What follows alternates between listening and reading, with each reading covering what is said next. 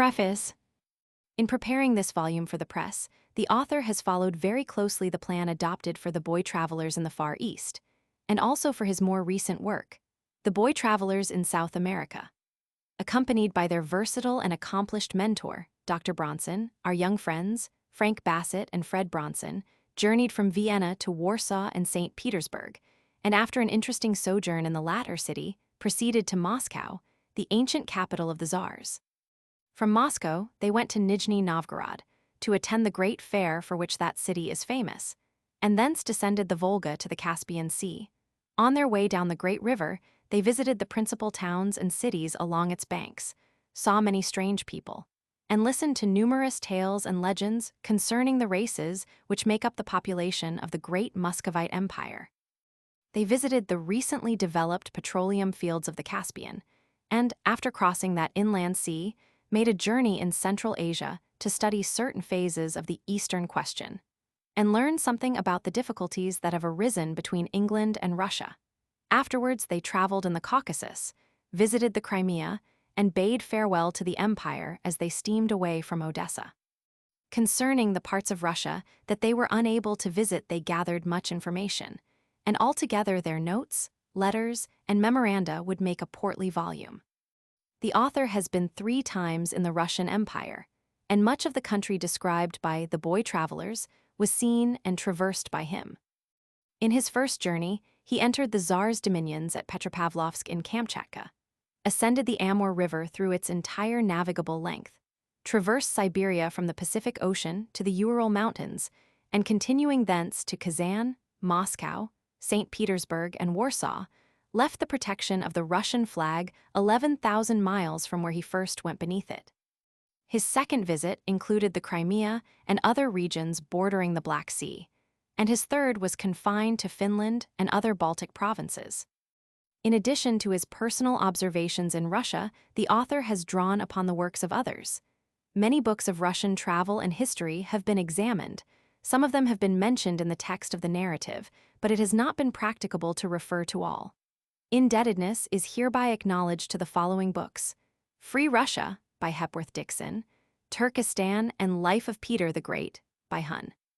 Eugen Schuyler, A Ride to Khiva by Carl Fred Burnaby, Campaigning on the Oxus and the Fall of Khiva by J.A. McGahan, Life of Peter the Great and Life of Genghis Khan by Jacob Abbott, The Siberian Overland Route by Alexander Mitchie, Tent Life in Siberia by George Kennan, Reindeer, Dogs, and Snowshoes by Richard J. Bush, The Invasion of the Crimea by A.W. Kinglake, Fred Markham in Russia by W.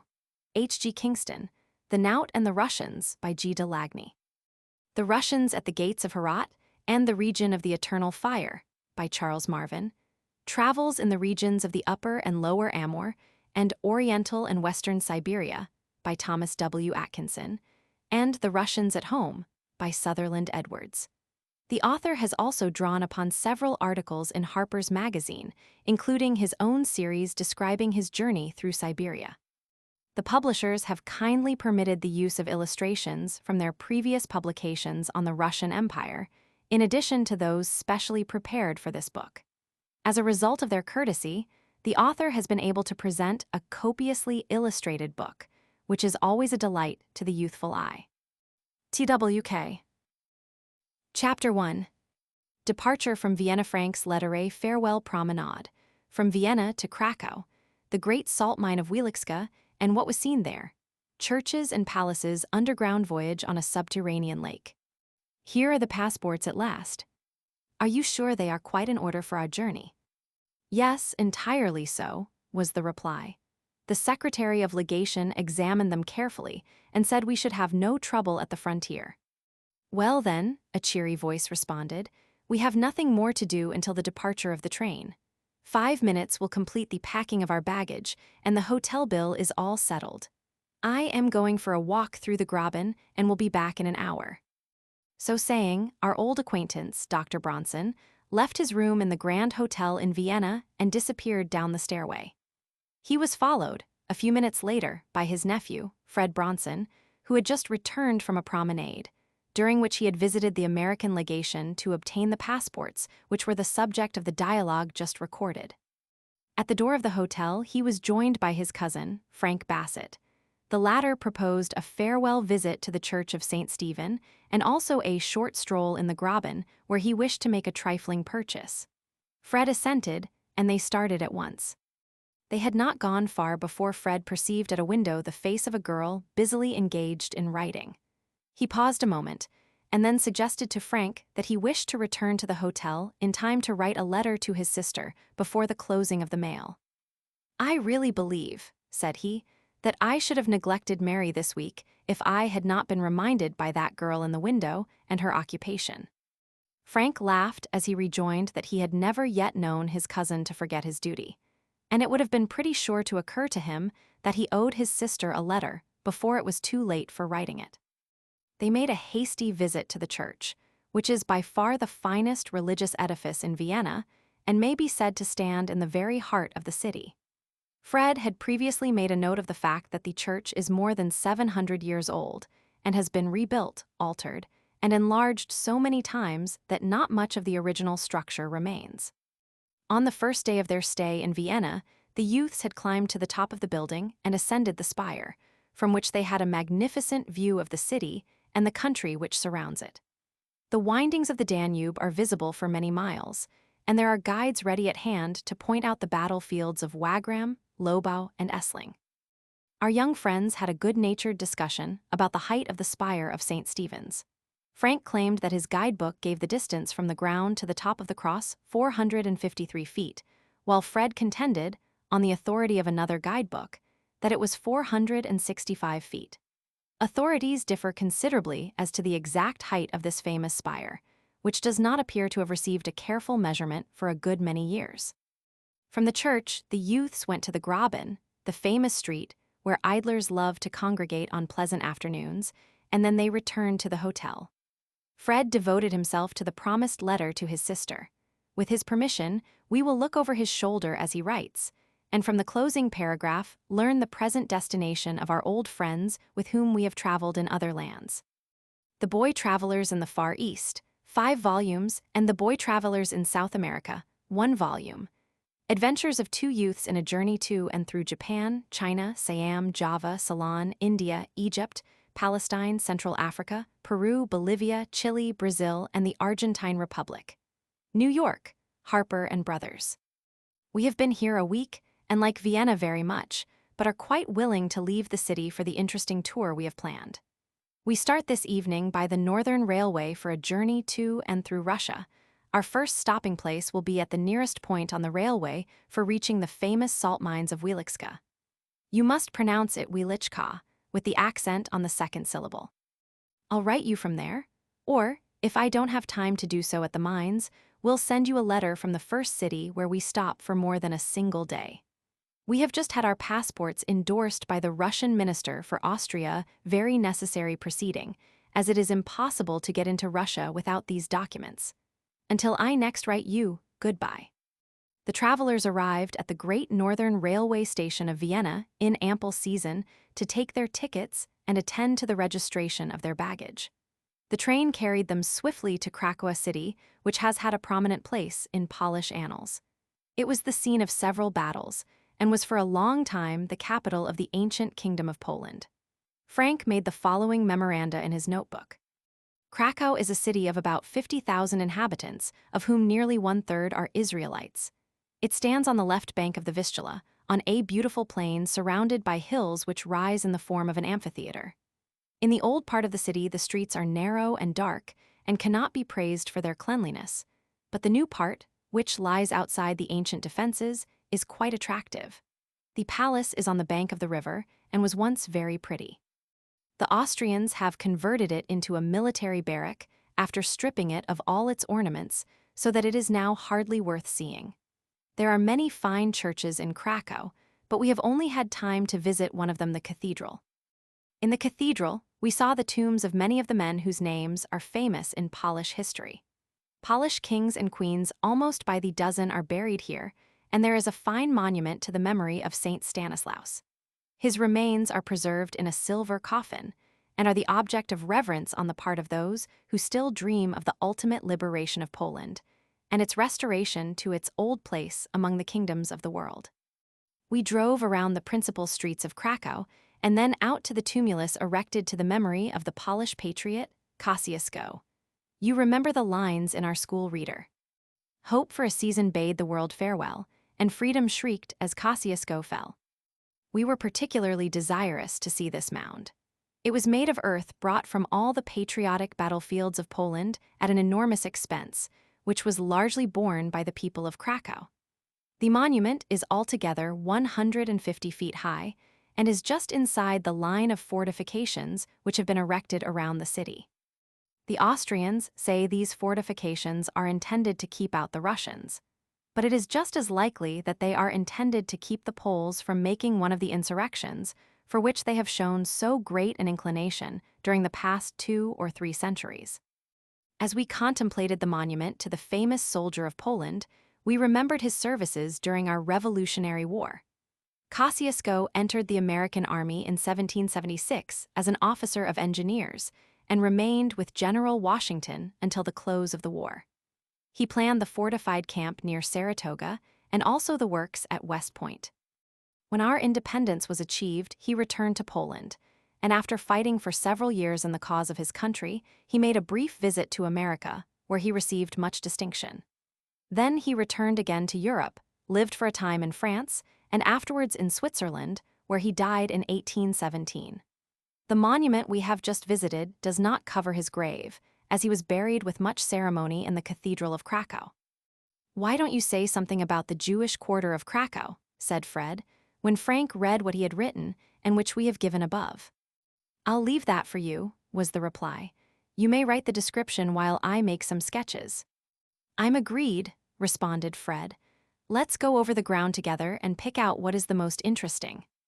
Away they went, leaving Dr. Bronson with a gentleman with whom he had formed an acquaintance during their ride from the railway to the hotel. The doctor was not partial to a walk in the Jews' quarter, and said he was willing to take his knowledge of it at second hand. On their way thither, the youth stopped a few minutes to look at the Church of St. Mary, which was built in 1276, and is regarded as a fine specimen of Gothic architecture. It is at one side of the marketplace, and presents a picturesque appearance as the beholder stands in front of it. The Jews' quarter is on the opposite side of the river from the principal part of the city, and is reached by a bridge over the Vistula. At every step the youths were beset by beggars. They had taken a guide from the hotel, under the stipulation that he should not permit the beggars to annoy them, but they soon found it would be impossible to secure immunity from attack without a cordon of at least a dozen guides. Frank pronounced the beggars of Cracow the most forlorn he had ever seen, and Fred thought they were more numerous in proportion to the population than in any other city, with the possible exception of Naples. Their ragged and starved condition indicated that their distress was real, and more than once our young friends regretted having brought themselves face to face with so much misery that they were powerless to relieve. Frank remarked that there was a similarity of dress among the Jews of Cracow, as they all wore long caftans, or robes, reaching nearly to the heels. The wealthy Jews wear robes of silk, with fur caps or turbans, while the poorer ones must content themselves with cheaper material, according to their ability. The guide told the youths that the men of rank would not surround their waists with girdles as did the humbler Jews, and that sometimes the robes of the rich were lined with sable, at a cost of many hundreds of dollars. Fred carefully noted the information obtained, while Frank made the sketches he had promised to produce. They are by no means unlike the sketches that were made by another American traveler, Mr. J. Ross Brown, who visited Cracow several years before the journey of our friends. "But there's one thing we can't sketch, and can't describe in writing," said Fred, "and that's the dirt in the streets of this Jews' quarter of Cracow. If Dr. Bronson knew of it, I don't wonder he declined to come with us. No attempt is made to keep the place clean, and it seems a pity that the authorities do not force the people into better ways. It's as bad as any part of Canton or Peking, and that's saying a great deal. I wonder they don't die of cholera and leave the place without inhabitants."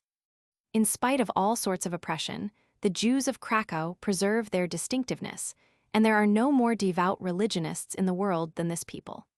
The greater part of the commerce of the city is in their hands, and they are said to have a vast amount of wealth in their possession.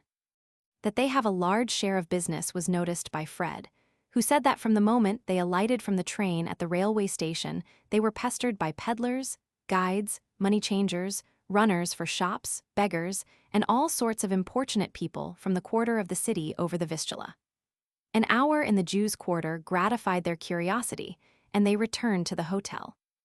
There is a line of railway to the salt mines, but our friends preferred to go in a carriage, as it would afford a better view of the country and enable them to arrange the time to suit themselves. The distance is about 9 miles, and the road is well kept, so that they reach the mines in little more than an hour from the time of leaving the hotel. The road is through an undulating country, which is prettily dotted with farms, together with the summer residences of some of the wealthier inhabitants of Cracow. On reaching the mines, they went immediately to the offices, where it was necessary to obtain permission to descend into the earth. These offices are in an old castle formerly belonging to one of the native princes, but long ago turned into its present practical uses. Our friends were accompanied by a commissioner from the hotel where they were lodged in Cracow. He was a dignified individual who claimed descent from one of the noble families of Poland, and the solemnity of his visage was increased by a huge pair of spectacles that spanned his nose. Frank remarked that spectacles were in fashion at Wieliczka, as at least half the officials connected with the management of the salt mines were ornamented with these aids to vision. A spectacled clerk entered the names of the visitors in a register kept for the purpose and issued the tickets permitting them to enter the mines. Armed with their tickets, they were conducted to a building close to the entrance of one of the mines and ushered into the presence of the Inspector General of the works. He was also a wearer of spectacles, and the rotundity of his figure indicated that the air and food of the place had not injured him. The Inspector General received us politely. In fact, everybody about the place was polite enough for the most fastidious taste, said Frank in his notebook, and after a short conversation, he called our attention to the robes which had been worn by imperial and royal visitors to the mines. The robes are richly embroidered, and every one bears a label telling when and by whom it was worn. The Inspector General treated the garments with almost as much reverence as he would have shown to the personages named on the labels. We realized that it was proper to regard them with respect if we wished to have the goodwill of this important official, and therefore we appeared to be dumb with amazement as he went through the list. When the examination was ended, we were provided with garments for the descent. Evidently, we were not regarded with the same awe as were the kings and emperors that had preceded us, as our robes were of a very common sort. They were like dressing gowns and reached nearly to our heels, and our heads were covered with small woolen caps. I do not believe they were labeled with our names and kept in glass cases after our departure. I made a sketch of our guide after he was arrayed in his underground costume and ready to start. Fred sketched the Inspector General while the latter was talking to the doctor. The portrait isn't a bad one, but I think he has exaggerated somewhat the rotund figure of the affable official. From the office, we went to the entrance of one of the shafts. It is in a large building, which contains the hoisting apparatus and is also used as a storehouse. Sacks and barrels of salt were piled there awaiting transportation to market, and in front of the building there were half a dozen wagons receiving the loads which they were to take to the railway station. The hoisting apparatus is an enormous wheel turned by horsepower. The horses walk around in a circle, as in the old-fashioned cider mill of the northern states or the primitive cotton gin of the south. Our guide said there were more than 20 of these shafts, and there was also a stairway, cut in the solid earth and salt, extending to the bottom of the mine. We had proposed to descend by the stairway, but the commissioner strenuously advised against our doing so. He said the way was dark and the steps were slippery, as they were wet in many places from the water trickling through the earth. His arguments appeared reasonable, and so we went by the shaft. The rope winds around a drum on the shaft supporting the wheel, and then passes through a pulley directly over the place where we were to descend. The rope is fully 2 inches in diameter, and was said to be capable of bearing 10 times the weight that can ever be placed upon it in ordinary use. It is examined every morning, and at least once a week it is tested with a load of at least 4 times that which it ordinarily carries. When it shows any sign of wear, it is renewed, and judging from all we could see, the managers take every precaution against accidents. Smaller ropes attached to the main one have seats at the ends. There are 2 clusters of these ropes, about 20 feet apart, the lower one being intended for the guides and lamp-bearers, and the upper for visitors and officials. 6 of us were seated in the upper group. It included our party of 4 and 2 subordinate officials who accompanied us on our journey and received fees on our return, but I suppose they would scorn to be called guides. There is a heavy trapdoor over the mouth of the shaft, and the rope plays freely through it. The guides and lamp-bearers took their places at the end of the rope. Then the door was opened and they were lowered down, and the door closed above them. This brought the upper cluster of ropes in position for us to take our places, which we did under the direction of the officials who accompanied us. When all was ready, the signal was given, the trapdoor was opened once more, and we began our downward journey into the earth. As the trapdoor closed above us, I confess to a rather uncanny feeling. Below us gleamed the lights in the hands of the lamp-bearers, but above there was a darkness that seemed as though it might be felt or sliced off with a knife. Nobody spoke, and the attention of all seemed to be directed to hanging onto the rope. Of course, the uppermost question in everybody's mind was, what if the rope should break? It doesn't take long to answer it. The individuals hanging in that cluster below the gloomy trapdoor would be of very little consequence in a terrestrial way after the snapping of the rope. We compared notes afterwards and found that our sensations were pretty much alike. The general feeling was one of uncertainty, and each one asked himself several times whether he was asleep or awake. Fred said a part of the journey was like a nightmare, and the doctor said he had the same idea, especially after the noise of the machinery was lost in the distance and everything was in utter silence. For the first few moments, we could hear the whirring of the wheel and the jar of the machinery, but very soon these sounds disappeared, and we glided gently downward, without the least sensation of being in motion. It seemed to me not that we were descending, but that the walls of the shaft were rising around us, while our position was stationary. Contrary to expectation, we found the air quite agreeable. The official who accompanied us said it was peculiarly conducive to health, and many of the employees of the mines had been at work there 40 or 50 years and had never lost a day from illness.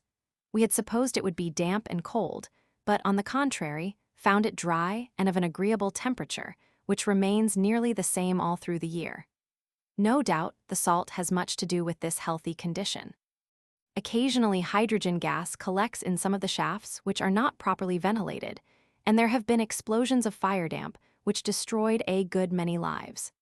These accidents were the result of carelessness either of the miners or their superintendents, and since their occurrence, a more rigid system of inspection has been established. We stopped at the bottom of the shaft, which is about 300 feet deep.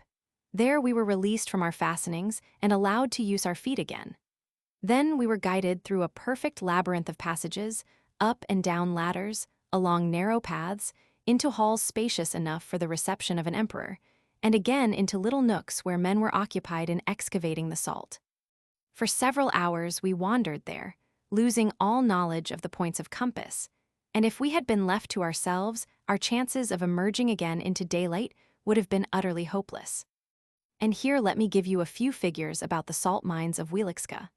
I cannot promise that they are entirely accurate, but they are drawn from the best sources within our reach. Some were obtained from the under-officials of the mines who accompanied us, and others are taken from the work of previous writers on this subject.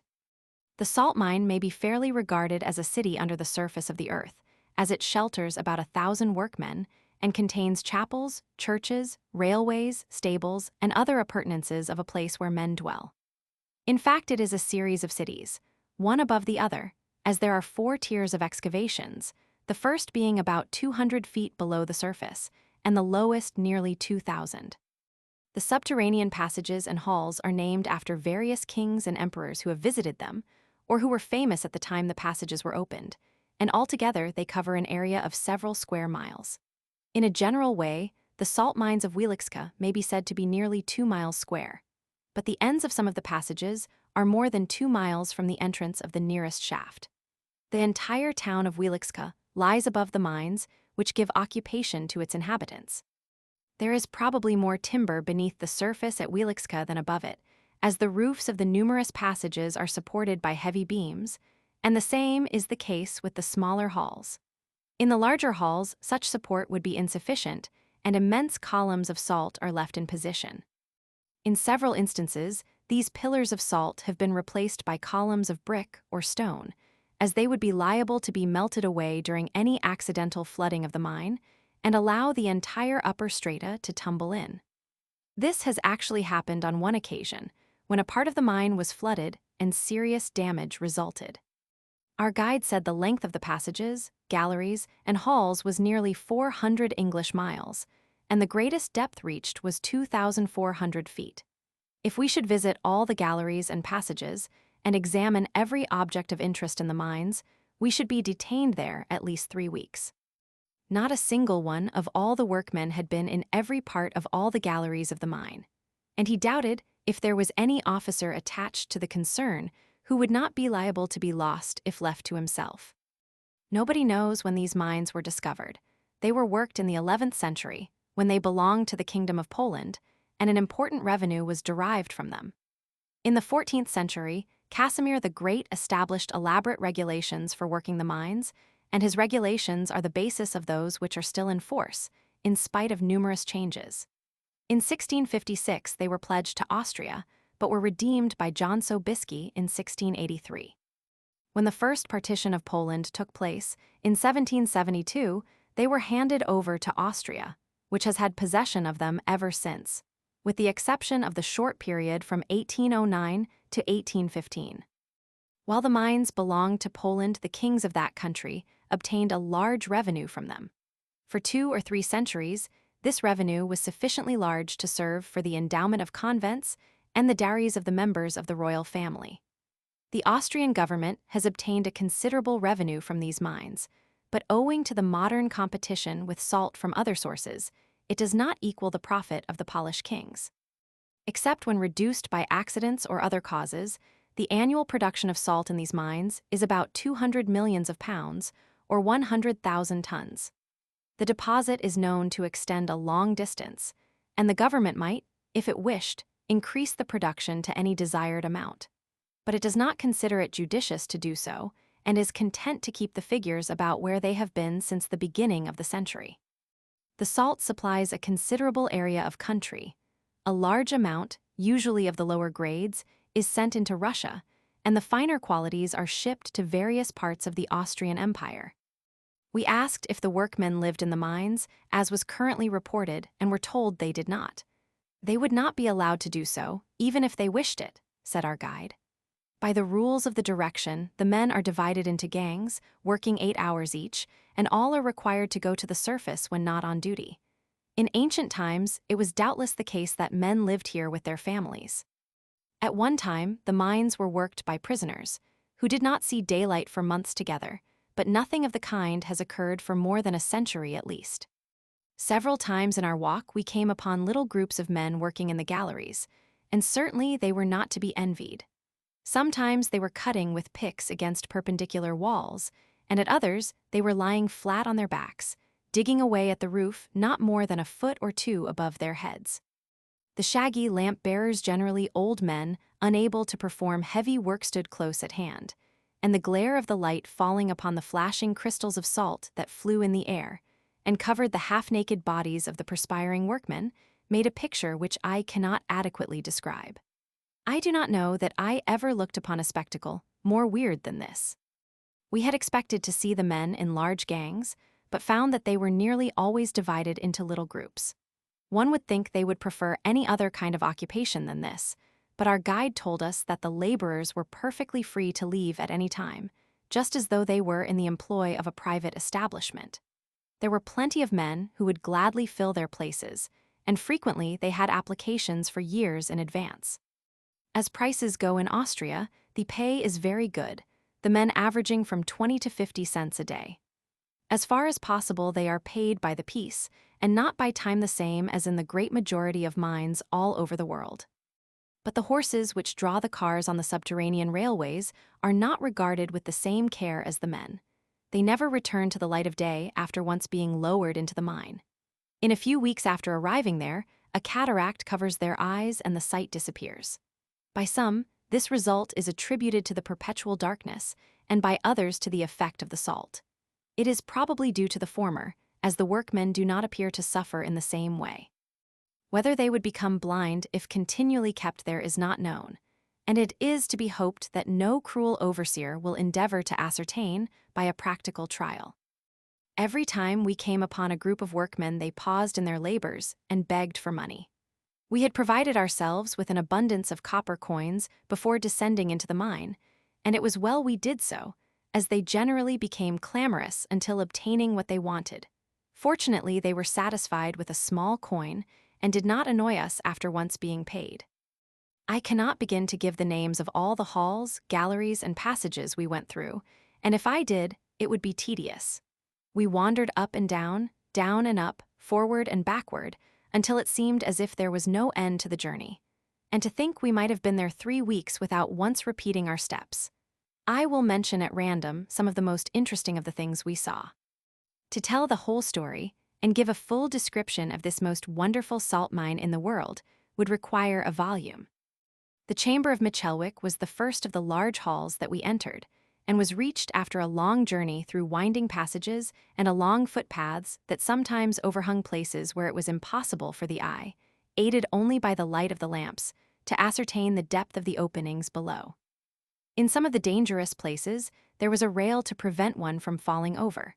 But this was not always the case, and you may be sure we kept on the safe side and close to the wall. In the hall, we were treated to a song by one of the mining overseers, an old soldier who had lost an arm in some way that was not explained to us.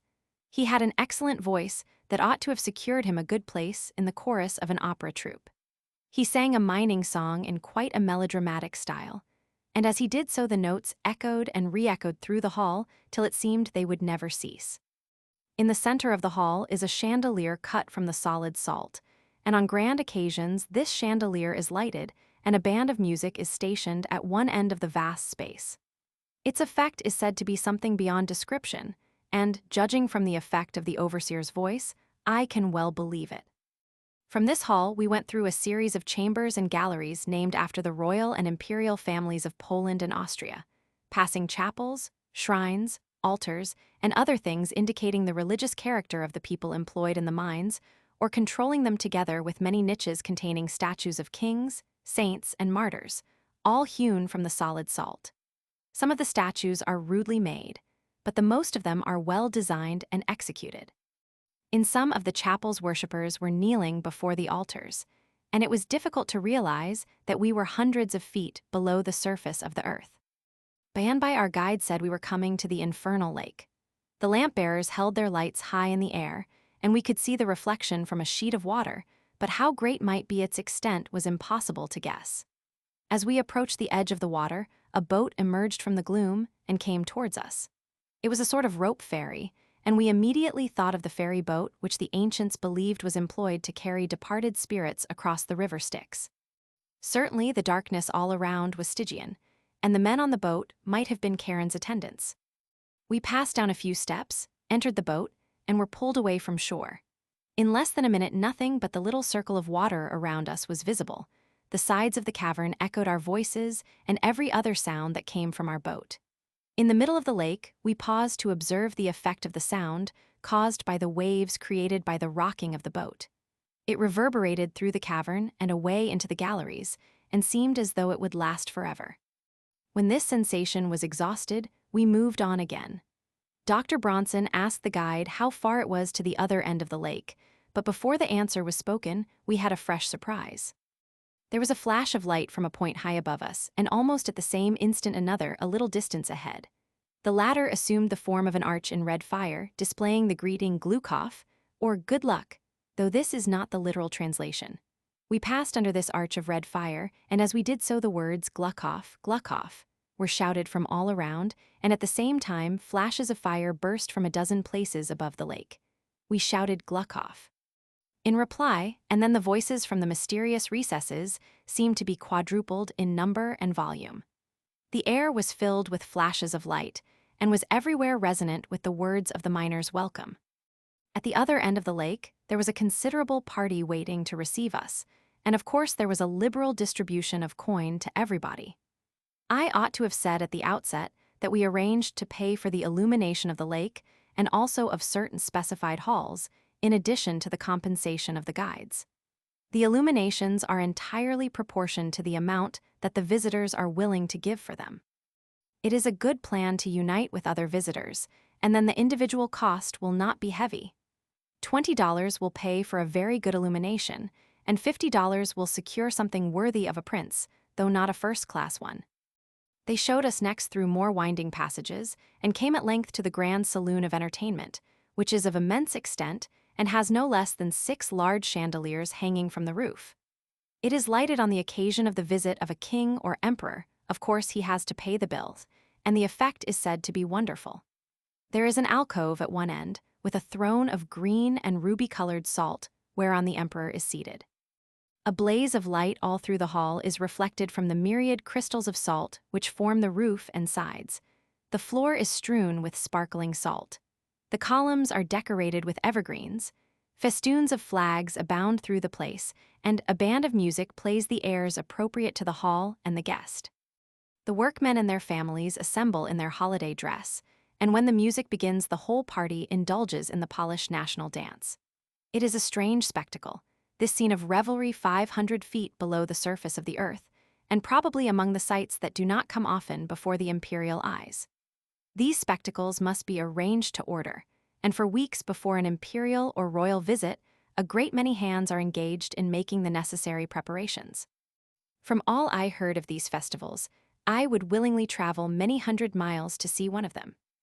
By means of the illuminating materials that we brought with us, we were able to get an approximate idea of the character of one of these gala spectacles. After our last Bengal light had been burned, we continued our journey, descending to the 3rd story by many devious ways, and finally halting in a chamber whose roof was not less than 100 feet above us. "Do you know where you are?" said our guide. Of course, we answered that we did not. "Well," said he, "you are directly beneath the lake which we sailed over in a boat a little while ago. If it should break through, we should all be drowned dead." We shuddered to think what might be our fate if the lake should spring a leak. It did break out at one time and flooded many of the galleries, and for a long while work in all the lower part of the mine was suspended. There have been several fires, some of them causing the loss of many lives, but on the whole, considering the long time the mine has been opened and the extent of the works, the accidents have been few. The deepest excavation in the mine is nearly 700 feet below the level of the sea. We did not go there. In fact, we did not go below the 3rd story, as we had seen quite enough for our purposes, and besides we had only a limited time to stay in the mine. As we came up again to daylight, hoisted in the same sort of chairs as those by which we descended, we made a final inspection of the salt which comes from the mine. "There are 3 kinds of salt," said the guide. One that is called green salt contains 5 or 6% of clay and has no transparency. It is cut into blocks and sent to Russia exactly as it comes from the mine. The second quality is called spiza and is crystalline and mixed with sand, and the third is in large masses, perfectly transparent, having no earthy matter mingled with it. The salt is found in compact tertiary clays that contain a good many fossils. The finest salt is at the lowest levels, and the poorest at the higher ones. Well, here we are at the top of the shaft, tired and hungry, and excited with the wonderful things we have seen. The visit to the salt mines of Wieliczka is something to be long remembered. Since the visit herein described, the manner of working the salt mines of Wieliczka has undergone a decided change. Owing to the influx of a stream, the lower levels of the mines were flooded, and for some time remained full of water. In order to free them, it was necessary to introduce powerful pumping machinery of the latest designs, and also to replace the old hoisting apparatus with new.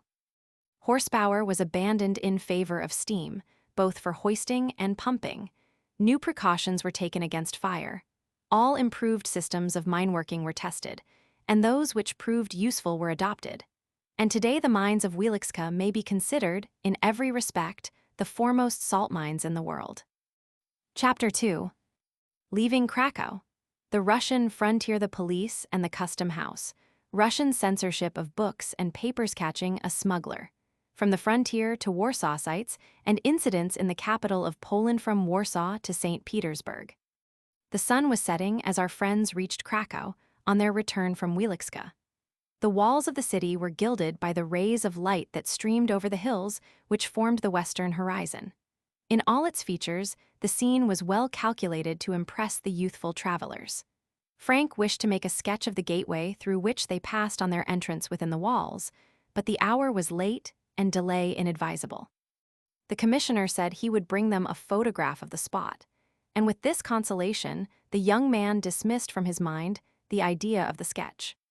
All retired early, as they intended taking the morning train for the Russian frontier and thence to Warsaw. They were up in good season, and at the appointed time, the train carried them out of the ancient capital of Poland.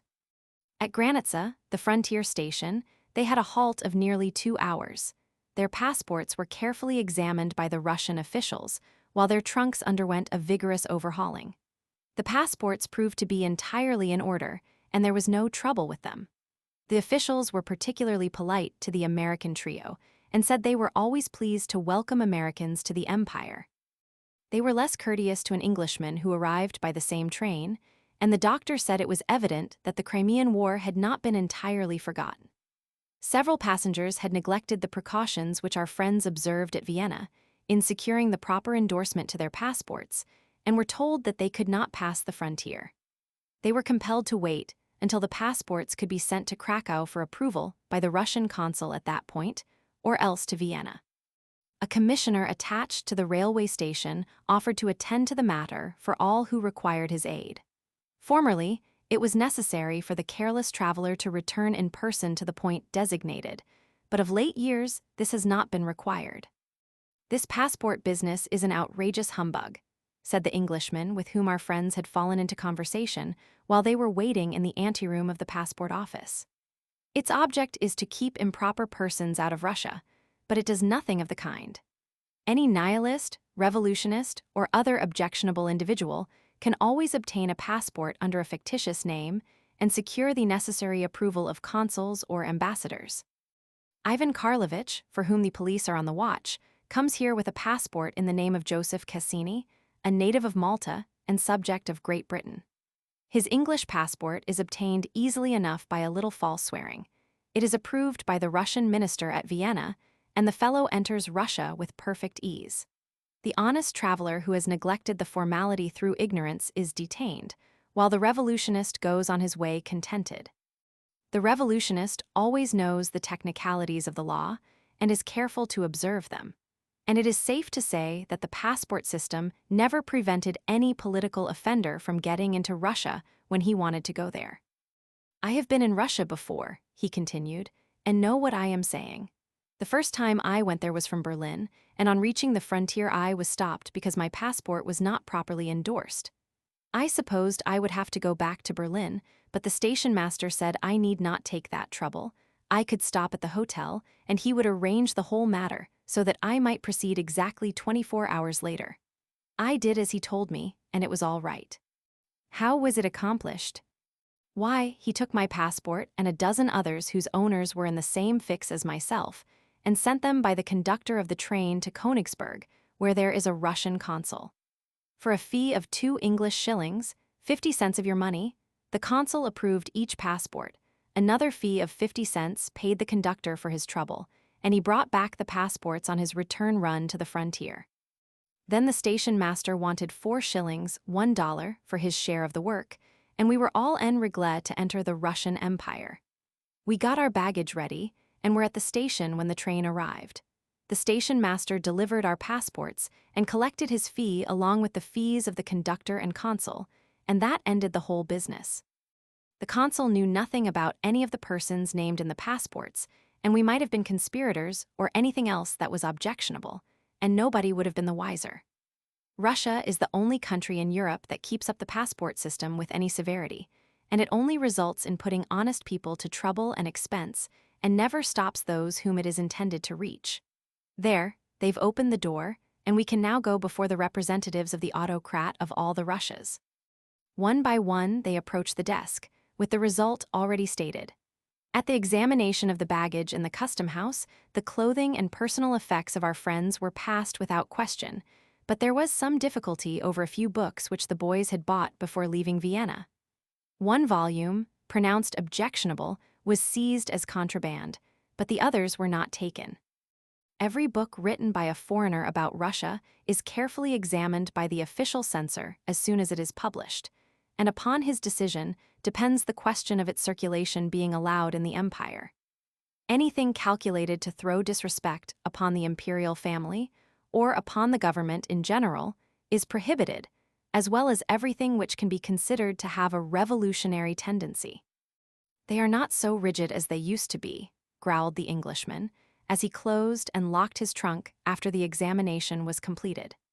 "In the time of the Emperor Nicholas, they would not allow anything that indicated there was any other government in the world which amounted to anything, and they were particularly severe upon all kinds of school books.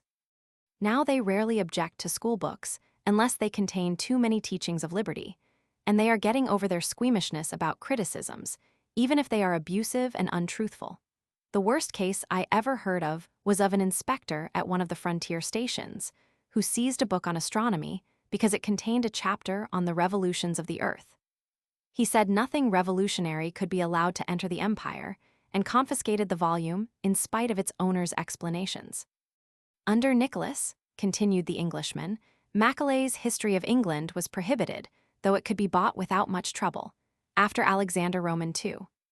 Ascended the throne, the rigors of the censorship were greatly reduced, and papers and books were freely admitted into Russia which were prohibited in France under Louis Napoleon. All the Tauchnitz editions of English works were permitted, even including Carlyle's French Revolution. It is possible that the last-named book had escaped notice, as you would hardly expect it to be allowed free circulation in Russia. Books and newspapers addressed to the professors of the universities, to officers above the rank of colonel, and to the legations of foreign countries are not subjected to the censorship, or at least they were not so examined a few years ago. Since the rise of nihilism, the authorities have become more rigid again, and books and papers are stopped, which would not have been suppressed at all before the death of Alexander Roman II. "If you want to know the exact functions of the censor," said the gentleman, turning to Frank and Fred, "here is an extract from his instructions."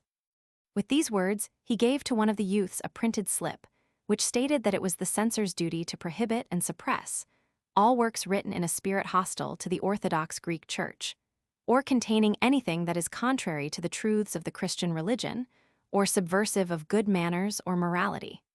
All publications tending to assail the inviolability of autocratical monarchical power and the fundamental laws of the empire, or to diminish the respect due to the imperial family. All productions containing attacks on the honor or reputation of anyone by improper expressions, by the publication of circumstances relating to domestic life, or by calumny of any kind whatever.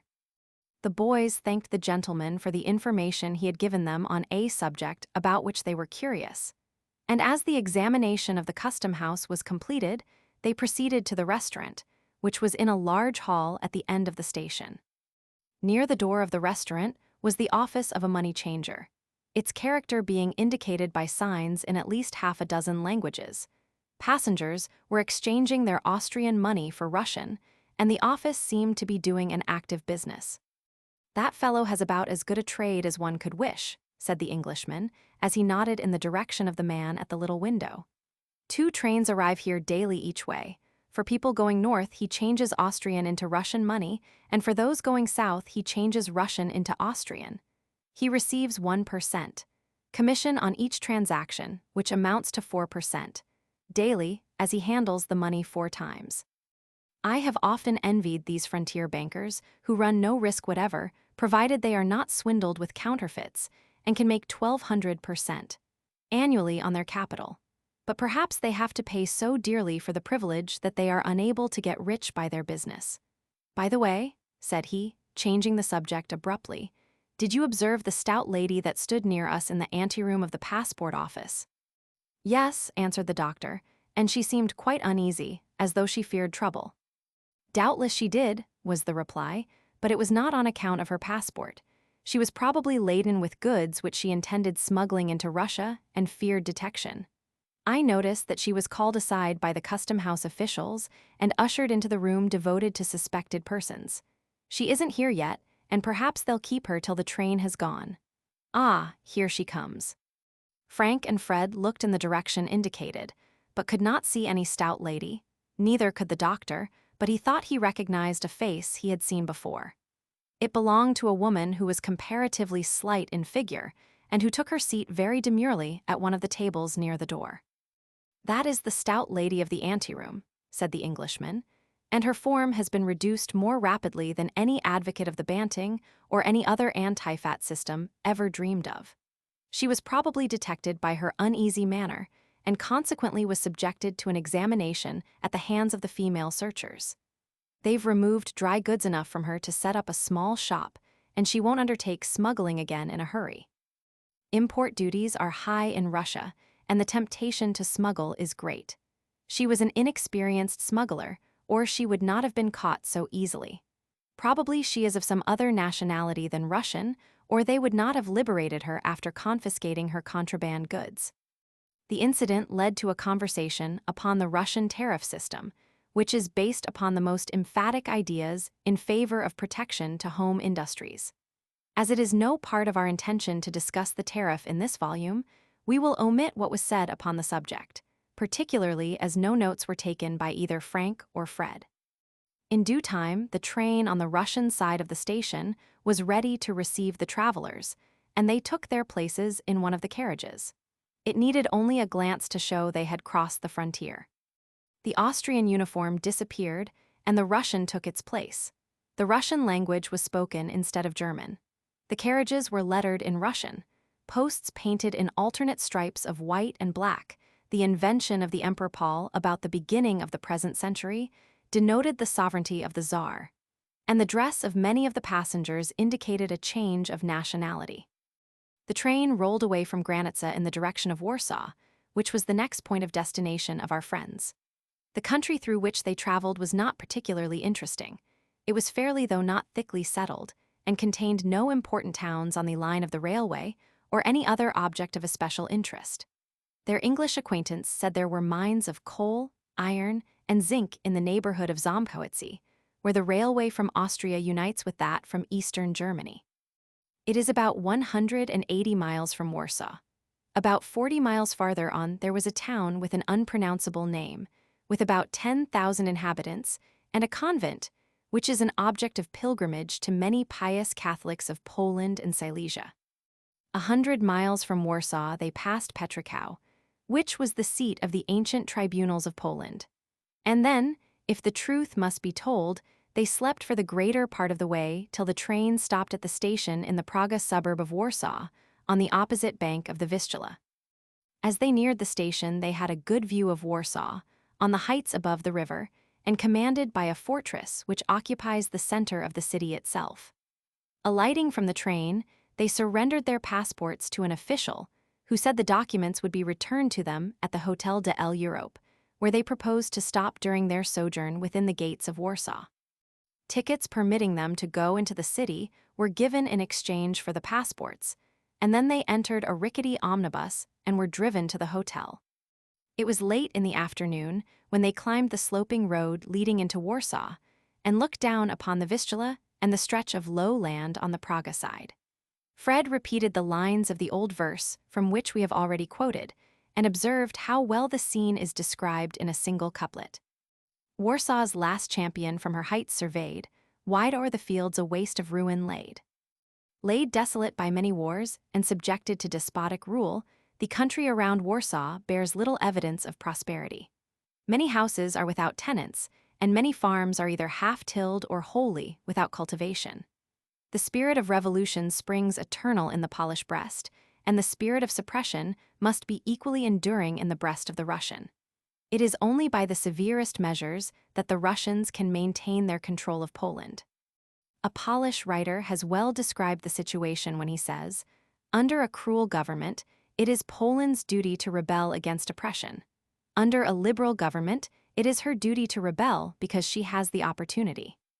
After dinner at the hotel, our friends started for a walk through the principal streets, but they did not go very far. The streets were poorly lighted, few people were about, and altogether the stroll was not particularly interesting. They returned to the hotel and devoted an hour or so to a chat about Poland and her sad history. Walls are said to have ears, the doctor remarked, but we have little cause to be disturbed about them, as we are only discussing among ourselves the known facts of history. Poland and Russia were at war for centuries, and at one time Poland had the best of the fight. How many of those who sympathize so deeply with the wrongs of Poland are aware of the fact that in 1610 the Poles held Moscow as the Russians now hold Warsaw, and that the Russian Tsar was taken prisoner and died the next year in a Polish prison? Moscow was burned by the Poles in 1611, and thousands of its inhabitants were slaughtered. In 1612, the Poles were driven out, and from that time to the present, their wars with Russia have not been successful. "I didn't know that," said Frank, "until I read it today in one of our books." "Nor did I," echoed Fred, "and probably not one person in 100 is aware of it." "Understand," said the doctor, with emphasis understand that I do not say this to justify in any way the wrongs that Russia may have visited on Poland, but simply to show that all the wrong has not been on one side. Russia and Poland have been hostile to each other for centuries. They are antagonistic in everything: language, religion, customs, and national ambitions, and there could be no permanent peace between them until one had completely absorbed the other. Twice in this century, in 1830 and 1863, the Poles have rebelled against Russia because they had the opportunity in consequence of the leniency of the government. From present appearances, they are not likely to have the opportunity again for a long time, if ever. One of the youths asked how the revolution of 1830 was brought about. Poland had been, as you know, divided at 3 different times by Russia, Austria, and Prussia, said the doctor, the third partition taking place in 1795. At the great settlement among the powers of Europe in 1815, after the end of the Napoleonic Wars, the Emperor of Russia proposed to form ancient Poland into a constitutional monarchy under the Russian crown. His plan was adopted with some modifications, and from 1815 to 1830, the country had its national diet or parliament, its national administration, and its national army of 30,000 men. The Russian emperor was the king of Poland, and this the Poles resented. They rebelled and were defeated. After the defeat, the constitution was withdrawn and the national army abolished. The Polish universities were closed, the Polish language was proscribed in the public offices, and every attempt was made to Russianize the country. It was harshly punished for its rebellion until Alexander Roman II ascended the throne. Alexander tried to conciliate the people by granting concessions. The schools and universities were reopened, the language was restored, Poles were appointed to nearly all official positions, elective district and municipal councils were formed, and also a Polish Council of State. But nothing short of independence would satisfy the inhabitants, and then came the Revolution of 1863. It was suppressed, like its predecessor, and from that time, the Russians have maintained such an iron rule in Poland that a revolt of any importance is next to impossible. All the oppression of which Russia is capable cannot destroy the spirit of independence among the Poles. They are as patriotic as the Irish, and will continue to hope for liberty as long as their blood flows in human veins. A knock on the door brought the doctor's discourse to an abrupt end. It was made by the commissioner, who came to arrange for their excursion on the following day. We will see in due course where they went and what they saw. It is now their bedtime, and they are retiring for the night. The next morning they secured a carriage, and drove through the principal streets and squares, visiting the royal palace and other buildings of importance, and also the parks and gardens outside the city limits. Concerning their excursion in Warsaw, the youths made the following notes. We went first to the royal castle, which we were not permitted to enter, as it is occupied by the Viceroy of Poland, or the Emperor's lieutenant, as he is more commonly called. It is a very old building, which has been several times altered and restored. There were many pictures and other objects of art in the castle until 1831, when they were removed to St. Petersburg. In the square in front of the castle is a statue of one of the kings of Poland, and we were told that the square was the scene of some of the uprisings of the Poles against their Russian masters. From the castle, we went to the cathedral, which was built in the 13th century, and contains monuments to the memory of several of the kings and other great men of the country. It is proper to say here that the Catholic is the prevailing religion of Poland, and no doubt much of the hatred of Russians and Poles for each other is in consequence of their religious differences. By the latest figures of the population that we have at hand, Russian Poland contains about 3,800,000 Catholics, 300,000 Protestants, 700,000 Jews, and 250,000 members of the Greek Church and adherents of other religions, or a little more than 5,000,000 of inhabitants in all. Like all people who have been oppressed, the Catholics and Jews are exceedingly devout and adhere unflinchingly to their religious faith. Churches and synagogues are numerous in Warsaw, as in the other Polish cities. In our ride through Warsaw, we passed many shrines, and at nearly all of them, the faithful were kneeling to repeat the prayers prescribed by their religious teachers. From the cathedral, we went to the citadel, which is on a hill in the center of the city and was built after the Revolution of 1830. The expense of its construction was placed upon the people as a punishment for the revolution and for the purpose of bombarding the city in case of another rebellion. From the walls of the citadel, there is a fine view of considerable extent, but there is nothing in the place of special interest.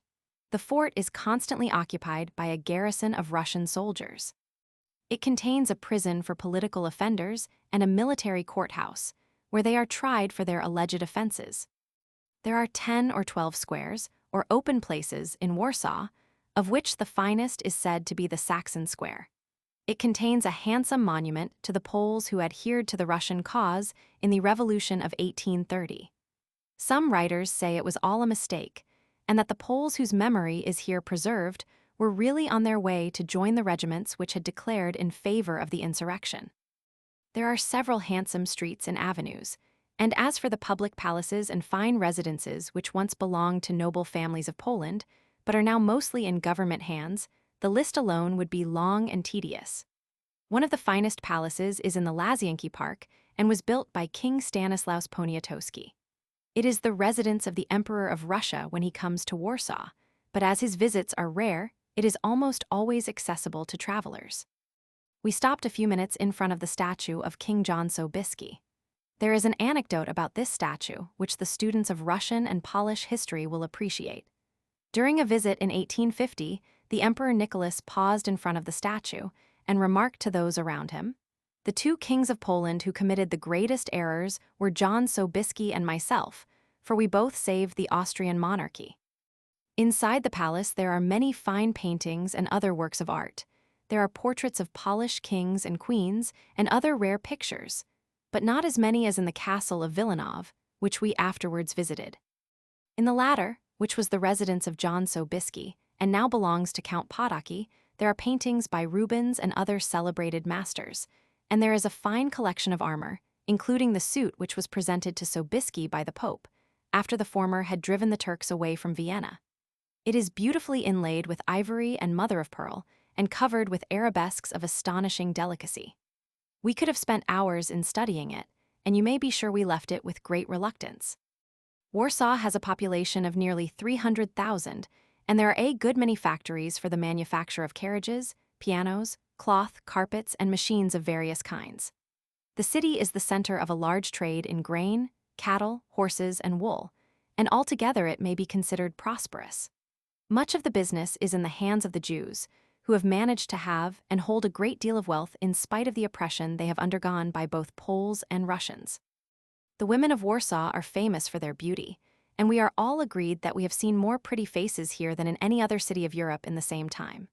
The Jews of Warsaw are nearly all blondes, the men have red beards, and the hair of the women is of the shade that used to be the fashion among American and English actresses, and is not yet entirely forgot. We bought some photographs in one of the shops, and are sure they will be excellent adornments for our albums at home.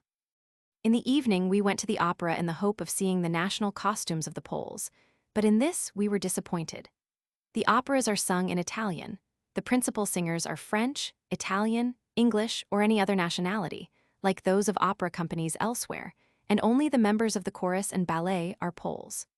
Russian uniforms are in the boxes and elsewhere in the house, and every officer is required to wear his sword and be ready at any moment to be summoned to fight. The men not in uniform are in evening dress, and the ladies are like those of an audience in Vienna or Naples, so far as their dress is concerned. The opera closed at 11:30. Our guide met us outside the door, and when we proposed a stroll, he said we must be at the hotel by midnight, under penalty of being arrested. Anyone out of doors between midnight and daylight will be taken in by the police and locked up, unless he has a pass from the authorities. In troubled times, the city is declared in a state of siege, and then everybody on the streets after dusk must carry a lantern. As we had no fancy for passing the night in a Russian station house, we returned straight to the hotel. Probably we would have been there by midnight in any event, as we were tired enough to make a long walk objectionable. The next day, our friends visited some of the battlefields near Warsaw, and on the 3rd took the train for St. Petersburg, 625 miles away. There was little of interest along the line of railway, as the country is almost entirely a plain, and 1 mile is so much like another that the difference is scarcely perceptible. The principal towns or cities through which they passed were Bialystok and Grodno, the latter famous for having been the residence of several Polish kings and containing the royal castle where they lived. At Wilna, 441 miles from St. Petersburg, the railway unites with that from Berlin. The change of train and transfer of baggage detained the party half an hour or more, but not long enough to allow them to inspect this ancient capital of the independent Duchy of Lithuania. At Pskov, they had another halt, but only sufficient for patronizing the restaurant. The town is 2 miles from the station and contains an old castle and several other buildings of note. It has a prominent place in Poland's war history, but is not often visited by travelers. At Gatchina, famous for its trout and containing an imperial palace, an official collected the passports of the travelers, which were afterwards returned to them on arriving at the St. Petersburg station. As they approached the imperial city, the first object to catch the eye was a great ball of gold outlined against the sky. Frank said it must be the dome of St. Isaac's Church, and the doctor nodded assent to the suggestion. The dome of St. Isaac's is to the capital of Russia what the dome of St. Peter's is to Rome, the first object on which the gaze of the approaching traveler is fixed. Chapter 3. In the streets of St. Petersburg, Izvoshchiks and Droskys, counting in Russian passports and their uses on the Nevsky Prospect, visiting the church of Kazantha Russo-Greek religion, unfavorable position of St. Petersburg, danger of destruction, great inundation of 1824 statue of Peter the Great, Admiralty Square, the sailors and the statue. A commissioner from the Hotel de l'Europe was at the station. Dr. Bronson gave him the receipts for their trunks, and after securing their passports, which had been examined on the train during the ride from Gatchina, the party entered a carriage and rode to the hotel. Frank and Fred were impatient to try a drosky and wondered why the doctor had not secured one of the vehicles characteristic of the country. "You'll have abundant opportunities for drosky riding," said Dr. Bronson, in reply to Fred's query on the subject. "For the present, the vehicle is not suited to our purposes, as we have our hand baggage and other trifles. Besides, we are 3 individuals, while the drosky is only large enough for 2. The youths confirmed with their eyes the correctness of the doctor's assertion, as the little vehicles were whizzing around them in every direction. The drosky is a stout carriage on low wheels, somewhat resembling the Victoria of Western Europe, and is drawn by a single horse. The izvoshchik, or driver, is seated on a high box in front, and somehow he manages to get an astonishing speed out of the shaggy animal that forms his team. Frank afterwards wrote as follows concerning droskys and izvoshchiks. "It is astonishing to contemplate the swarm of droskys with which St. Petersburg and every other Russian city abounds. They are to be found everywhere and at all hours. No matter where you may be, or at what hour of the day or night, you have only to call out izvoshchik, or drosky, and one of the little carriages appears as if by magic. Not only one, but half a dozen will be pretty sure to come forward. The drivers contend, and not always very politely, for the honor of your patronage. But as soon as you have made your selection, the rejected ones drop away and leave you undisturbed. There is something interesting in the manner of the izvoshchik, especially in the marked contrast before and after he has made a bargain with you. Until the transaction is closed, he is as independent as the hackman of New York or the cabby of London. The moment the bargain is settled and he has accepted your offer, he is your willing slave. Offer him 40 kopecks an hour and he refuses while demanding 50 or 60. You walk on, and he pretends to go away, and if your offer is unreasonably low, he will not trouble you again. Suddenly, he reins up his horse close to the sidewalk, springs from his seat, and with the word "Paschultz," "If you please," he motions you to enter the carriage. He is now at your service, and will drive just as you desire. Your slightest wish will be his law. Dr. Bronson told us we must learn how to count in Russian and also acquire a few phrases in common use. The more of them we could learn, the better. While on the train from Warsaw to St. Petersburg, we learned to count.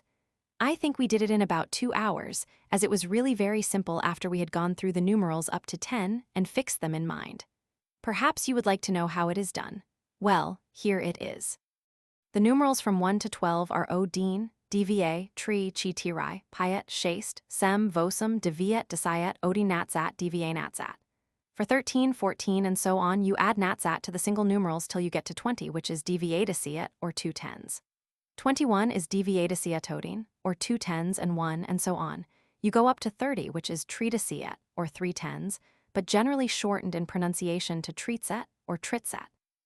All the other tens up to 90 are formed in the same way, with the exception of 40, which is sorok. 90 is deviat nosto, 10 taken from 100, and 100 is sto, 200 is dva sto. The other hundreds are formed in the same way to 500, which is piet sot, 600 is shast sot, and the other hundreds go on the same way. 1000 is tizsiat shah. You can now go ahead with tens and hundreds of thousands up to 1,000,000, which is mil, yon very much like our own word for the same number. It helps us greatly in getting around among the people without a guide. We can bargain with the drivers, make purchases in the shops, and do lots and lots of things which we could not if we didn't know how to count. Any boy or man who comes to Russia should learn to count while he is riding from the frontier to St. Petersburg, and if he takes our advice, he will do so. He can find it all in Murray's or any other good guidebook, and he will also find there the most useful phrases for traveling purposes.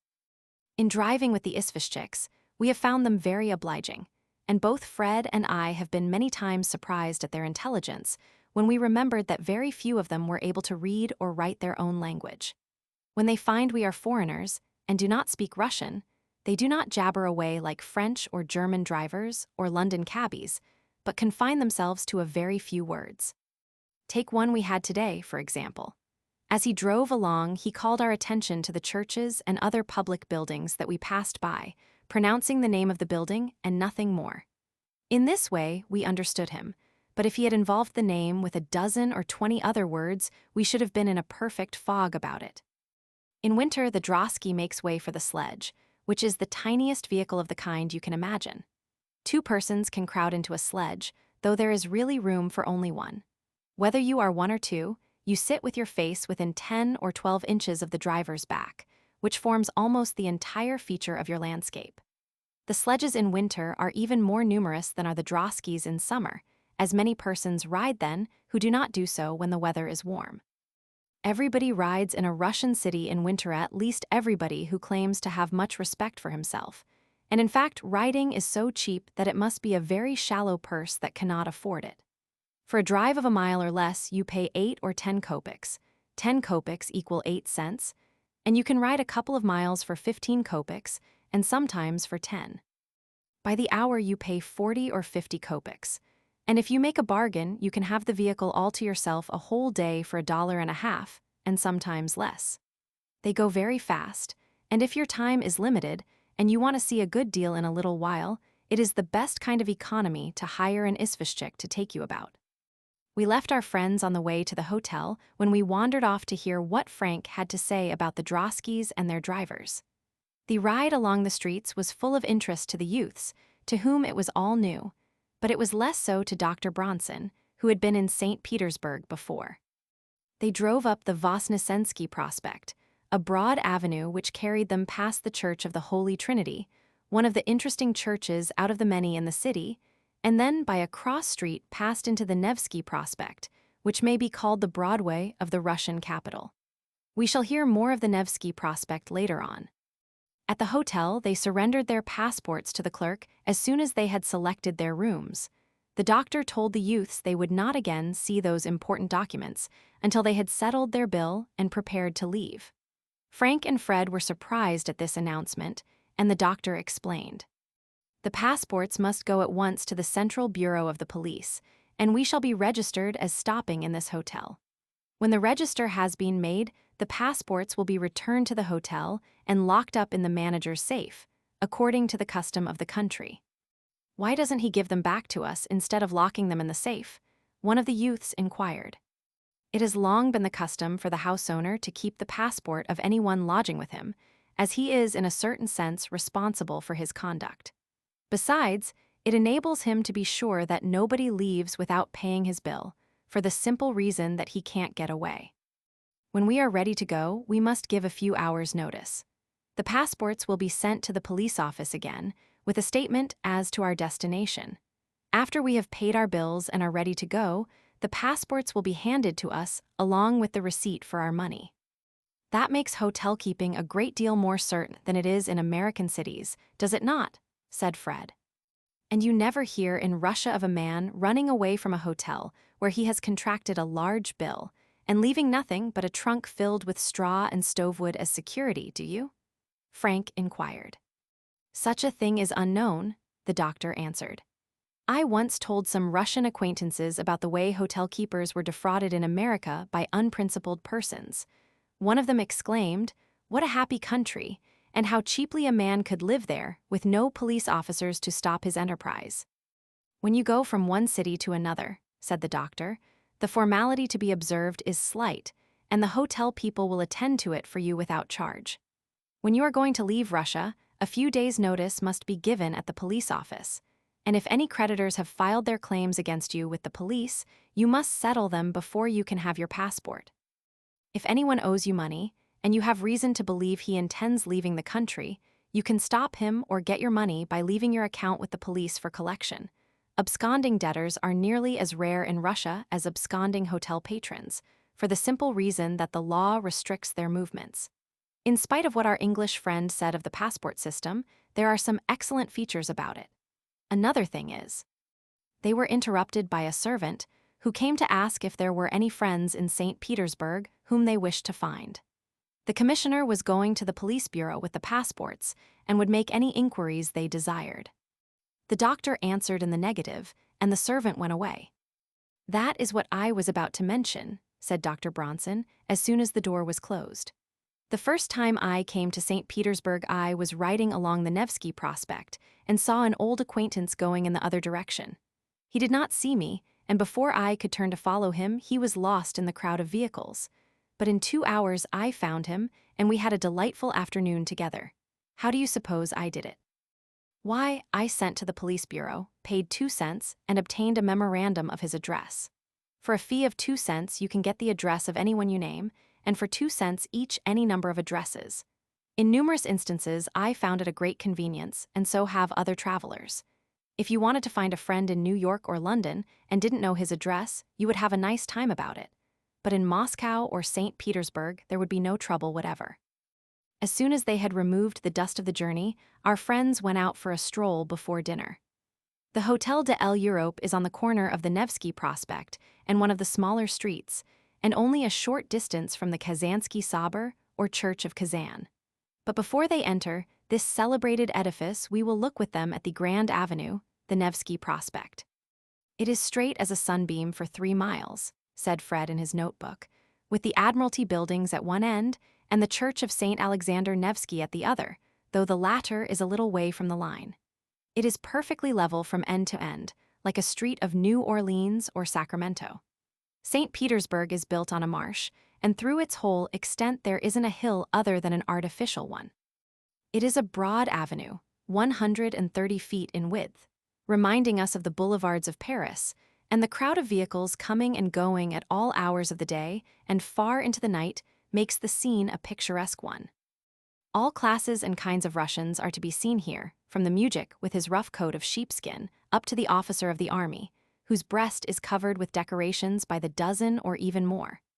The vehicles are of many kinds, the drosky being the most frequent, and there is hardly one of them without the duga, or yoke, over the horse between the shafts. The horses are driven furiously, but they are completely under the control of their drivers, and accidents are said to be very rare. Perhaps this is owing to the fact that a driver is liable to severe punishment if he causes any injury to a pedestrian. Somebody has remarked that the Nevsky Prospect ought to be called Toleration Avenue, for the reason that it contains churches of so many different faiths.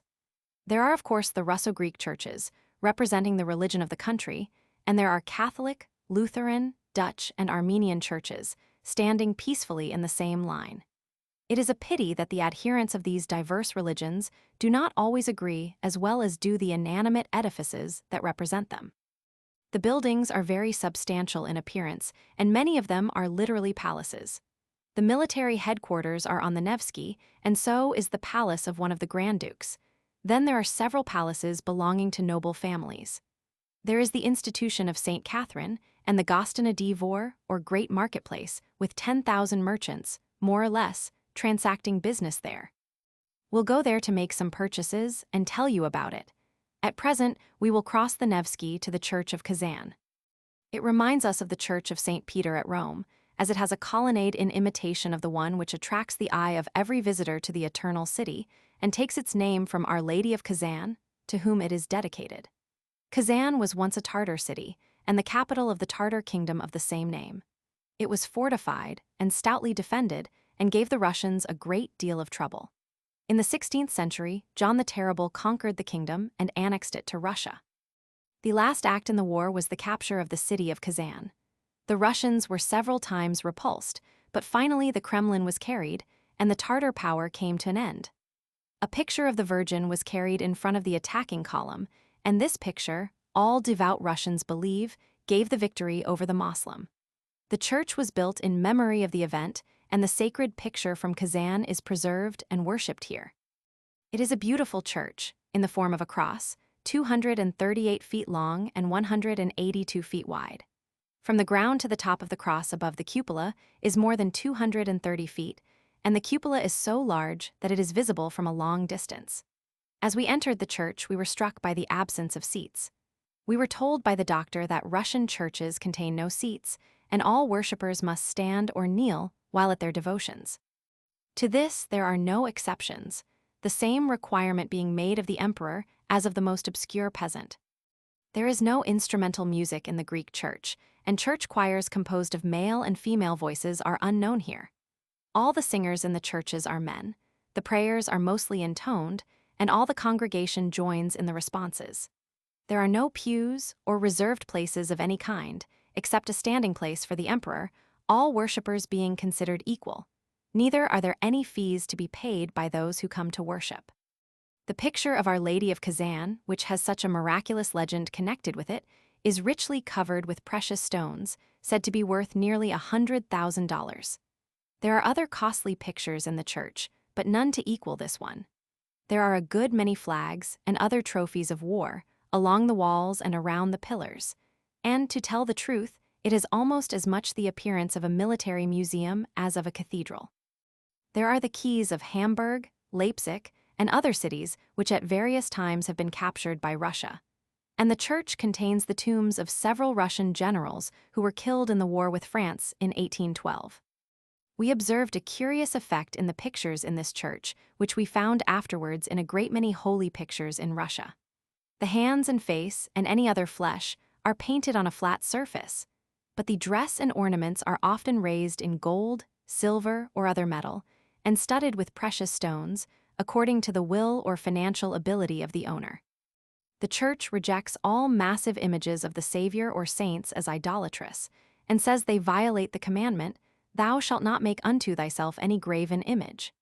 It does not exclude mosaics and anything produced in low relief, but the rule that flesh shall be represented by a flat surface is imperative. We afterwards attended service in the Kazan church and were impressed with its solemnity and simplicity. The vocal music had an admirable effect as it resounded through the vast building, and we have never anywhere seen a congregation more devout than this. Nearly everyone held a candle and carefully guarded the flame from the draughts that occasionally swept over the congregation. Illuminations have a very important place in all church ceremonies, and there are no weddings, betrothals, funerals, or any other sacred services without candles or tapers. Lights are kept burning in front of the principal pictures in the churches. Throughout the empire, there is an icon or sacred picture. in the principal room of every house whose owner is an adherent of the church of the country, and often in every room of consequence. On entering a room where there is such a picture, every devout Russian crosses himself. And so great is the respect shown to it, that when Russian thieves enter a room for the purpose of stealing, they spread a handkerchief over the picture so that the saint who is represented upon it cannot see them. Religion has a more important part in the practical life of the Russians than in that of any other people of Europe. The blessing of the church is invoked upon every undertaking. Steamboats, ships, and all other craft are blessed by the priest at their launching or before being put into service. The locomotives and carriages of a railway are similarly treated, and the same may be said of every vehicle, machine, or other thing of consequence. So with cattle, horses, sheep, and other livestock, and so also with the furniture and adornments of the house. In the theaters, the government does not allow the representation of any kind of religious ceremonial as part of a performance, lest it might bring religion into ridicule, and under no circumstances can an actor be dressed to personate a priest. The Tsar, or emperor, is the recognized head of the church, and among the common people he is regarded as only a little less than a divinity. Those who have lived long among the Russians, and ought to know them, say the venerative feeling among the common people is very great, and more so among the higher classes than in the Latin countries of Europe. They are devout churchgoers, and the feasts and fasts of the church are carefully observed. They form a serious drawback to business matters, as there are certain days when no man or woman can be induced to work at any price. The owners of establishments, which require to be kept constantly in operation, manage to get around this custom by keeping their employees constantly in debt, as the Russian law and custom compel a man to work steadily to discharge such indebtedness. Pilgrimages to monasteries and shrines are more common among the Russians than any other Christian people, and the poorer classes often go on long and painful journeys through their religious zeal. A large number of Russian pilgrims can be found in Jerusalem every year at Easter, as well as at other times. So important is this pilgrimage that the Russian government maintains a convent at Jerusalem for lodging its subjects. And the Crimean War practically grew out of a quarrel which was brought about with reference to the holy places of the famous city. Great numbers of pilgrims go every year from all parts of Russia to the convent of Solovets in the frozen sea, 700 or 800 miles to the northeast of the capital. We may have more to say on religious matters before leaving Russia, but for the present we will drop the subject and continue our walk on the Nevsky.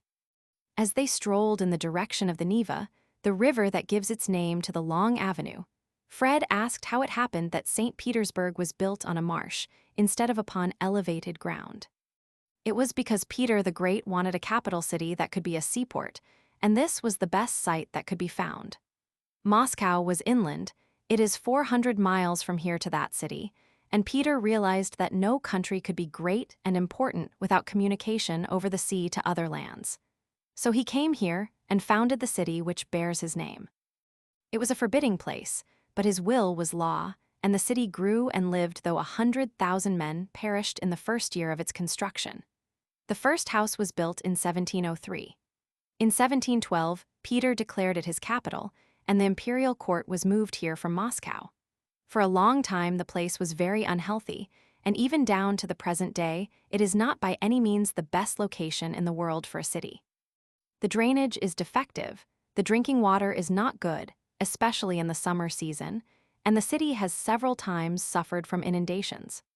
For many years, every vessel coming to the port, and every cart entering the city, was required to bring a certain number of stones for filling the marsh and paving the streets.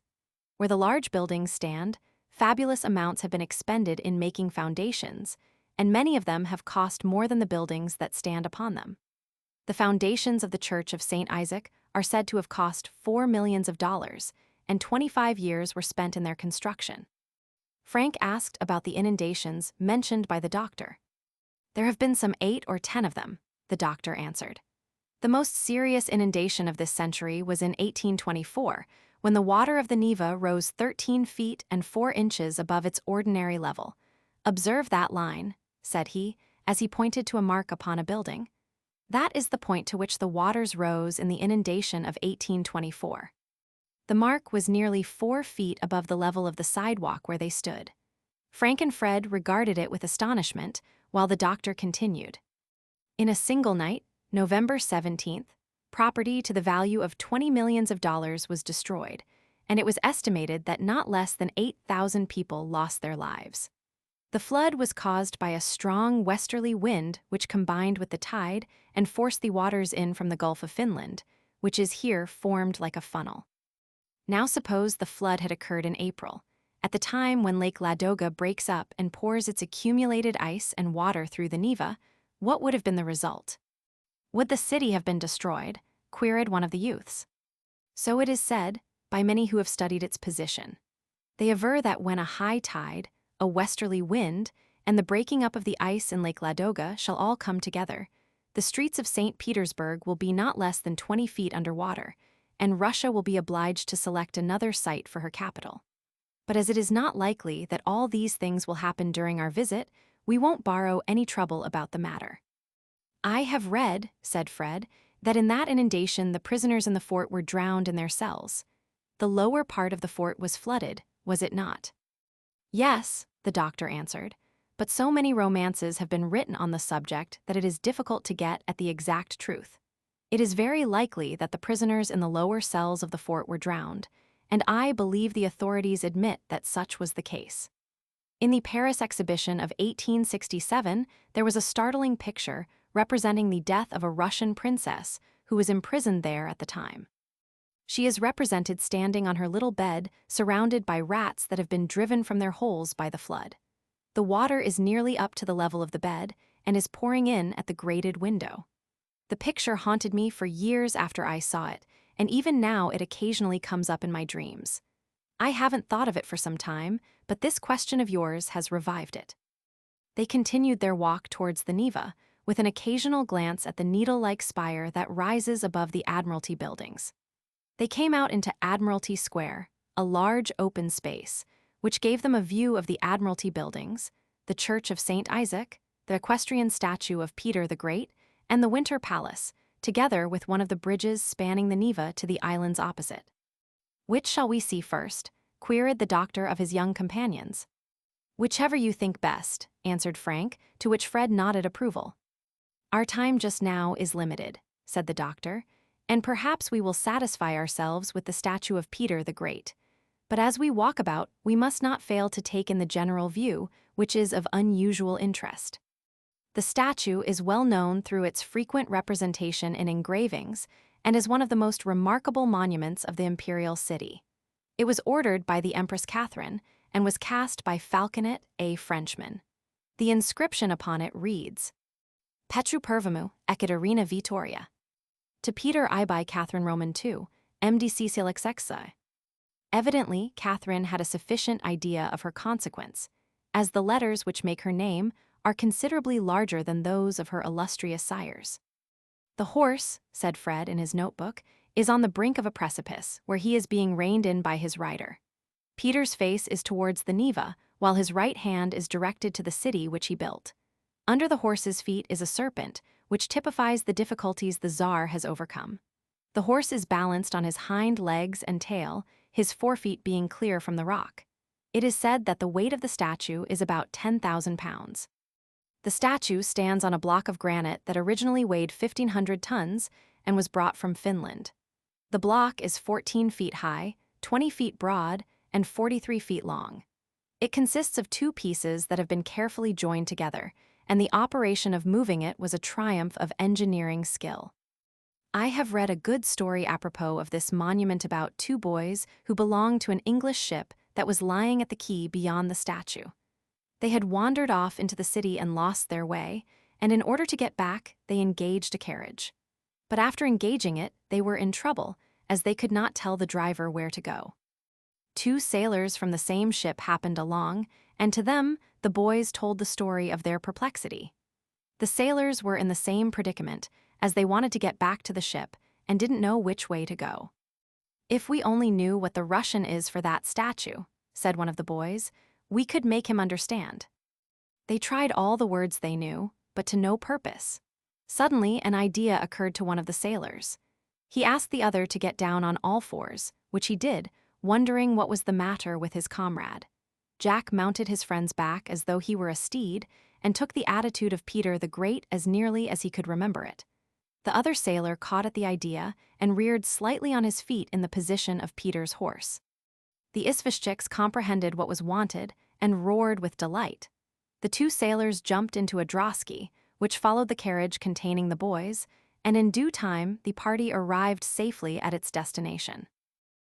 Chapter 4. Dinner in a Russian restaurant: cabbage soup, fish pies, and other odd dishes. The samovar and its uses: Russian tea drinkers. Joltai chai, Alexander's column fortress of SDS.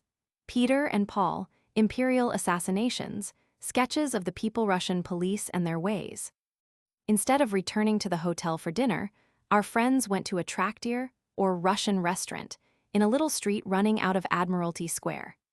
The youths were anxious to try the national dishes of the country, and consequently they accepted with pleasure Dr. Bronson's suggestion relative to their dining place.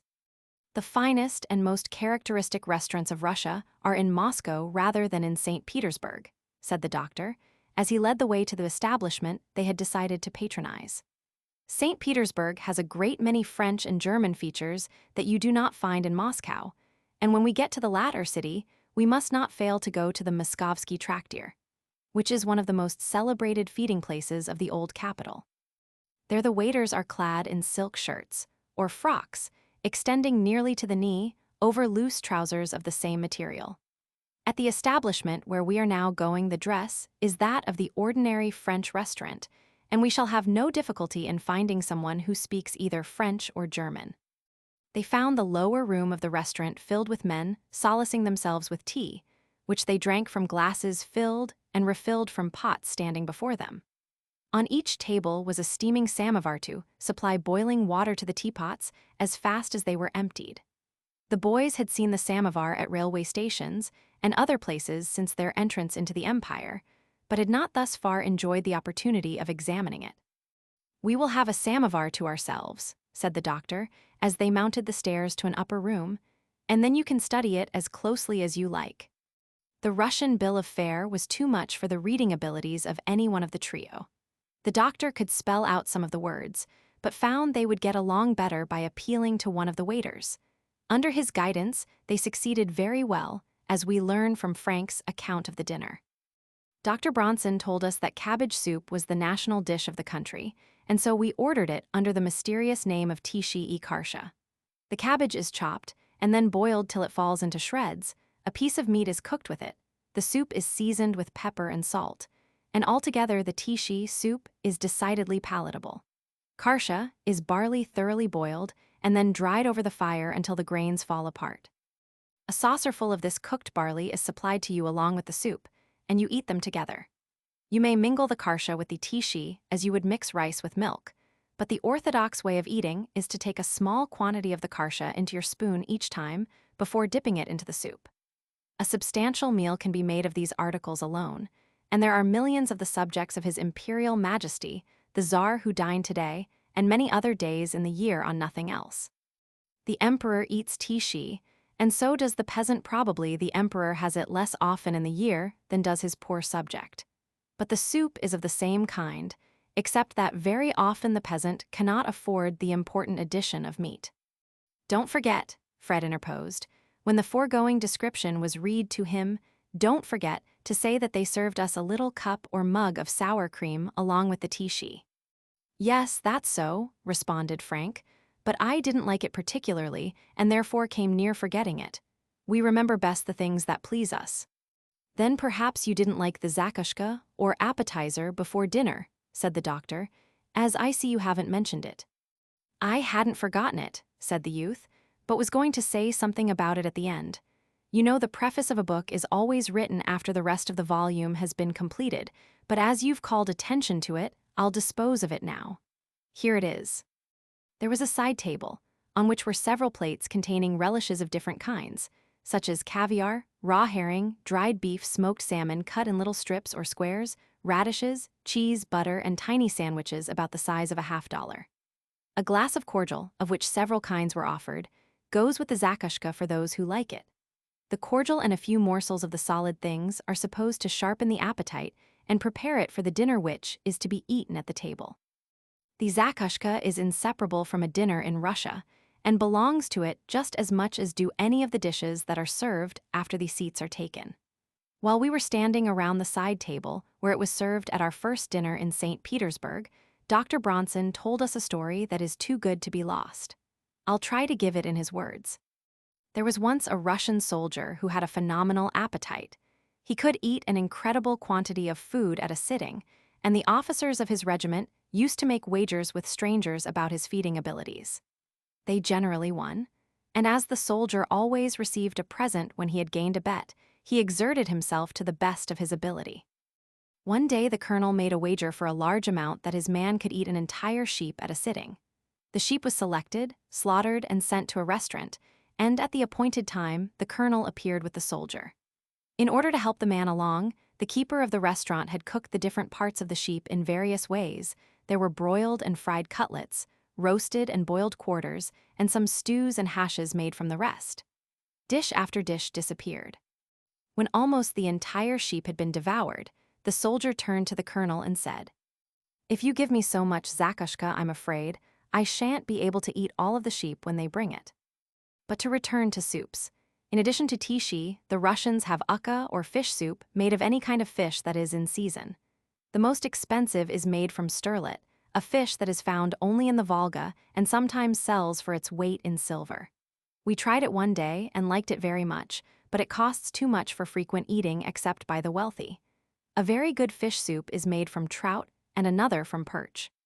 After the soup we had a pirogue, or pie made of the spinal cord of the sturgeon cut into little pieces about half as large as a pea. It resembles isinglass in appearance and is very toothsome. The pie is baked in a deep dish, with two crusts, an upper and an under one. Dr. Bronson says the Russians make all kinds of fish into pies and patties, very much as we make meat pies at home. They sometimes put raisins in these pies of practice, which seems very incongruous to Americans and English. They also make solienka, a dish composed of fish and cabbage, and not at all bad when one is hungry. Red or black pepper liberally applied is an improvement. What do you think of okrashka, a soup made of cold beer, with pieces of meat, cucumber, and red herrings floating in it along with bits of ice to keep it cool? Don't want any. Neither do we, but the Russians of the lower classes like it, and I have heard Russian gentlemen praise it. Many of them are fond of batvinia, which is a cold soup made in much the same way as okrashka, and about as unpalatable to us. We ordered a portion of okrashka just to see how it looked and tasted. 1 teaspoonful was enough for each of us, and batvinia we didn't try. After the pirogue we had cutlets of chicken, and then roast mutton stuffed with buckwheat, both of them very good. They offered us some boiled pig served cold with horseradish sauce, but we didn't try it, and then they brought roast grouse with salted cucumbers for salad. We wound up with nesselrode pudding, made of plum pudding and ices and not unknown in other countries. Then we had the samovar, which had been made ready for us, and drank some delicious tea which we prepared ourselves. Now for the samovar. Its name comes from 2 words which mean self-boiling, and the samovar is nothing but an urn of brass or copper with a cylinder in the center, where a fire is made with charcoal. The water surrounds the cylinder and is thus kept at the boiling point, which the Russians claim is indispensable to the making of good tea. The beverage is drank not from cups, but from glasses, and the number of glasses it will contain is the measure of a samovar. The Russians rarely put milk with their tea. The common people never do so, and the upper classes only when they have acquired the habit while abroad. They rarely dissolve sugar in their tea, but nibble from a lump after taking a swallow of the liquid. A peasant will make a single lump serve for 4 or 5 glasses of tea, and it is said to be an odd sensation for a stranger to hear the nibbling and grating of lumps of sugar when a party of Russians is engaged in tea drinking. We sat late over the samovar, and then paid our bill and returned to the square. Dr. Bronson told us that an enormous quantity of tea is consumed in Russia, but very little coffee. Formerly, all the tea used in the empire was brought overland from China by way of Siberia, and the business enabled the importers of tea to accumulate great fortunes. Down to 1860, only 1 cargo of tea annually was brought into Russia by sea, all the rest of the importation being through the town of Wieliczka, on the frontier of Mongolia. Since 1860, the ports of the empire have been open to tea brought from China by water, and the trade of Wieliczka has greatly diminished. But it is still very large, and long trains of sledges come every winter through Siberia laden with the tea which has been brought to Wieliczka on the backs of camels from the districts where it is grown. There is one kind of the Chinese herb, called joltai chai, yellow tea, which is worth at retail about $15 a pound. It is said to be made from the blossom of the tea plant and is very difficult to find out of Russia, as all that is produced comes here for a market. We each had a cup of this tea to finish our dinner with, and nothing more delicious was ever served from a teapot. The infusion is a pale yellow, or straw color, and to look it appears weak enough, but it is unsafe to take more than 1 cup if you do not wish to be kept awake all night. Its aroma fills the room when it is poured out. All the pens in the world cannot describe the song of the birds or the perfume of the flowers, and so my pen is unable to tell you about the aroma and taste of joltai chai. We'll get a small box of the best and send it home for you to try. It was so late in the day when our friends had finished their dinner and returned to the square that there was not much time left for sightseeing. They were in front of the Winter Palace and St. Isaac's Church, but decided to leave them until another day. Fred's attention was drawn to a tall column between the Winter Palace and a crescent of lofty buildings called the Etat Major, or Staff Headquarters, and he asked the doctor what it was.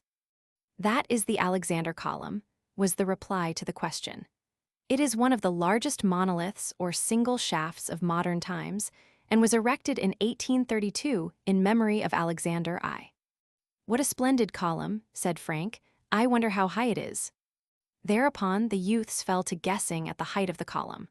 After they had made their estimates, neither of them near the mark, but considerably below it, Dr. Bronson gave them its dimensions. The shaft, without pedestal or capital, is 14 feet in diameter and 84 feet high. It was originally 102 feet high, but was reduced through fear that its length was out of proportion to its diameter. The base and pedestal are one single block of red granite about 25 feet high, and the capital is 16 feet high. The angel above the capital is 14 feet tall, and the cross in the hands of the angel is 7 feet above it. With the platform on which it rests, the whole structure rises 154 feet from the level of the ground. "They must have had a hard time to make the foundations in this marshy ground," one of the boys remarked. "They drove 6 rows of piling there, one after the other, before getting a foundation to suit them," said the doctor. "The shaft alone, which was put up in the rough and finished afterwards, is thought to weigh about 400 tons, and the pedestal and base nearly as much more. Unfortunately, the shaft has suffered from the effects of the severe climate and may be destroyed at no distant day. Several cracks have been made by the frost, and though they have been carefully cemented, they continue to increase in size. Pieces have fallen from the surface of the stone in the same way that they have fallen from the Egyptian obelisk in New York, and it is very evident that the climate of St. Petersburg is unfriendly to monuments of granite. The bronze on the pedestal and capital is from Turkish cannon, which were melted down for the purpose. The only inscription is in the few words, 'To Alexander I, grateful Russia.'" Frank made a sketch of the monument together with the buildings of the Etat Major and a company of soldiers that marched past the foot of the column. Dr. Bronson said the soldiers belonged to the guard of the palace, where they had been on duty through the day and had just been relieved. From the column and the buildings surrounding it, the trio of strangers walked to the bank of the river and watched the boats on the water, where the setting sun slanted in long rays and filled the air with the mellow light peculiar to high latitudes near the close of day.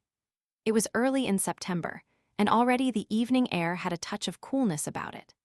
St. Petersburg is in latitude 60 degrees north, and consequently is quite near the Arctic Circle. Dr. Bronson told the youths that if they had come there in July, they would have found very little night, the sun setting not far from 10 o'clock and rising about 2. In the 4 hours of night, there is almost continuous twilight, and by mounting to the top of a high building at midnight, one can see the position of the sun below the northern horizon. Anyone who goes to bed after sunset and rises before sunrise would have very little sleep in St. Petersburg in summer. "On the other hand," said the doctor, "the nights of winter are very long. Winter is the gay season here, as the city is deserted by fashionable people in summer, and one is not expected to make visits. The imperial court goes away. The emperor has a palace at Yalta in the Crimea, and there he passes the autumn months, unless kept in St. Petersburg or Moscow by the affairs of the nation. They have some public festivities here in summer, but not generally, most of the matters of this kind being reserved for the winter. Boats were moving in all directions on the placid waters of the river, darting beneath the magnificent bridge that stretches across the stream, and carrying little parties who sought recreation or were on errands of business. On the opposite side of the Neva, and beyond the Winter Palace, was the grim fortress of SDS. Peter and Paul, with whose history many tales of horror are connected, and where numerous prisoners of greater or less note have been confined. "It was there," said Dr. Bronson, "that Peter the Great caused his son Alexis to be put to death." "Caused his son to be put to death," exclaimed the youths together. "Yes, it is generally believed that such was the case," the doctor answered, "though the fact is not actually known. Alexis, the son of Peter the Great, was opposed to his father's reforms and devotedly attached to the old superstitions and customs of Russia. Peter decided to exclude him from the throne. The son consented and announced his desire to enter a monastery, from which he managed to escape to Austria, where he sought the protection of the emperor of that country. Peter sent one of his generals in pursuit of Alexis. By a combination of threats and promises, he was induced to return to St. Petersburg, where he was thrown into prison, and afterwards tried for high treason and condemned to death. Peter pardoned but did not release him.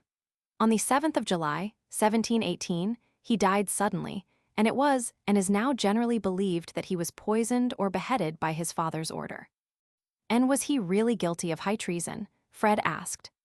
According to Russian law and custom, and particularly according to the law and custom of Peter the Great, he certainly was, Dr. Bronson replied. Remember, the emperor is autocratic in his power, at least in theory, and in Peter's time he was so actually.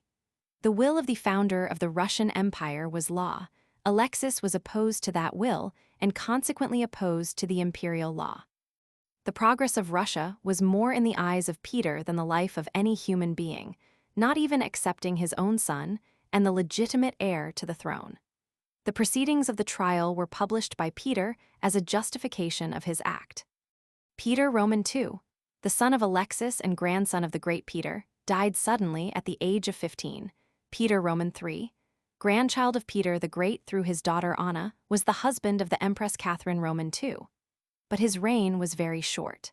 His life with Catherine was not the happiest in the world, and in less than 8 months after he became emperor she usurped the throne, deposed her husband, and caused him to be strangled. Catherine was a German princess, but declared herself thoroughly Russian when she came to reside in the empire. If history is correct, she made a better ruler than the man she put aside, but this can be no justification of her means of attaining power. Her son, Paul I, followed the fate of his father in being assassinated, but it was not by her orders. She brought him up in complete ignorance of public affairs and compelled him to live away from the imperial court. Until her death, in 1796, she kept him in retirement, although she had his sons taken to court and educated under her immediate supervision. Treatment like this was calculated to make him whimsical and revengeful, and when he became emperor, he tried to undo every act of his mother and those about her. He disbanded her armies, made peace with the countries with which she was at war, reversed her policy in everything, and became a most bitter tyrant towards his own people. He issued absurd orders, and at length his acts bordered on insanity. A conspiracy was formed among some of the noblemen, who represented to his son Alexander that it was necessary to secure the abdication of his father on the ground of incapacity. Late at night, March 23d, 1801, they went to his bedroom and presented a paper for him to sign. He refused, and was then strangled by the conspirators. Alexander I was proclaimed emperor, and the announcement of Paul's death was hailed with delight by his oppressed subjects. Among the foolish edicts he issued was one which forbade the wearing of round hats. Within an hour after his death became known, great numbers of round hats were to be seen on the streets. "You've had enough of the history of the imperial family of Russia for the present," said the doctor, after a pause, "and now we'll look at the people on the streets. It is getting late, and we'll go to the hotel, making our observations on the way." "Here are distinct types of the inhabitants of the empire," the doctor remarked, as they passed two men who seemed to be in animated conversation. The man with the round cap and long coat is a Russian peasant, while the one with the hood over his head and falling down to his shoulders is a Finn or native of Finland. "How far is it from here to Finland?" Frank asked. "Only over the river," the doctor replied. "You cross the Neva to its opposite bank, and you are in what was once the independent Duchy of Finland, but has long been incorporated with Russia. When Peter the Great came here, he did not like to be so near a foreign country, and so made up his mind to convert Finland into Russian territory. The independence of the duchy was maintained for some time, but in the early part of the present century, Russia defeated the armies of Finland, and the country was permanently occupied. Finland has its constitution, which is based on that of Sweden, and when it was united with Russia, the constitutional rights of the people were guaranteed. The country is ruled by a governor-general, who is appointed by Russia. It has a parliament for presenting the grievances and wishes of the people, but all acts must receive the approval of the imperial government before they can become the law of the land. "What are those men standing in front of a building?" said Fred, as he pointed to a fellow with a broom talking with another in uniform. "The one in uniform is a postman," was the reply, "and the other is a dvornik or house guardian. The dvornik sweeps the sidewalk in front of a house and looks after the entrance. He corresponds to the porter or portier of other countries and is supposed to know the names of all the tenants of the building. The postman is reading an address on a letter, and the dvornik is probably pointing in the direction of the room occupied by the person to whom the missive belongs. I have read that letters in Russia are examined by the police before they are delivered," said one of the boys. "Is that really the case?"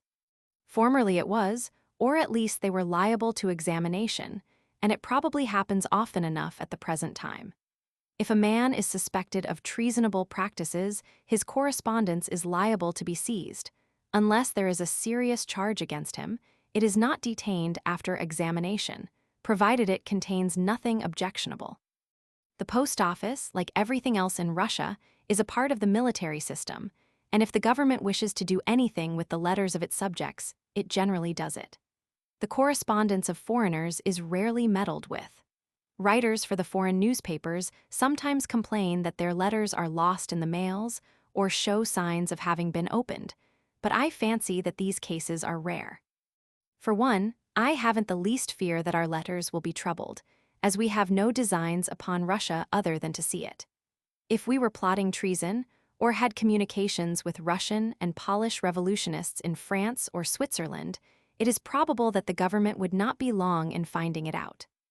"What would happen to us, supposing that to be the case?" Frank inquired. "Supposing it to be so for the sake of argument," the doctor answered, "our treatment would depend much upon the circumstances. If we were Russians, we should probably be arrested and imprisoned, but as we are foreigners, we should be asked to leave the country. Unless the matter is very serious, the authorities do not like to meddle with foreigners in any way that will lead to a dispute with another government, and their quickest way out of the difficulty is to expel the obnoxious visitor." "How would they go to work to expel us?" "An officer would call at our lodgings and tell us our passports were ready for our departure. He would probably say that the train for the frontier leaves at 11 a.m. tomorrow, and he would expect us to go by that train. If the case was urgent, he would probably tell us we must go by that train, and he would be at the hotel at 10 o'clock to escort us to it. He would take us to the train and accompany us to the frontier, where he would gracefully say goodbye and wish us a pleasant journey to our homes.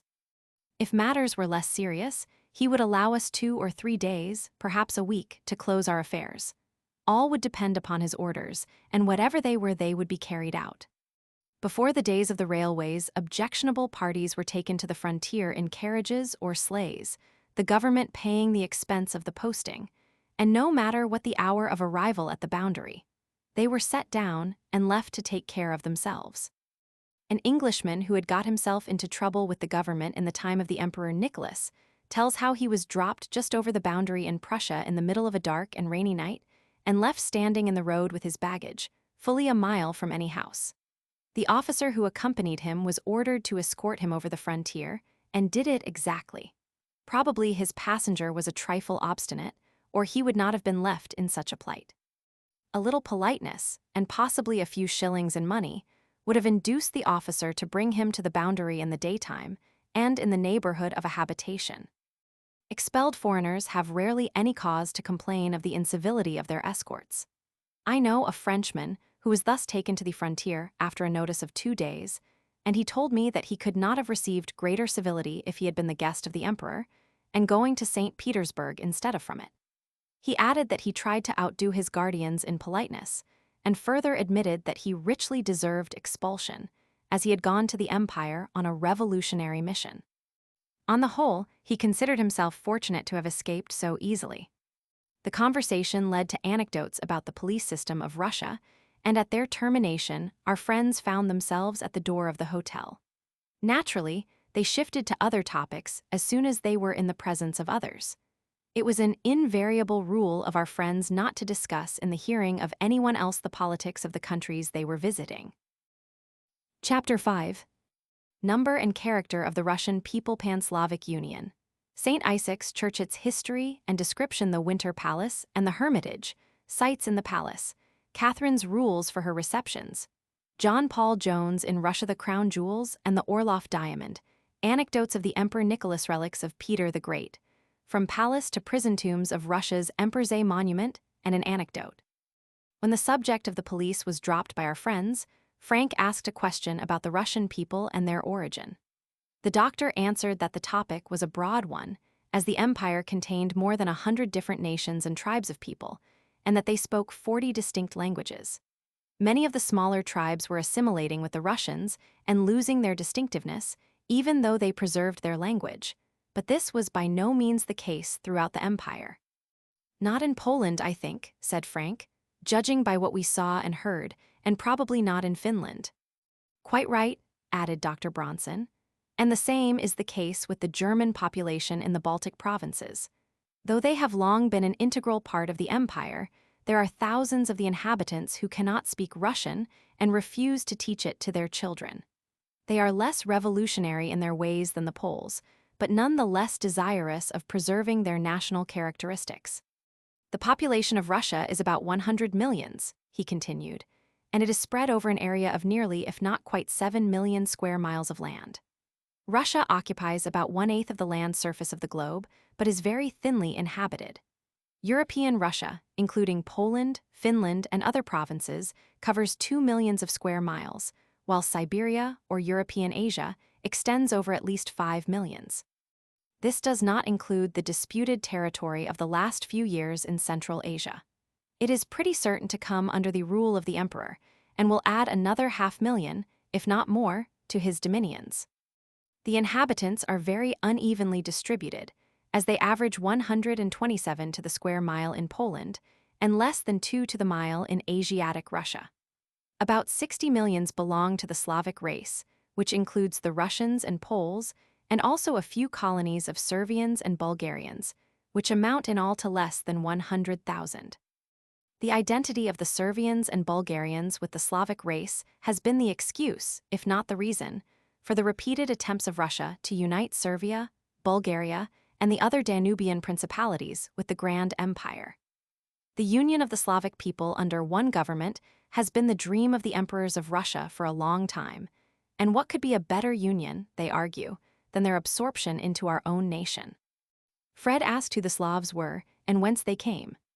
"According to those who have studied the subject," Dr. Bronson answered, "they were anciently known as Scythians or Sarmatians. Their early history is much obscured, but they seem to have had their center around the Carpathian Mountains, whence they spread to the 4 points of the compass. On the north they reached to the Baltic. Westward, they went to the banks of the Elbe. Southward, beyond the Danube, and eastward, their progress was impeded by the Tartar hordes of Asia, and they did not penetrate far into Siberia until comparatively recent times. With their extension, they split up into numerous tribes and independent organizations. Thus their unity was lost, and they took the form in which we find them today. Poles and Russians are both of the same race, and their languages have a common origin, but nowhere in the world can be found two people who hate each other more heartily. However much the Russians have favored a pan-Slavist union, you may be sure the Poles look on it with disfavor. The ancient Slavonic language has given way to the modern forms in the same way that Latin has made way for French, Italian, Spanish, and other tongues and dialects with a Latin origin. In fact, those languages hold the same relation to Latin that Polish, Russian, Serbian, and Bulgarian hold towards ancient Slavonic. The Romish Church uses Latin in its service, and the Russo-Greek Church uses the Old Slavonic. The Poles, Bohemians, and others have adopted the Roman alphabet, but the Russians use the Slavonic characters in a modified form. The Russian alphabet has 36 letters, some being Roman, others Greek, and others Slavonic. After you have learned the alphabet and can spell out the signs on the shops and street corners, I'll tell you more about the language. It was getting late, and the party broke up a few minutes after the foregoing conversation. Before they separated, Dr. Bronson suggested to the youths that he should expect them to read up the history of Russia and not forget the Romanov family. The Romanovs, said he, are the reigning family of Russia, just as the Guelphs are of England and the Habsburgs of Austria. It was speedily arranged that Frank would devote special attention to the first-named subject, while Fred would assume the responsibilities of the latter. And while you are on the subject, the doctor added, turning to Fred, see if you can find about the origin of the Orloff family, which is one of the most interesting traditions that has been handed down. Fred promised, and the party separated for the night. They were all up in good season the next morning, and after a substantial breakfast, in which the samovar had a prominent place, they set out for a round of sightseeing in the modern capital of Russia. Returning to Admiralty Square, they visited the Church of St. Isaac, accompanied by the guide they had engaged at the hotel. The man was of Russian birth and spoke English with considerable fluency. Evidently, he understood his business, as he told the history of the sacred edifice with a careful adherence to dates. Peter the Great built a wooden church on this very spot, said the guide, in 1710, but it was destroyed by fire. Afterwards, the Great Catherine erected another, which was finished in 1801, but it only remained 18 years. The present building was begun in 1819, and its completion took nearly 40 years. It was consecrated in 1858 and is considered the finest church in the empire. The last statement might be disputed by some of the citizens of Moscow, said the doctor to the youths, but there is no question about the church being the finest in St. Petersburg. Observe its admirable proportions, he continued. It is in the form of a Greek cross, with its 4 sides of equal length, and the architect who planned it certainly had a correct eye for his work. You observe, said the guide, that each of the 4 entrances is approached by 3 flights of stone steps, leading up from the level of the square. Each of these flights of steps is cut from a single block of Finland granite. The youths made note of this fact as they wondered how the huge masses of stone were brought from their quarries, and they also noted that the 4 entrances of the church were between pillars of granite 60 feet high and 7 feet in diameter, polished to the smoothness of a mirror. An immense dome forms the center of the edifice. It is of iron, covered on the outside with copper, and this copper is heavily plated with pure gold. It is the dome which first caught the eyes of the travelers as they approached the city, and forms an important landmark from every direction. The cupola rests on 30 granite pillars, which look small enough when seen from below, but are really of great size. In the inside of the church are paintings by Russian artists, and there are 2 columns of malachite 50 feet high, and of proportionate diameter the largest columns of this costly mineral anywhere in the world. Immense quantities of malachite, lapis lazuli, and other valuable stones are used in the decoration of the church, and our friends thought that if there was anything to criticize it was the great amount of ornamentation and gilding in the interior. But I have no doubt, wrote Fred in his notebook, that this display has its effect upon the worshippers in the church, and particularly among the poor peasants and all others of the humbler classes. In all the countries we have visited, whether of the Christian, Moslem, Buddhist, or other faith, we have found the religious edifices adorned in the most costly manner, and there is no reason why Russia should form an exception to the general rule. Many of the paintings, columns, and other decorations of this church were the gift of wealthy Russians, while others were paid for by the contributions of the people or from the funds in government hands. From the Church of St. Isaac, our friends went to the Hermitage and the Winter Palace, the latter being named in contradistinction to the Summer Palace, which is at Tsarskoe Selo, a few miles from the capital. We will see what the youths had to say of their visit to these edifices. Fred will tell the story.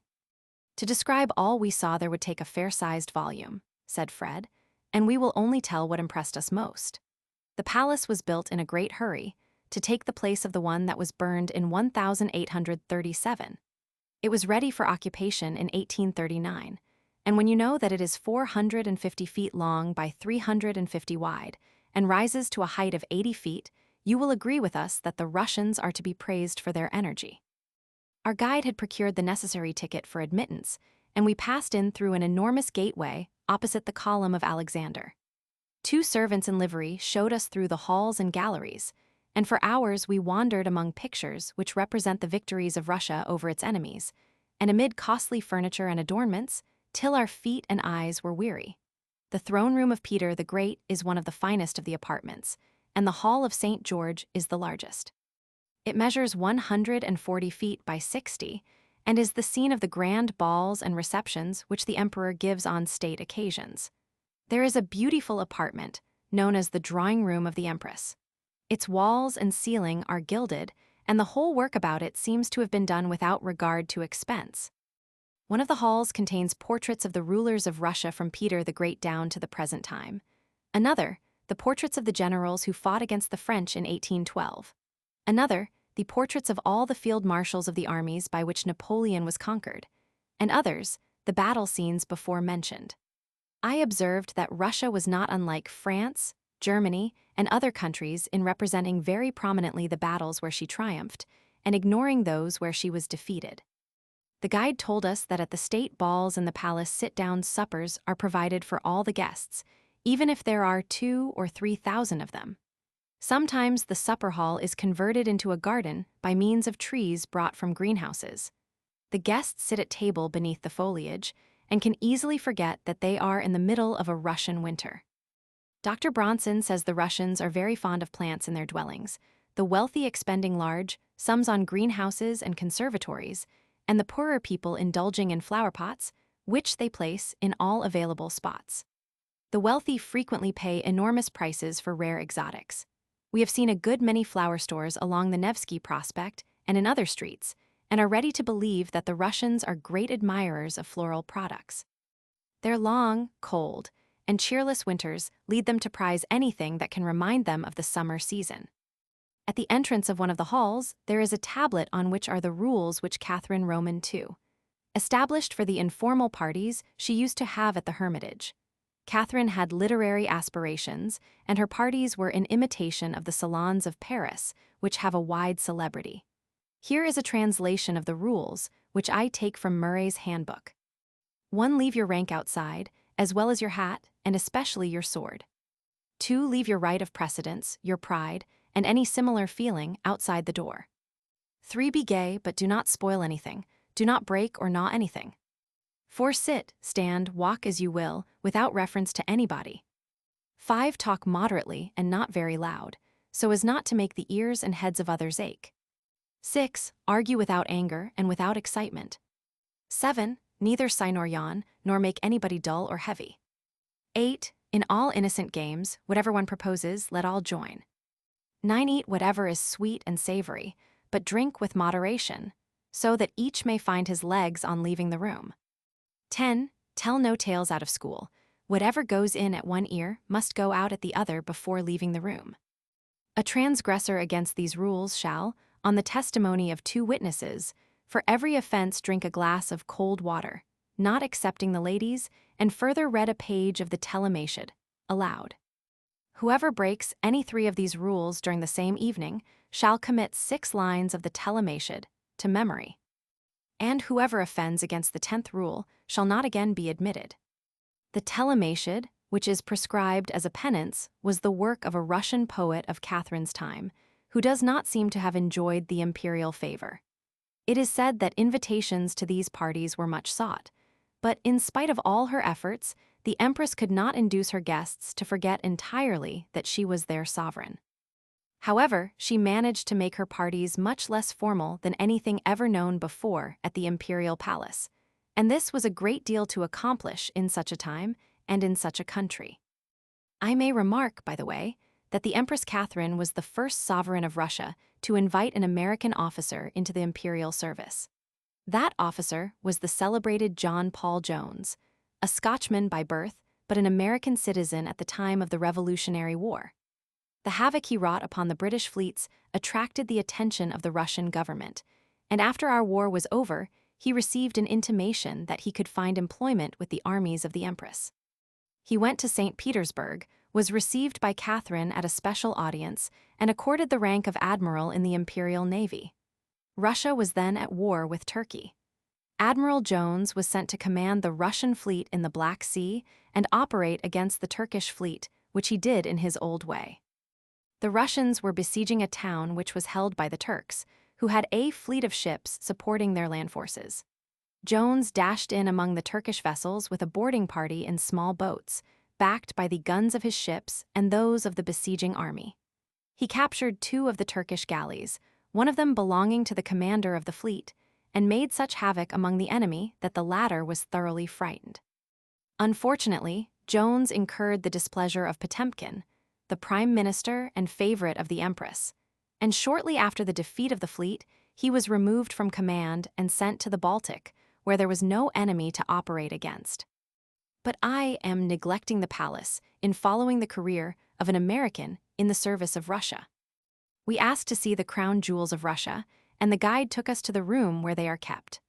One of the most famous diamonds of the world, the Orlov, is among them, and its history is mixed up with a good deal of fable. The most authentic story about this diamond seems to be that it formed the eye of an idol in a temple in India, whence it was stolen by a French soldier, who sold it for 2,000 guineas. It then came to Europe, and after changing hands several times was bought by Prince Orlov, who presented it to the Empress Catherine. The prince is said to have given for the diamond 450,000 rubles, about $400,000, a life annuity of 2,000 rubles, and a patent of nobility. It weighs more than the famous Koh-i-Noor of England, but is not as fine a stone. There is a faint tinge of yellow that depreciates it considerably, and there is also a flaw in the interior of the stone, though only perceptible on a careful examination. The imperial crown of Russia is the most interesting crown we have anywhere seen. The guide told us how much it was worth in money, but I've forgotten, the figures being so large that my head wouldn't contain them. There are rubies, diamonds, and pearls in great profusion, the diamonds alone being among the most beautiful in the world.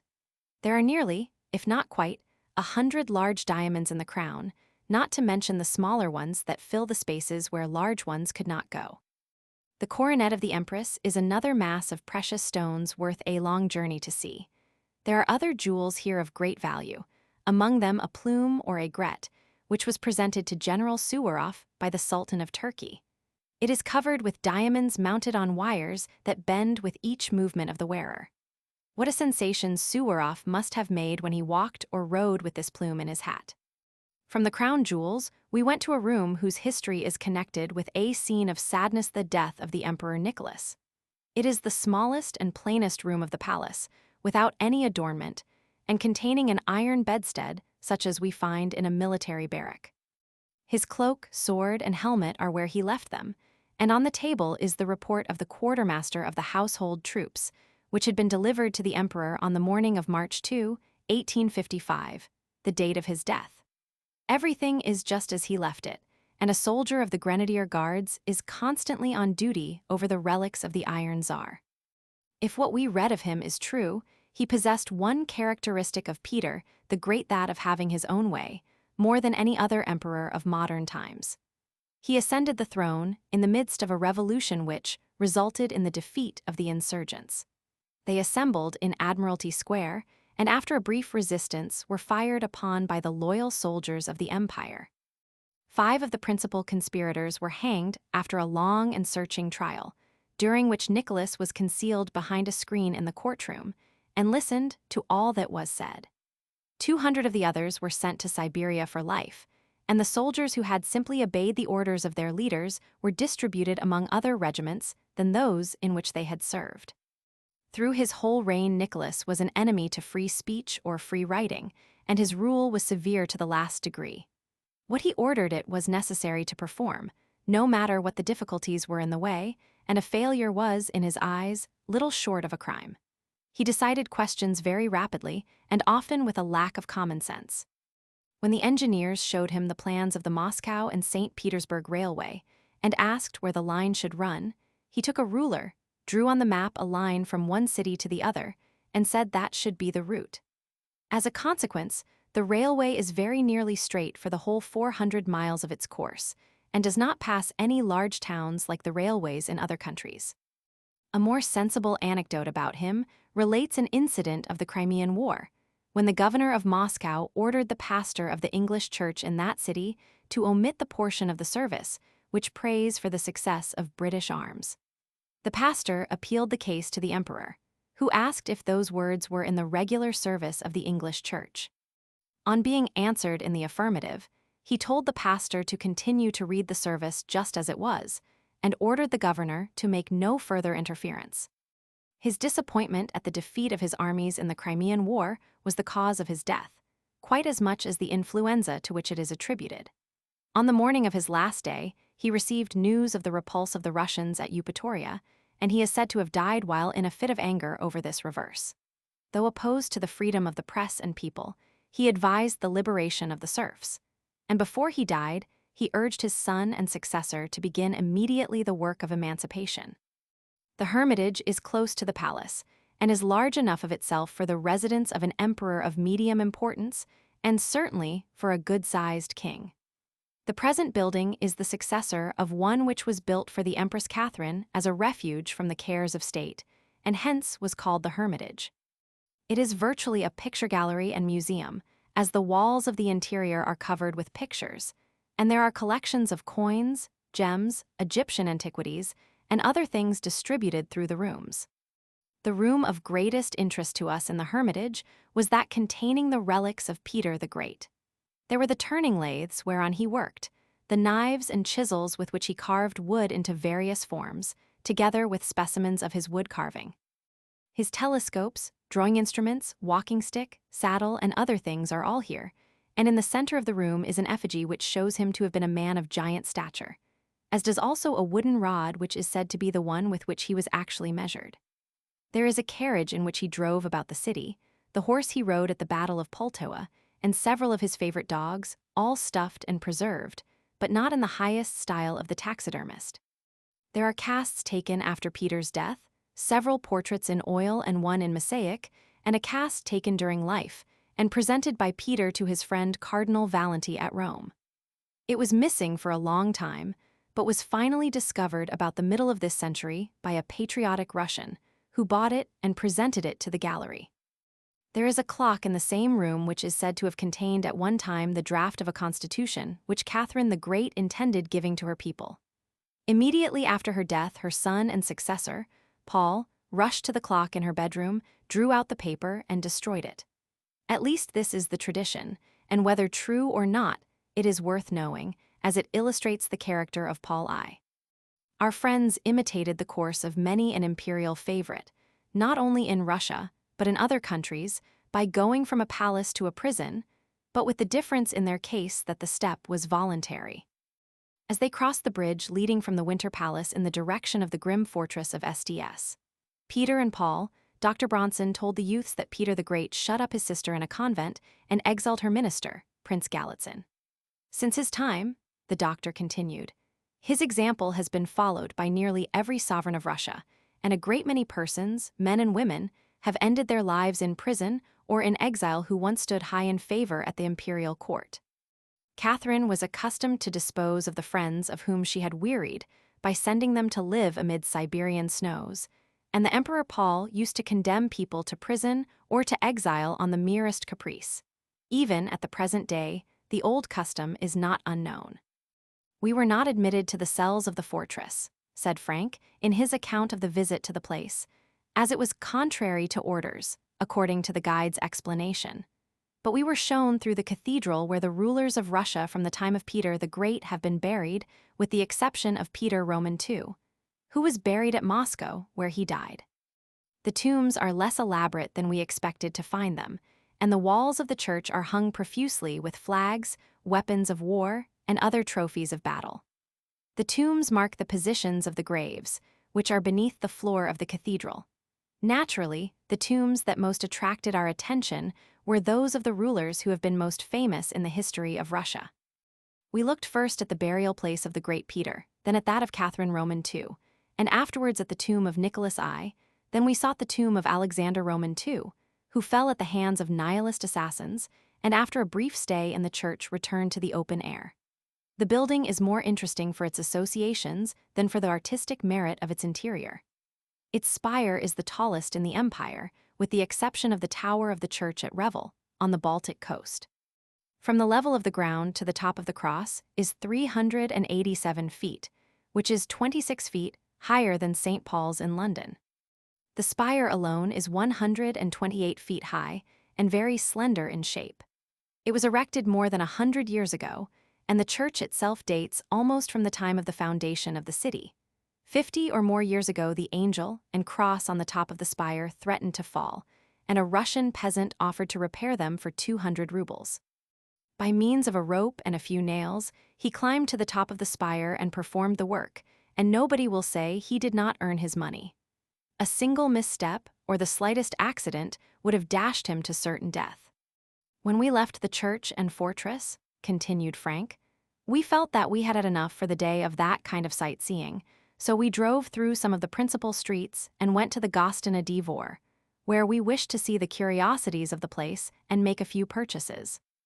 Near St. Isaac's Church, we passed the famous equestrian statue of the Emperor Nicholas, in which the sculptor succeeded in balancing the horse on his hind feet without utilizing the tail, as was done in the case of the statue of Peter the Great. The emperor is in the uniform of the Horse Guards. The pedestal is formed of blocks of granite of different colors, and there are bronze reliefs on the four sides representing incidents in the emperor's life and career. On the upper part of the pedestal, at each of the corners, are emblematical figures, and just beneath the forefeet of the horse is a fine representation of the imperial eagle.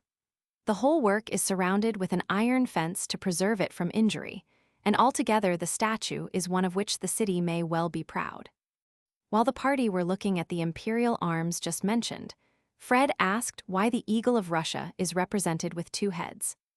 It indicates the union of the Eastern and Western empires, the doctor answered, the same as does the double-headed eagle of Austria. The device was adopted about 4 centuries ago by Ivan Roman III, after his marriage with Sophia, a princess of the imperial blood of Constantinople. By the way, the doctor continued, there's a story of an imperial Grand Duke who went one day on a hunting excursion, the first of his life, and fired at a large bird which rose before him. The bird fell and was brought by a courtier to the noble hunter. Your Imperial Highness has killed an eagle, said the courtier, bowing low and depositing the prey on the ground. The Grand Duke looked the bird over carefully and then turned away with disdain. That's no eagle, said he, it has only one head. What our young friends saw in the Gostinna Dvor will be told in the next chapter. Chapter 6.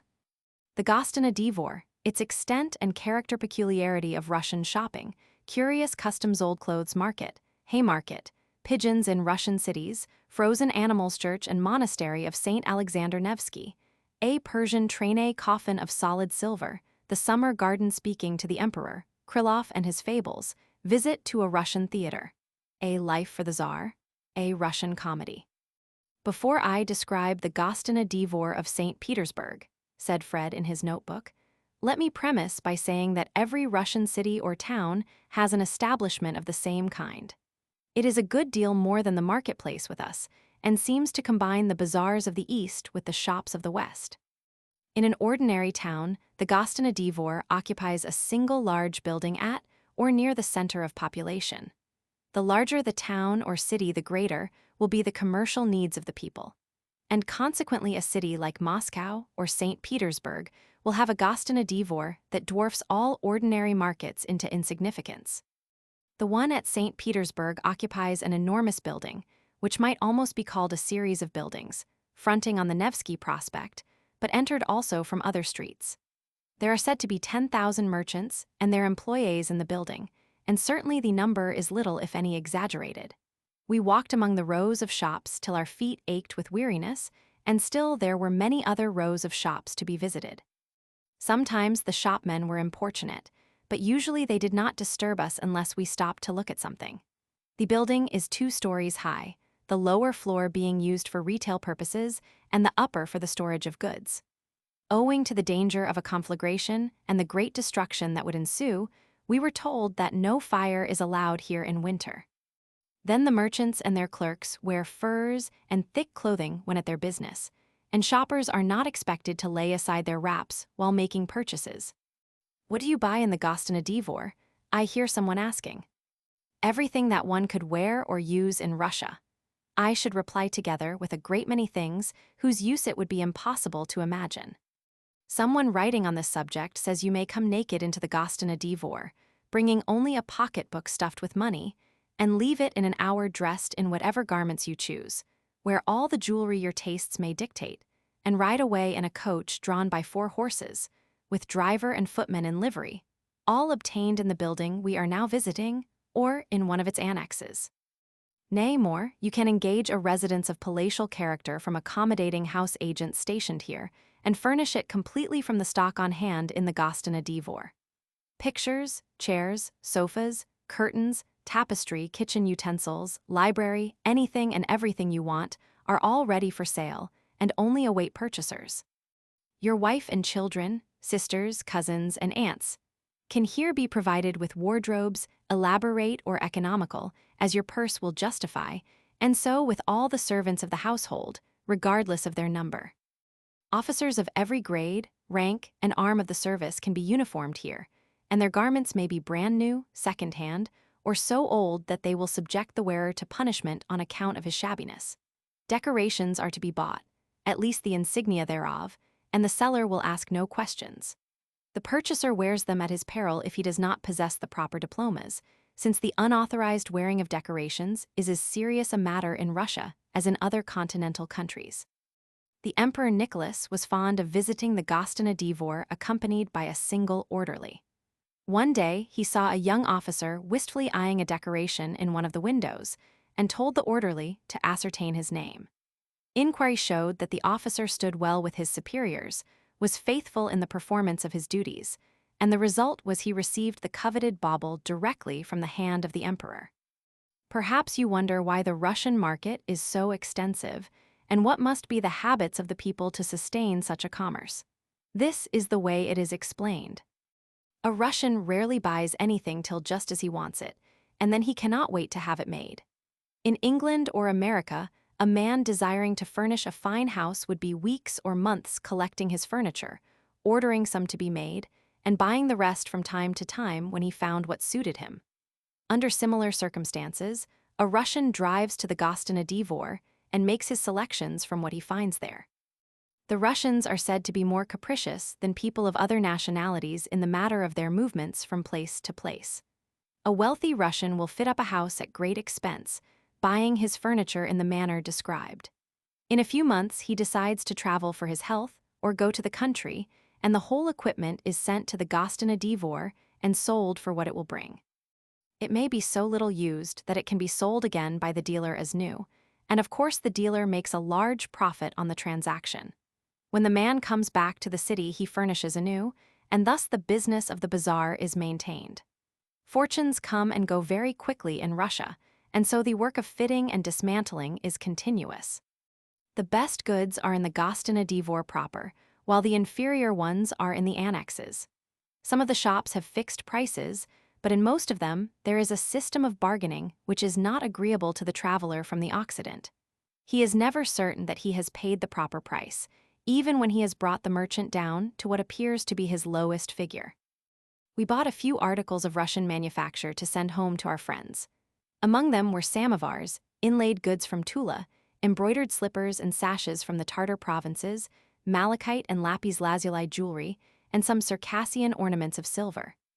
Many of the articles sold in the Gostină Dvor are of English, German, and French manufacture, which are largely increased in price owing to the duties placed upon them by the custom house. Our guide directed us from the rear of the building along the Bolshoi Sadovaya, or Great Garden Street, which is a line of shops and bazaars, to the Senya Plashad, or Hay Market. This is a large open place or square, which is less interesting now than in winter. In summer, it is devoted to the sale of hay and livestock, but in winter it is filled not only with the hay, grain, and livestock of summer, but with frozen animals, which form the principal food of the inhabitants of the city. Here is what one traveler has written about the frozen market. On one side, you see a collection of frozen sheepstiff, ghastly objects, some poised on their hoofs like the wooden animals in a child's Noah's Ark. Others on their sides, with their legs projecting at right angles to their bodies. Others, again, on their backs, with their feet in the air like inverted tables. The oxen are only less grotesque from having been cleft down their backs in operation, which seems to take them out of the category of oxen and place them in that of beef. The pigs are drawn up in line against the wall, standing on their hind legs, with their forefeet extended above their heads, like trick dogs going through their performances. The partridges, quails, grouse, wood hens, and other birds are lying together in a frozen mass, and by their side are ducks and geese with outstretched necks, so straight and stiff that you might take one of these harmless creatures by the bill and, using it as a bludgeon, knock down your enemy with its body. The fowls have been plucked, plunged into water, and left to freeze. Thus they are completely encased in ice, and in that condition will keep for any length of time as long as the weather continues cold. Frozen fish are piled in heaps like stovewood, and frozen cabbages are rolled around like cannon shot. A calf stands in front of a butcher's stall in the attitude of walking away, but an examination shows that he is hard as a stone and may have been standing there for weeks. Milk is sold in bricks, with a stick or string frozen into one corner. The purchaser may carry it home by means of this improvised handle, or he may wrap it in paper or his handkerchief. In fact, everything that can be frozen yields to the frost, and the Russians find it a most convenient form of preservation. One of the odd sights of the frozen market is the itinerant vendor of sucking pigs, who carries these articles of trade hung around his neck or waist, as though they were ornaments rather than merchandise. There is a market for old clothes, which reminded us of Chatham Street in New York. The dealers had little stalls where the garments were exposed for sale, and there were a good many peddlers who walked about with the goods they desired to dispose of. The old clothes market of St. Petersburg is said to be inferior to that of Moscow in the number and character of the Israelitish merchants in whose hands the business is concentrated. The one at Moscow is also called the elbow market, on account of the continued elbowing of those who go there. Though people were crowded closely together when we were in the market, we saw no indications of anything but good nature. The Russians are polite to each other as well as to strangers, and it was amusing to see how the rough fellows, when meeting face to face, bowed as though they were great personages. And such flocks of pigeons as were flying all about. They tell us there are many more of them in winter than in summer, as the birds are then driven to the towns and cities to find their food. The hay market is their favorite resort, since grain as well as hay is sold there, and the pigeons manage to get off with all that is scattered on the ground. The pigeon, or dove in Russia, is a sacred bird. The Russians say that as the dove brought the olive branch to the ark, he should not be harmed, and it would be a great offense to kill one of these birds in the presence of an Orthodox member of the church. But all the grain that is scattered from the feed of the horses and in the marketplace is not sufficient for the sustenance of the pigeons. Many kind-hearted persons throw quantities of grain to them every morning, and not unfrequently it happens that a pious Russian will spend a considerable part of his income in this way. Krylov, the Russian fable writer, is said to have supported all the pigeons of the Gostiny Dvor for some time at his own expense, or, more properly speaking, at that of his creditors. There are a great many magpies and crows mingling with the pigeons, and evidently considering themselves just as respectable. Pigeons, crows, and magpies fill the belfries of many of the churches, but not of all, and nobody seems able to say why they make the distinction. Some of the churches are fairly thronged with them, and they keep up a perpetual flutter around the roof from sunrise to sunset. There is a story that the magpies were driven out of Moscow by one of the priests under the following circumstances. The high priest, or metropolitan, was about to lay the foundation of a new church, and when he reached the part of the ceremony where the mortar was to be placed on the stone, the golden trowel which had been brought for the occasion could not be found. A workman standing near was accused of the theft, and as nobody else could have stolen the trowel, the man was sent to Siberia. Some weeks later, the precious tool was found by the bell ringers in the great tower in the Kremlin, where it had been carried by a thieving magpie. The man was pardoned and compensated for his suffering. The metropolitan placed the curse of the church on the magpie, and thereupon all the magpies in Moscow flew away and have not since been near the city. The story is told by the author of The Russians at Home, and he adds that the magpies really do keep at a respectful distance from the ancient capital of Russia, and thus vouch for the truth of the story. From the Gostiny Dvor, our friends drove to the church and monastery of St. Alexander Nevsky at the extreme end of the Nevsky Prospect. It occupies a large area enclosed by high walls and is said to be on the exact spot where the Grand Duke Alexander defeated the Swedes about A.D. 1241. In due time, he was canonized and became St. Alexander. He was buried at Vladimir, where his remains rested until after the founding of St. Petersburg. Peter the Great caused the bones of the saint to be transported to the new city on the banks of the Neva. St. Alexander became St. Alexander Nevsky of the Neva, and the church and monastery were established. One night, the monks in charge of the church took the bones of the saint and started for Vladimir, declaring they had been told in a vision that the saint was not resting peacefully in the marshy soil of the new capital. Peter was not a man to be thwarted in his designs. He sent word to the monks that unless they returned immediately, bringing the bones with them, they would lose their heads.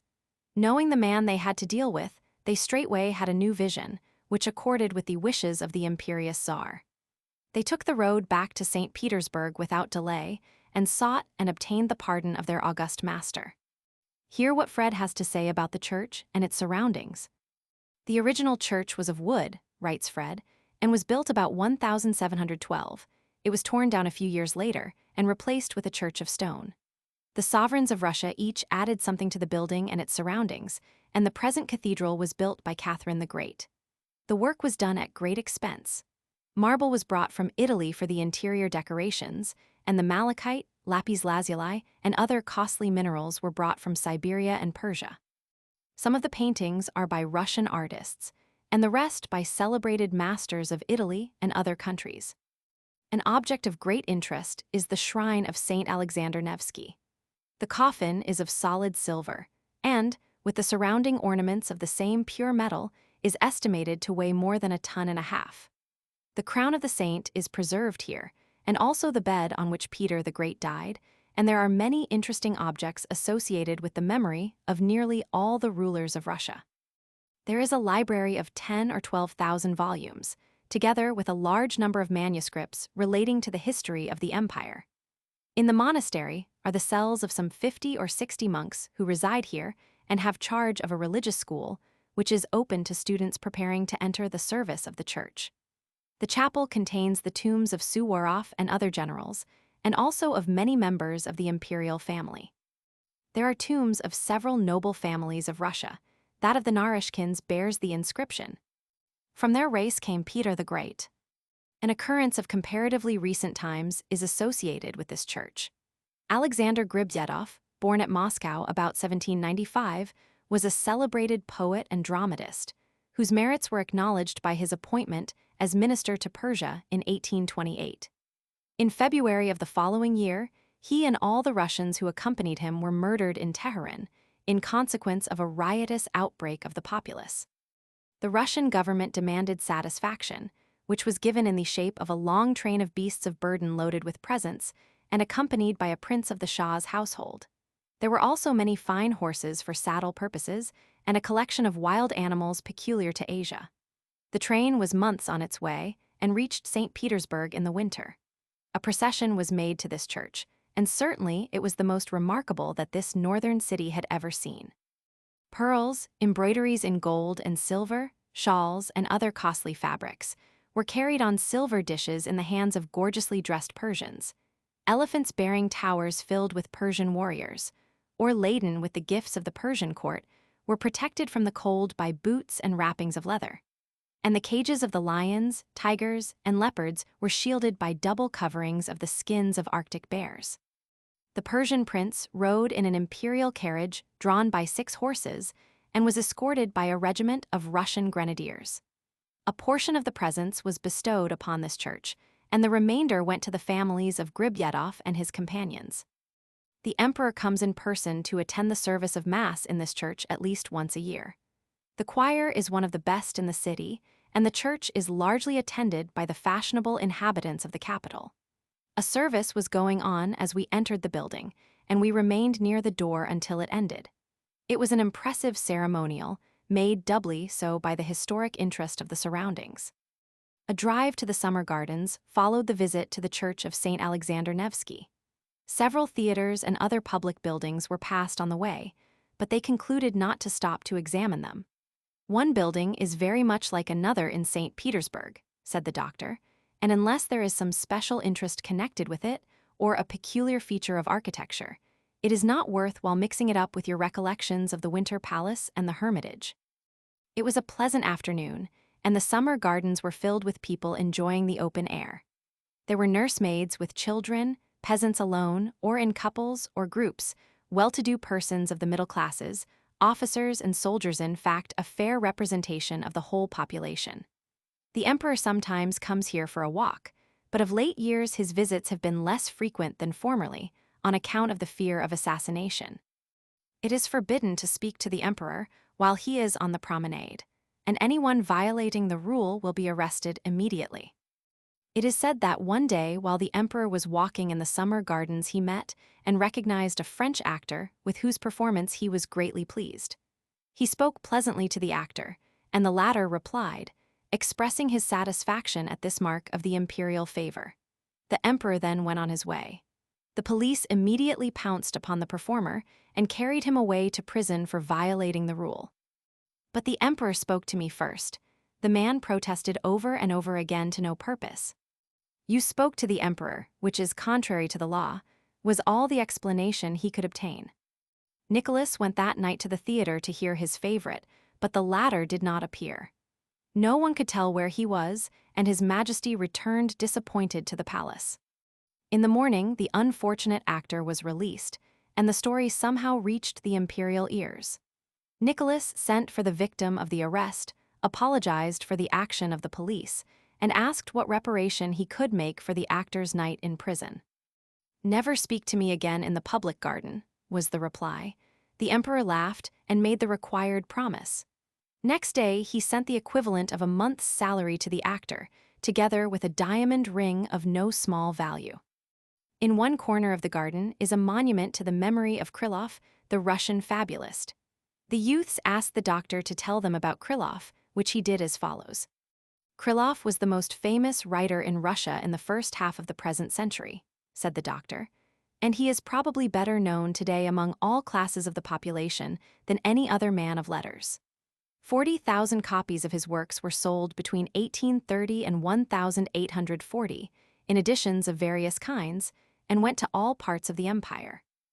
There was hardly a child of the educated classes who was not familiar with his stories, and they were circulated by word of mouth among the peasantry, to whom reading was an unknown accomplishment.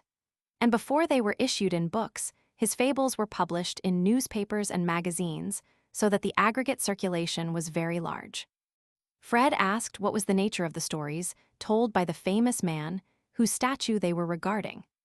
They were fables, the doctor answered, after the manner of Aesop's and La Fontaine's. He had written editorials and literary essays for various publications, but never made a hit until about his 40th year, when he took some fables from La Fontaine and adapted them to the conditions of life in Russia. He showed them to a friend, who printed them in the Moscow Spectator, where they attracted much attention. Krylov was encouraged to continue this style of writing. For the rest of his life, his literary labors were almost wholly devoted to fables. He died in November 1844 at the good old age of 76. At his funeral, the streets were crowded, and the Church of St. Isaac could not hold all who came to take part in the services. Soon after his death, a popular subscription was started, and the children of all classes contributed to it. The money was expended for the erection of the statue before us. You observe that the space around it is the favorite playground of the children, and no more appropriate spot could have been chosen.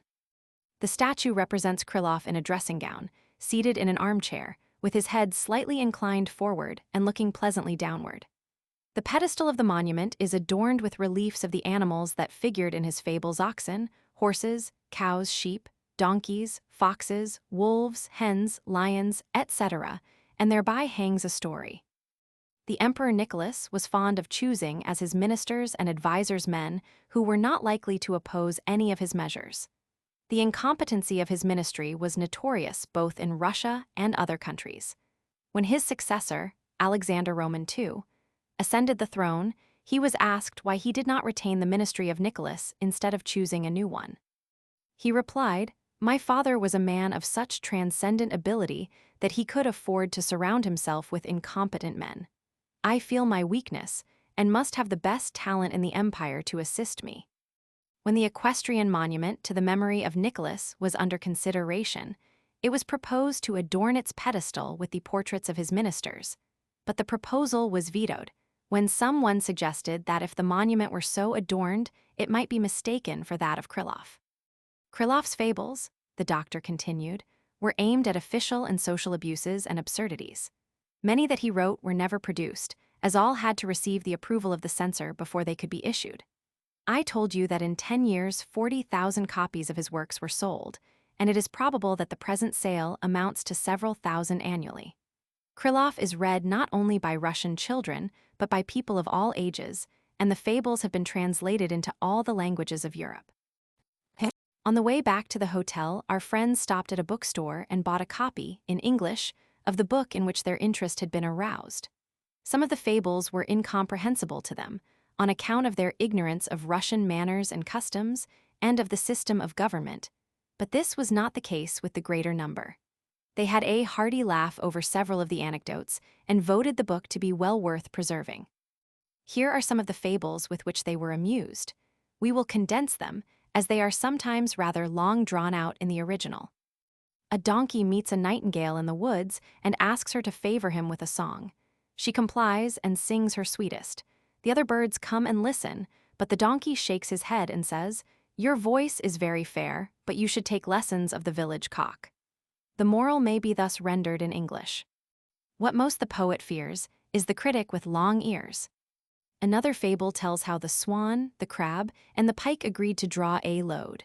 But when the time came for the effort, the pike dived into the water, the swan flew into the air, while the crab went backward after the manner of his kind. At the end, Krylov says, "Which was right and which was wrong, I really can't pretend to say. But this I know, they labored long, and the load stands still to the present day." The fable of the two boys tells how two youths are trying to get at some nuts in a tree, but the limbs are beyond their reach. One suggests that he will climb up on the back of the other, and then can gather nuts for both. But as soon as he is seated among the limbs, he falls to eating the nuts at his leisure, and throws only the shells to his companion. The moral is obvious, and Krylov adds that he has known men thus raised to profitable positions who had not the grace to throw even the shells to those who had assisted them. In the fable of the pike, that voracious fish has been killing his inoffensive neighbors in the pond. He is taken in a tub of water and carried before the court for judgment. The court is composed of 2 donkeys and 2 goats who grazed on the banks of the pond, and in order to make their decision an intelligent one, a skillful lawyer, the fox, is added to the court. People said that the fox was always plentifully supplied with fish, the pike giving him all he wanted. The proof was overwhelming, and the judges decided that the pike must be hanged. "Oh, hanging's too good for him," said the fox. "Give him something more severe, let the wretch be drowned." "Certainly," exclaimed the judges, and thereupon the pike was thrown into the pond again. In The Fox and the Marmot, the fox complains to the marmot that he has been driven out of a poultry yard which he had undertaken to protect. "It was a wretched place," says the fox. "I was awake all night, and even in the daytime I had hardly time to eat a mouthful. My health was suffering from my constant occupation, and after all my trouble and fidelity, I am accused of stealing. What an infamous outrage! You know what I had to do there, and I ask if you could suspect me of the slightest act of dishonesty." "Of course not," the marmot answers, "but I'm sorry to say that I've frequently seen feathers sticking in your mouth." "Many an official," says Krylov, "complains that his place is a hard one, and he is barely able to live upon his pay. Nevertheless, in time he buys an estate and builds a house. You might have difficulty in proving that he accepted bribes or robbed the government, but everyone must admit that the feathers are quite visible around the gentleman's mouth. Frank read this fable aloud, and then asked the doctor if the moral would be understood by any office holders in the United States. Dr. Bronson smiled as he answered that the fable was designed for Russia alone, but its circulation in New York and Washington could do no harm. In the evening, our friends went to one of the theaters to hear an opera that is a great favorite with the Russians. It is by Glinka, a Russian composer, and is entitled Siberia, A Life for the Tsar. From the Russians at home, Fred learned that the opera was first produced in Moscow in 1843. The subject is the devotion of a Russian peasant to the Tsar Michael, the first ruler of the Romanov family. A band of Polish invaders are seeking the Tsar with the intention of killing him. They meet a peasant, whom they question as to the Tsar's place of concealment. Suspecting their design, he offers to lead them to the spot. They follow, and he leads them to the center of a forest from which they cannot find a way of escape. After getting them there, he announces that he has saved the life of the Tsar at the sacrifice of his own. The invaders kill him on the spot, but the life of the Tsar is saved. The story is a true one, and to this day the people of the village where the loyal peasant, Ivan Sausinin, lived are exempt from taxes, and a monument has been erected to the memory of the man. The opera which chronicles his devotion is given in 3 acts, and its melodies are all strictly national. Our friends were delighted with the performance, and both Frank and Fred declared that for days afterwards several of the airs in Siberia were literally running through their heads. Another evening, they went to one of the cheaper theaters, where Russian comedies and farces were given. Of course, they could not understand the dialogue, but were quite interested in the action of the piece, which was decidedly vigorous. Fred said he was reminded of certain local dramas in New York, where the actors receive a great deal of pounding and rough handling, and Frank thought a good actor in Russia ought to have the flexibility and agility of a circus performer. As a type of the plays that amuse the lower order of Russians, the following is a fair representation. A mujik makes love to his master's maidservant, much against the old gentleman's will. One day the master enters the kitchen and finds the mujik there. The whole family is called.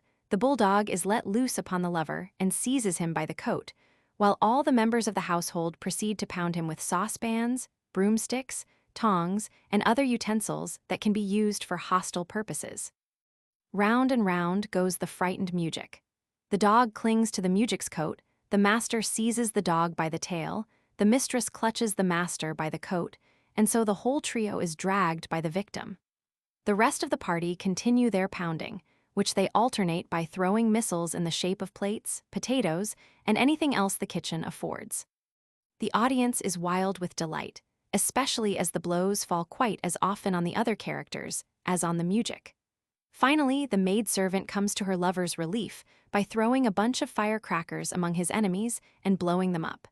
Thereupon the lover dashes through the door, carrying with him the adhering bulldog, and the curtain falls amid rounds of applause. Chapter 7. Newspapers in Russia: their number, character, and influence. Difficulties of editorial life: the censorship. An excursion to Peterhof, Oranienbaum, and Kronstadt. Sights in the Summer Palace. Kronstadt and the naval station. The Russian Navy. The Russian Army. Its composition and numbers. The Cossacks' anecdotes of Russian military life. The conversation about Krylov and the visit to the opera naturally turned the thoughts of the youths in the direction of Russian literature, journalism, and dramatic productions. Frank was curious to know about the newspapers of the country, while Fred's first inquiry referred to the works of its poets, historians, and dramatists. "We will begin with the newspapers," said Dr. Bronson, "and first I will speak of those published in St. Petersburg. They are all printed in Russian, with the exception of a little sheet in German, for the exclusive use of the German residents, and Le Journal de St. Petersburg, the organ of the Ministry of Foreign Affairs, and chiefly filled with official notices interesting to foreigners. It is printed in French, as most of the foreigners visiting Russia understand that language. It contains very little local news, and not much from the outside world. In fact, journalism, as we understand it in America, is practically unknown in Russia. The best of the Russian dailies could not stand a comparison with the leading journals of a dozen American cities, and a single copy of the Herald, Tribune, Times, or World of New York contains more news, as we call it, than all the papers of Moscow and St. Petersburg together. I suppose the censorship is largely responsible for this state of affairs, Frank remarked. You are quite right, the doctor replied. If the censorship did not exist, there is no doubt that the papers would be much more enterprising than they are. They must not offend the government, or they are liable to suppression. Editorials are generally submitted to the censor before going into type, and if approved, they may be printed. If printed without approval, the publishers run the risk of censure. For a first offense, they are cautioned. For a second, they are cautioned and fined. And for a third offense, the publication is suspended for a month, 3 months, or perhaps entirely. Consequently, the papers cannot discuss public matters with any freedom, and they are entirely prohibited from publishing personal scandals, which form such an important part of the news of several American papers I could name. In addition to cautions and fines, the editors are liable to imprisonment. And, taking all things into consideration, the way of the journalist is hard in Russia. Fred asked the doctor what were the principal papers of the capital. They change so often, was the reply, that an answer made this year will hardly answer for next. Each member of the ministry has his organ. That of the foreign ministry, as before stated, is Le Journal de St. Petersburg, while that of the War Department is the Ruski Invalid, known to the outer world as the Invalid Russ. The organ of the Naval Bureau is published at Kronstadt, the great naval port of the empire, and not at the capital. But as Kronstadt is only a few miles away, the locality is of little consequence. The Golos is generally understood to be the organ of the Ministry of the Interior. And as this department has the supervision of the press, this paper is said to have more freedom than its rivals. But even the Golos does not escape the hand of the censor, and its freedom of speech has several times brought it into trouble. What would be called a small circulation in America is a large one in Russia. There is not a daily paper in the empire that averages a circulation of 25,000 copies, and the leading papers of the two great cities have to content themselves with 10 or 15,000. I have been told that the daily papers of St. Petersburg do not circulate altogether more than 80,000 copies daily outside the capital, and about 50,000 in it. Remember, the mass of the population does not know how to read and write as in America, and consequently, the circulation of the newspapers is confined to a small portion of the community. A paper of great influence, probably the greatest in the empire, is the Moscow Gazette. It is supposed to be the organ of the emperor, with whom its editor, Mr. Cracow, is on terms of intimacy. Important edicts of the government are frequently foreshadowed in the Gazette, and the national and international pulses are often felt through its columns. But, with all its influence, the Gazette does not circulate more than 20,000 copies at least according to the figures at my command. The Moscow Gazette is more frequently quoted by foreign writers than any other journal in Russia. And if it were published in French rather than in Russian, we should probably hear of it even more frequently than we do. It's a pity they don't give us a French edition of it, said Frank. I would like very much to read the paper and know what it has to say, but of course I can't as long as it is in Russian. French is the diplomatic language, and I wonder they don't make an edition for foreign circulation. Did you ever hear, remarked the doctor, with a smile, of the attempt of Prince Bismarck to have German take the place of French as the language of diplomacy? Neither of the boys had heard the anecdote, which the doctor gave as follows. Shortly after the close of the Franco-German War, in 1870, Bismarck thought he would establish German as the diplomatic language, and with this object in view, he made use of German instead of French in an official communication to Prince Gortschakoff, the foreign minister of Russia. Gortschakoff promptly replied to the communication and wrote in Russian. Bismarck saw the joke and desisted from further attempts to carry out his design. Returning to our subject, said the doctor, there are daily papers in the large towns of Russia and weekly or semi-monthly papers in the smaller ones. But with its population of 100 millions, the empire has less than 1/10 as many newspapers as we have in the United States, and probably not more than 1/50th or even 100th of the circulation. The first printing press in Russia was set up in 1564. The first newspaper was printed at Moscow in 1704, and the second at St. Petersburg, a year later. Peter the Great abolished the use of the Old Slavic characters for printing purposes and personally supervised the casting at Amsterdam of the types in the Russian common language as we now find it. In addition to the newspapers, there are many magazines and reviews in Russia, and some of them have a very large circulation. They contain articles on the condition of the country, biographical sketches of distinguished Russians, historical notices of cities and towns, scientific reports, travels, anecdotes, and stories by Russian writers, together with translations of European or American works. Uncle Tom's Cabin was published in one of the Russian magazines, and so were the stories of Dickens and other English authors. The magazines go to all parts of the empire and have a larger circulation, proportioned to that of the newspapers, than do periodicals elsewhere. The conversation was brought to an end by the entrance of the guide, who said it was time to start for their proposed excursion to Peterhof. In a few minutes, they were on the way to the station, and in due time were seated in the train which carried them to their destination. Peterhof is on the shore of the Gulf of Finland, not far from Kronstadt. In fact, the excursion included a visit to Kronstadt before the party returned to the city. The palace was begun in 1720 under the direction of Peter the Great. Nearly every sovereign of Russia has made additions and alterations, but the original palace remains, and its general characteristics are preserved. Even the yellow paint which Peter adopted is still in use, and the palace contains several relics of the great Tsar, which are regarded with reverence by Russian visitors and with interest by others. "It was here that Peter the Great died," wrote Fred in his journal. "They showed us the bed whereon he breathed his last, and it was in the same condition as when he left it.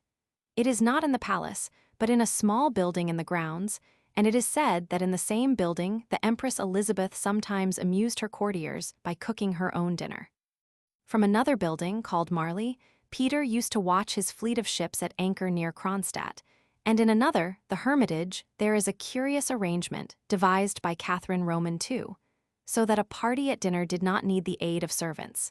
You wonder how it was done. In front of each person at table there was a circular opening, through which a plate could be lowered to the kitchen or carving room below and replaced by another. Imagine, if you please, a miniature lift or elevator for each place at table, and you will understand the arrangement. Thus a dinner of any number of courses could be served, and the party would be entirely by itself. Catherine used this dining room when she wished to discuss state secrets with foreign ambassadors, and be sure that no listening servant could betray them. The palace contains many tapestries, articles of porcelain, malachite, and other costly things, and there are many pictures representing battles fought in the latter part of the last century.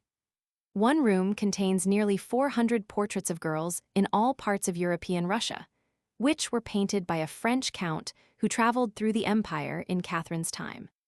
The wonderful thing about them is that the artist who executed the pictures was able to represent the subjects in different attitudes, so that no two are alike.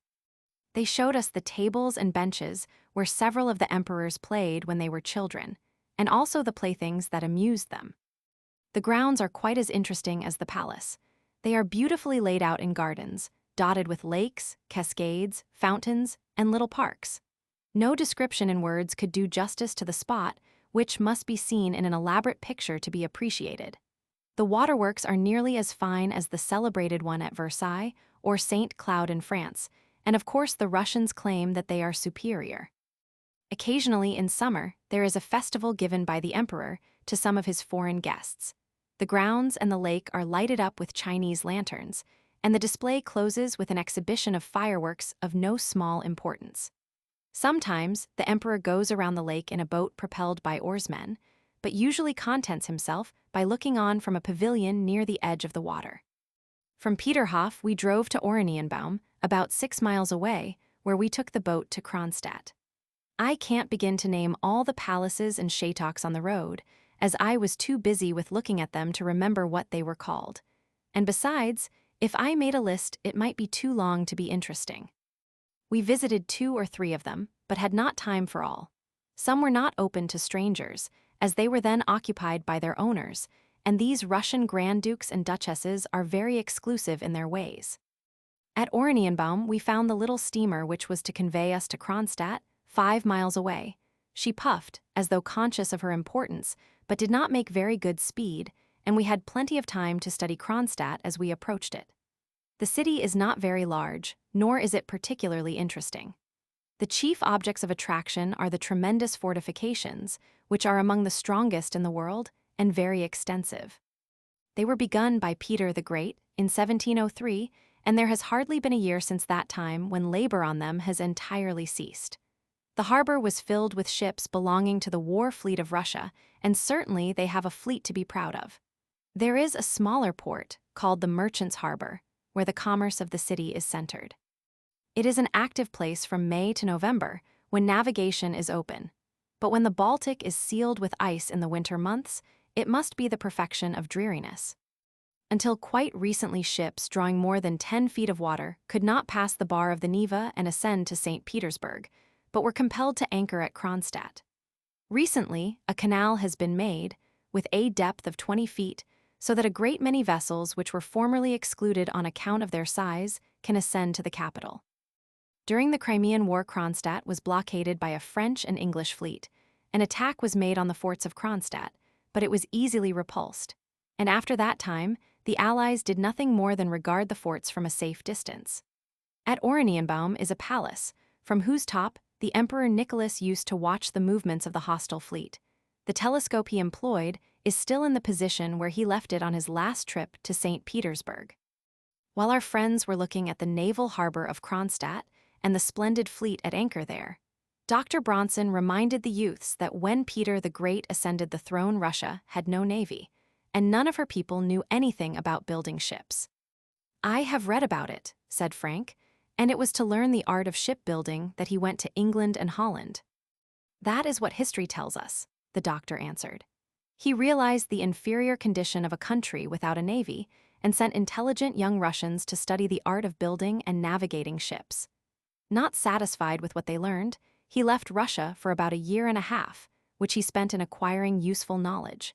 He worked in a shipyard in Holland disguised as a common workman, though it is generally believed that the officers in charge of the yard knew who he was. Afterwards, he spent 3 months in an English shipyard, and when he returned to his country, he was accompanied by some 500 shipwrights, riggers, sailmakers, and other laborers required in an establishment such as he wished to create. From this beginning came the Navy of Russia. The foundation of the great fleet before us was laid by Peter the Great. The English and Dutch origin of Russian shipbuilding is shown in the English and Dutch names for the different parts of a ship. The deck, keel, mast, and many other nautical things are the same in Russian as in English. The Russians had no equivalent words, and naturally adopted the names from the country that supplied the things named. "And I can tell you something still more curious," the doctor continued, "as it was told to me by a Russian captain. While the shipbuilders of Peter the Great were from England and Holland combined, the men to navigate the ships after they were built came almost wholly from the latter country. The result is that nearly all the evolutions of a ship, and the movements of the sailors to accomplish them, are in Dutch, or rather they have been adopted from Dutch into Russian. The Russian captain I have mentioned stated it to me in this way: a Dutch pilot or captain could come on my ship, and his orders in his own language would be understood by my crew. I mean simply the words of command, without explanations. On the other hand, a Dutch crew could understand my orders without suspecting they were in Russian. It is no wonder," said Fred, "that the Russians honor the memory of the great Peter, and that their largest ship of war bears his name. Am I right in regard to the ship?" "It is the largest at present," replied the doctor, "but there are 3 ships, the T. Chesme, Sinope, and Catherine Roman II, to be completed in 1887, which will be larger than the Peter the Great. The latter is an ironclad turret ship of 80 to 85 horsepower and 10,000 tons displacement. She carries 8 guns, has 2 turrets, and her iron plating at the waterline is 14 inches thick. She is 330 feet long and 60 feet wide in her broadest part, and resembles the great mastless ships of the British Navy, particularly those of the Dreadnought class. She was built at Kronstadt in 1874. The other and larger ships I have named are on the ways at Sevastopol and Nikolaev, on the Black Sea. Without going into details, I will say that the Russian Navy consists of 2 great divisions, the Fleet of the Baltic, and the Fleet of the Black Sea. Each of these great divisions is subdivided into sections, the Baltic Fleet into 3, and the Black Sea Fleet into 2. The sections carry flags of different colors, white, blue, and red. This arrangement was taken from the Dutch, like the system of shipbuilding in Peter's time. At the beginning of 1885, the Baltic Fleet consisted of 209 vessels, including 33 armor-clad and belted ships, 49 unarmored frigates, corvettes, clippers, and cruisers, and 95 torpedo boats. Gunboats, transports, and various other craft completed the list. The Black Sea Fleet included 98 vessels, of which 7 were armor-clad. Then there are the vessels of the Caspian Sea and the Siberian flotillas. And altogether, the Russian Navy comprised at that time 358 vessels, armed with 671 guns, with a measurement of 196,575 tons, and engines of 191,976 horsepower. Before we drop the subject of Russia's navy, the doctor continued, perhaps you would like to hear about the Popovkas. Neither of the youths had heard of these things and wondered what they could be. Dr. Bronson relieved their perplexity by explaining that the Popovkas were a new style of ironclad ship intended for the defense of harbors, rather than for rapid cruising at sea. They were the invention of Admiral Popov of the Russian Navy, he remarked, and hence comes their name. The first of them was built in 1873 at Nikolaev on the Black Sea and was called the Novgorod. She is circular, with a diameter of 100 feet and carries 2 11-inch guns in a revolving turret like that of the Monitor. She measures 2,000 tons and has engines which propel her about 6 miles an hour. The other ship of this class is the Admiral Popov, 120 feet in diameter, carrying 2 12-inch guns in a revolving turret and capable of steaming 8 miles an hour. There is a gentle slope of the sides from the water's edge to the base of the turret, so that any other shot than a plunging one would be glanced off. As the ships have not yet been tried in battle, their advantages are only theoretical. Frank asked how many officers and men were employed in the navy of the Tsar. From the latest reports at hand, the doctor answered, there are 29 admirals, vice-admirals, and rear-admirals, 404 captains, and 934 lieutenants and midshipmen. 76 admirals, 140 captains, and 50 lieutenants are employed on shore duty, and there are 35 captains and 39 lieutenants and midshipmen serving in lines of commercial steamers subsidized by the government. 1,094 pilots, engineers, artillerists, and others complete the official list, and the men before the mast number 24,512. The sailors are obtained by conscription or by voluntary enlistment generally, the former end required to serve 9 years. 7 years of this period are in active service, and 2 years in the reserve, whence the men may be called out in case of war. Please tell us something about the Russian army, said Fred, as the army and navy are very closely related. I think you have had enough of statistics for one day, Dr. Bronson replied, and if they are all in your journals, your readers may be inclined to skip them. But at the risk of being tedious, you cannot omit saying something about the military and naval forces of a nation, which is the most thoroughly military and naval power of modern times. There is no throne in Europe more dependent upon the weapons of war than is that of Russia. Take away the army and navy, and Russia would follow the fate of Poland and be speedily dismembered by her neighbors. England, France, Germany, and Austria would have made an end of Russia long ago, but for the resisting power of which she is capable. Frank and Fred declared that they would like to hear then and there about the army, and so the doctor continued. The army of Russia, previous to 1874, was drawn entirely from the classes of artisans and peasants by means of a conscription and the enrollment of the sons of soldiers. In that year, a new law was approved by the emperor making all men who had completed their 21st year, and were not physically exempt, liable to service. The purchase of substitutes is not permitted by the new law. Each man drawn by the conscription is required to pass 6 years in active service and 9 years in the reserve, making a total of 15 years in all. While in the reserve, the men are liable to be called out only in case of war, and if so called out, the younger are put into active service in the field, while the older ones are employed for garrisoning forts and other light work. Don't they have any exemption for the sons of rich men? One of the youths inquired. Illustration: Grenadier, Chasseur of the Guard, Fifer of the Guard, Dragoon, Cuirassier, Hussar. The Russian Army regular troops. Theoretically, there is none, the doctor answered. But in order to cover such cases, and particularly to provide officers for the army, it is arranged that young men with a fair education may be enrolled as volunteers for short terms during and from their 17th year of age. When their volunteer service is completed, they may pass into the reserve, or be subjected to an examination for commissions as officers either in the active army or the reserve. In the reserve, whether as officers or privates, they are liable to be called for duty any time before their 36th year. Fred asked what proportion of the male population was taken for the army every year by means of the conscription. As before stated, every able-bodied man is liable, was the reply, but it is generally found that a conscription of 4 in 1,000 will produce from 90,000 to 100,000 men. On a peace footing, the active army contains about 20,000 officers and 530,000 men.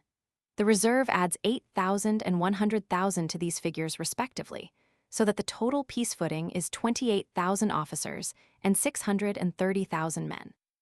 And how much is the war footing? The war footing, according to the latest figures, to give it exactly, is 41,551 officers and 1,176,353 men. Add to this the whole able-bodied militia liable to be called into service in case of necessity, and the available war forces of Russia amount to about 3,200,000. On the peace footing, the army has 129,736 horses and 1,844 guns, which are increased in time of war to 366,354 horses and 3,778 guns. In 1883, a census of the horses in 58 provinces of European Russia showed that there were nearly 15 millions of these animals fit for service in case of need. One of the youths wished to know something about the Cossacks, and whether they formed a part of the army or not. The Cossack is an irregular soldier, the doctor replied, though in some cases he is not a soldier at all. The origin of the Cossacks is unknown, some claiming that they belong to the Tartar and others to the Russian race. The probability is that they are a combination of the two. They were first heard of in the 10th century in the valley of the Don River. In the wars of Russia with the Turks and Tartars about the 15th century, they showed a great deal of bravery and an excellent organization of a semi-military character. They are more Russian than Tartar in their language, religion, and customs. The rulers of Russia have not always found affairs running smoothly between themselves and the Cossacks, and when the latter felt they had not been properly treated, they were not slow to rebel. A revolt was generally followed by an emigration of the Cossacks into the Tartar country to the east, and in nearly every instance, this emigration resulted in the addition of new territory to Russia. I believe I have read that the conquest of Siberia was accomplished in this way, said one of the youths. You are right, was the reply, and the whole conquest hardly cost anything to the government. About 300 years ago, a tribe of Don Cossacks rebelled, and under the guidance of Yermak, their hetman, or leader, crossed the Ural Mountains into Asia. They began a career of conquest, which was pushed so rapidly that in less than 70 years, they and their descendants had carried their banner to the shores of the Okhotsk Sea. In the early part of their career, they offered the conquered territory to the Tsar, and received in return a pardon for their misdeeds on the Don. History furnishes no parallel to this conquest, which was made by a few hundred outlaws and carried to a successful end with little assistance from others and no support from the government. But to return to the Cossacks of today. Illustration: Liguin, Cossack of the Don; Circassian, Tartar Cossack of the Crimea, Cossack of the Caucasus, Cossack of the Ural. The Russian Army irregular troops. The Cossacks are a race of freemen. With only a few exceptions, none of them have ever been serfs. The whole land where they live belongs to them in common, and they have equal rights in hunting and fishing. They pay no taxes to government, but in place of taxes are required to give a certain number of days' service in each year. Every Cossack feeds and equips himself at his own expense and provides and feeds his horse. If called to serve outside the boundaries of his own country, He receives rations for himself and horse and a small amount of pay, but this ceases when he returns to his own land. The Cossacks have their own officers, which were formerly chosen by themselves, but are now appointed by the government, the latter usually being careful to send officers such as the Cossacks approve. The military organization of the Cossacks is in 10 great divisions called wojskos, that of the Don being the largest. Each wojsko furnishes, according to its population, a certain number of regiments fully armed and equipped and constantly under military discipline. These regiments must be prepared to march for active service 10 days after being notified. Altogether, in time of war, the Cossacks of the various parts of the empire, available for war service, are about 150,000 men. They are splendid horsemen, and their best service is as cavalry. They can endure hunger, cold, and fatigue beyond ordinary soldiers, and are very troublesome to an enemy. In the retreat of Napoleon's army from Moscow, they made great havoc, and many thousands of French soldiers fell beneath the Cossack lance and saber. They have an undeserved reputation for cruelty, as they are probably no worse, and certainly no better, than other kinds of soldiers. War at its best is a cruel business, and in no age of the world has it been the custom for armies to refrain from hurting their enemies when it was in their power to do so. This conversation occupied most of the time while the boat was steaming from Kronstadt to St. Petersburg. Seated near our friends was an officer whose coat did not show any buttons. It was fastened with hooks like those on a lady's dress, and Frank called attention to its peculiarity. Dr. Bronson explained that the officer was of the Cossack branch of the service, this being the distinguishing feature of the Cossack uniform. The Cossack soldier wears a sheepskin coat fastened with a girdle at the waist. He abhors buttons, and the uniform of the officers is made to conform to their tastes. On the lower deck of the boat was a squad of soldiers, under command of a sergeant, who had probably been to Kronstadt on some official duty and were now returning. Fred called attention to the singular hats worn by the soldiers, each hat having a high plate of brass in front and reminding the youths of the hats worn by the soldiers in the comic opera of the Grand Duchess of Gerolstein. "It is not unlike a coal scuttle in shape," said Fred, "and must be an uncomfortable piece of headgear." "That is a regiment which was organized in the time of the Emperor Paul," said the doctor, "and the design of the hat was made by him, at least that is what a Russian officer told me. Observe that there is a perforation in the brass of each hat, as though made by a bullet, and some of the hats have 2 or 3 holes. The tradition is," continued the doctor, "that the regiment once showed cowardice when brought face to face with the French invaders during the War of 1812. In the next battle they were put in the front and kept there. Half their number were killed, and nearly every hat was perforated by a bullet. Since that time the helmets are preserved just as they were when the battle ended. When a new helmet is ordered to replace an old one, it is perforated just as was its predecessor. Hence the curious appearance of the soldiers of the Grenadier Regiment organized by Paul. The discipline of the Russian army is severe, and there are no better regiments, either for parade or fighting purposes, than those stationed in the neighborhood of the great cities. Reviews of the army are held frequently. When the emperor goes in person to the Grand Review, every year the sight is a magnificent one. The Russian imperial family is full of soldierly qualities, which is not at all strange when we remember their training. Sometimes it is pushed to an extreme degree. The Grand Duke Michael, brother of the Emperor Nicholas, is said to have been one of the most rigid disciplinarians ever known, and whenever he inspected a division, not a button, or even the point of a mustache, escaped his notice. Parades were his delight, and he could ride at full gallop along the front of a line and detect the least irregularity. He used to say, "I detest war. It interferes with parades and soils the uniforms." He disliked the Cossacks because they did not appear well at reviews. In his eyes, their excellent fighting qualities were of minor importance. The Cossacks carry their cartridges in a row of pockets on the breasts of their coats, and not in cartridge boxes, as do other soldiers. The Grand Duke thought a soldier's uniform was incomplete without a cartridge box, probably for the reason that it gave him a certain amount of work to keep it clean and bright. This was another reason for his dislike of the irregular troops, which form such an effective arm of the service in time of war. The steamer deposited its passengers at the quay near Admiralty Square, and our friends again trod the soil of St. Petersburg, after an interesting and instructive day in the environs of the city. Frank and Fred devoted the evening to writing out what they had learned during the trip to Peterhof and Kronstadt, and especially to making notes upon the Army and Navy of Russia. To refresh their memories, they referred to a copy of the Statesman's Yearbook, which happened to be in the room, and said they would cordially recommend it to others who might seek similar information. Chapter 8. Visiting the University of St. Petersburg. Education in Russia. Primary and other schools. The system of instruction. Recent progress in educational matters. Universities in the Empire. Their number and location. Religious liberty. Treatment of the Jews. The islands of the Neva, and what was seen there. In a traktir. Bribery among Russian officials. Next morning, the party was out in good season. It had an appointment with a professor attached to the University of St. Petersburg for a visit to that institution. He was to take breakfast with them, and afterwards would escort them through the library and other rooms of the establishment. While they were at breakfast, the professor entertained the youths with an account of the educational condition of Russia, which we will endeavor to repeat as nearly as it was remembered by Frank and Fred.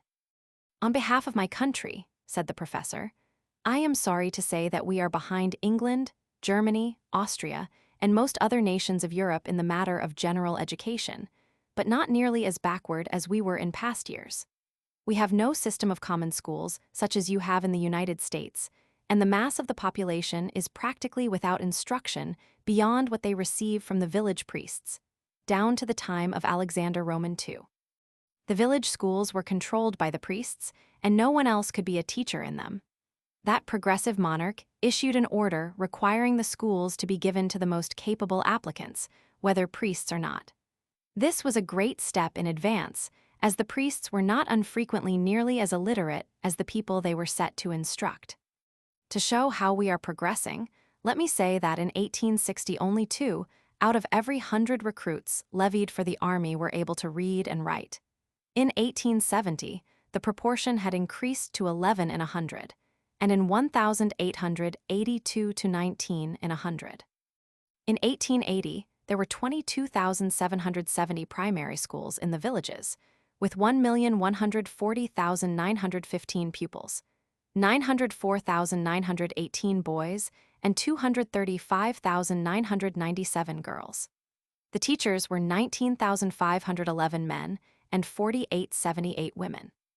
Some of the primary schools are entirely supported by the government, and others partly by the government and partly by a small tax upon the parents of each pupil. The latter plan is not satisfactory, as it discourages poor people with many children from sending them to school, and it is probable that in a few years all the schools will be free. One of the youths asked what was taught in the village schools of Russia. "Reading and writing," the professor answered, "are the first things, as a matter of course, and then come arithmetic, grammar, and geography, in the order I have named them. Church and state are so closely connected in Russia that the primary education includes the form of prayer. It is a part of the daily exercise of the schools, except for those who profess other than the Orthodox faith, and in former times children of dissenters were not allowed to attend the schools. Catholics, Lutherans, and others were instructed by their own teachers, and, failing this, they had no instruction whatever. At present, children of any faith can attend the village schools, and where there is a mixed population, the schools are divided. In 1850, the professor continued, there were less than 3,000 village schools in the empire. The increase to more than 22,000 in 30 years shows how rapid has been our progress. We have great hopes for the future, and at the end of another 30 years, I trust you will find us not much behind the other countries of Europe." Dr. Bronson asked about the higher instruction in Russia and how it compared with that of other lands. "One of the drawbacks to higher education in its broad sense," said the professor, "was the custom that prevailed, and still prevails to a great extent, for rich people to educate their children at home. Every nobleman who could afford it had a tutor for his boys and a governess for his girls. There is no country where tutors and governesses were more certain of employment than in Russia, and I have the assurances from them, 100 times repeated, that they were better treated here than anywhere else. a tutor or governess is almost invariably made a member of the family, sits with them at table, is presented to visitors, forms a part of their social circle, and is made to feel thoroughly at home. Governesses are usually English or French, while tutors are generally French or Germans. The education of these home-taught children begins at a very early age, and they naturally speak with fluency the language of their instructors. Hence it follows that the Russians of the higher classes have, justly, the reputation of being the best linguists of Europe. As the professor paused, Frank remarked that he had observed how almost every Russian officer spoke French or German, and many of them spoke French, German, and English. French seems to be almost universal among them, he added, at least as far as I have been able to learn. That is true, said the professor, and there are many Russians who speak French better than they do their own language. With French nurses in their infancy, French governesses or tutors as their years advance, and with their parents speaking French, it is not to be wondered at. The system of home education discouraged the education of these schools among the nobility, and it was only during the reign of Nicholas that a change was made. Count Uvarov, minister of public instruction under the Iron Tsar, set the example by sending his own son to the University of St. Petersburg. The example was followed, and the attendance at the universities and normal schools increased rapidly. Nicholas gave the system a military character by decreeing that the students should wear cocked hats and swords, but this was abandoned by Alexander Roman II. The policy of Nicholas was shown in the words of his instruction to Count Uvarov: orthodoxy, autocracy, nationality. Fred asked how many universities and high schools there were in the empire. There are 9 universities, the professor answered, situated at St. Petersburg, Moscow, Kiev, Kazan, Wilna, Dorpat, Kharkov, Odessa, and Warsaw. The professors are paid by the government, and the poor students have an allowance for their support. To be admitted to the universities, they must pass an examination in the course of instruction in the gymnasia or high schools, which are in the provincial towns, about 400 in all, or must have received equivalent instruction at home. The high schools or gymnasia correspond to your academies or high schools in America, and hold the same relation to the universities. Recently, the government decided to establish a Siberian university. It was to be opened at Tomsk in 1886, but there was great opposition to it by a large and influential party, who claimed that a Siberian university would be a great peril to autocracy in Russia. They look upon Siberia as the source of many liberal, and therefore dangerous, ideas, and say the new university will greatly facilitate their development. Besides the universities, which confer degrees in law, medicine, mathematics, natural history, philology, and the Oriental languages, there are distinct schools of medicine and law, like the medical and law schools of other countries. There are 4 free high schools for the education of women, and the applicants for admission are constantly in excess of the facilities for their instruction. There was a medical school for women, but it was closed in 1884 on account of its use as a means of disseminating revolutionary ideas. Frank and Fred wished to obtain further information about the reason for closing this medical school, but they remembered that the professor would probably dislike to discuss the subject, as it had a political bearing, and so no question about it was asked. Breakfast was over, and the party entered the carriage, which was waiting at the door, and were driven to the university. "One thing I forgot to say," said the professor, as soon as they were seated in the vehicle, "and that was about education in Finland. The Grand Duchy has a system of public instruction distinct from that of the rest of the empire. It has a university at Helsingfors, high schools in all principal towns, and elementary schools in the villages.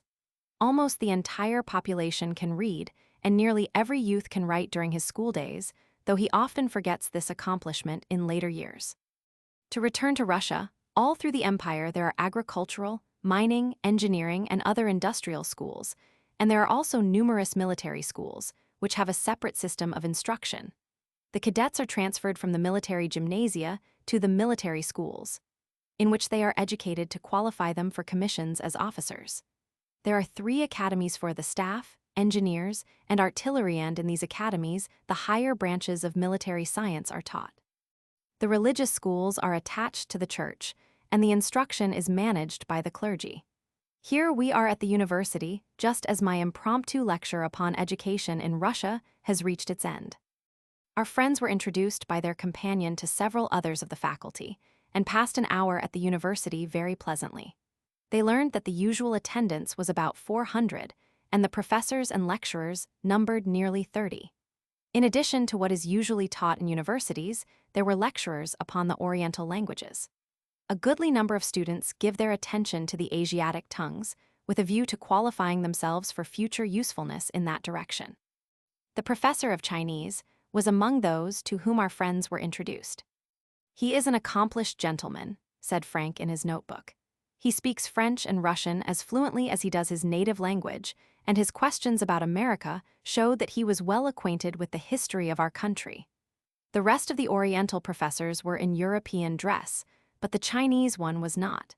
He was in the same garments he would wear at Shanghai or Peking, and his hair was plaited into an irreproachable pigtail.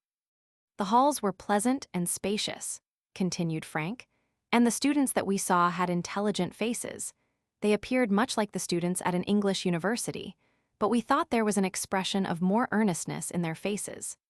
The professor told us that the young men who attended the university gave very little trouble in the matter of discipline, and the disgraceful pranks of students at Oxford and Cambridge were practically unknown in Russia. It is so recently that education has been in the reach of everybody in this country that its value is more appreciated than elsewhere. The library contains more than 60,000 volumes, and there is a good scientific collection in the museum. The students have the privilege of visiting the Academy of Sciences, under certain restrictions, where they have access to a library of 150,000 volumes and an extensive museum. The latter has an Asiatic department, which contains many objects of great interest to students of matters pertaining to Asia. We went to the museum after seeing the university and looked at the remains of the Siberian mammoths, which were found embedded in the ice where they had lain for thousands of years.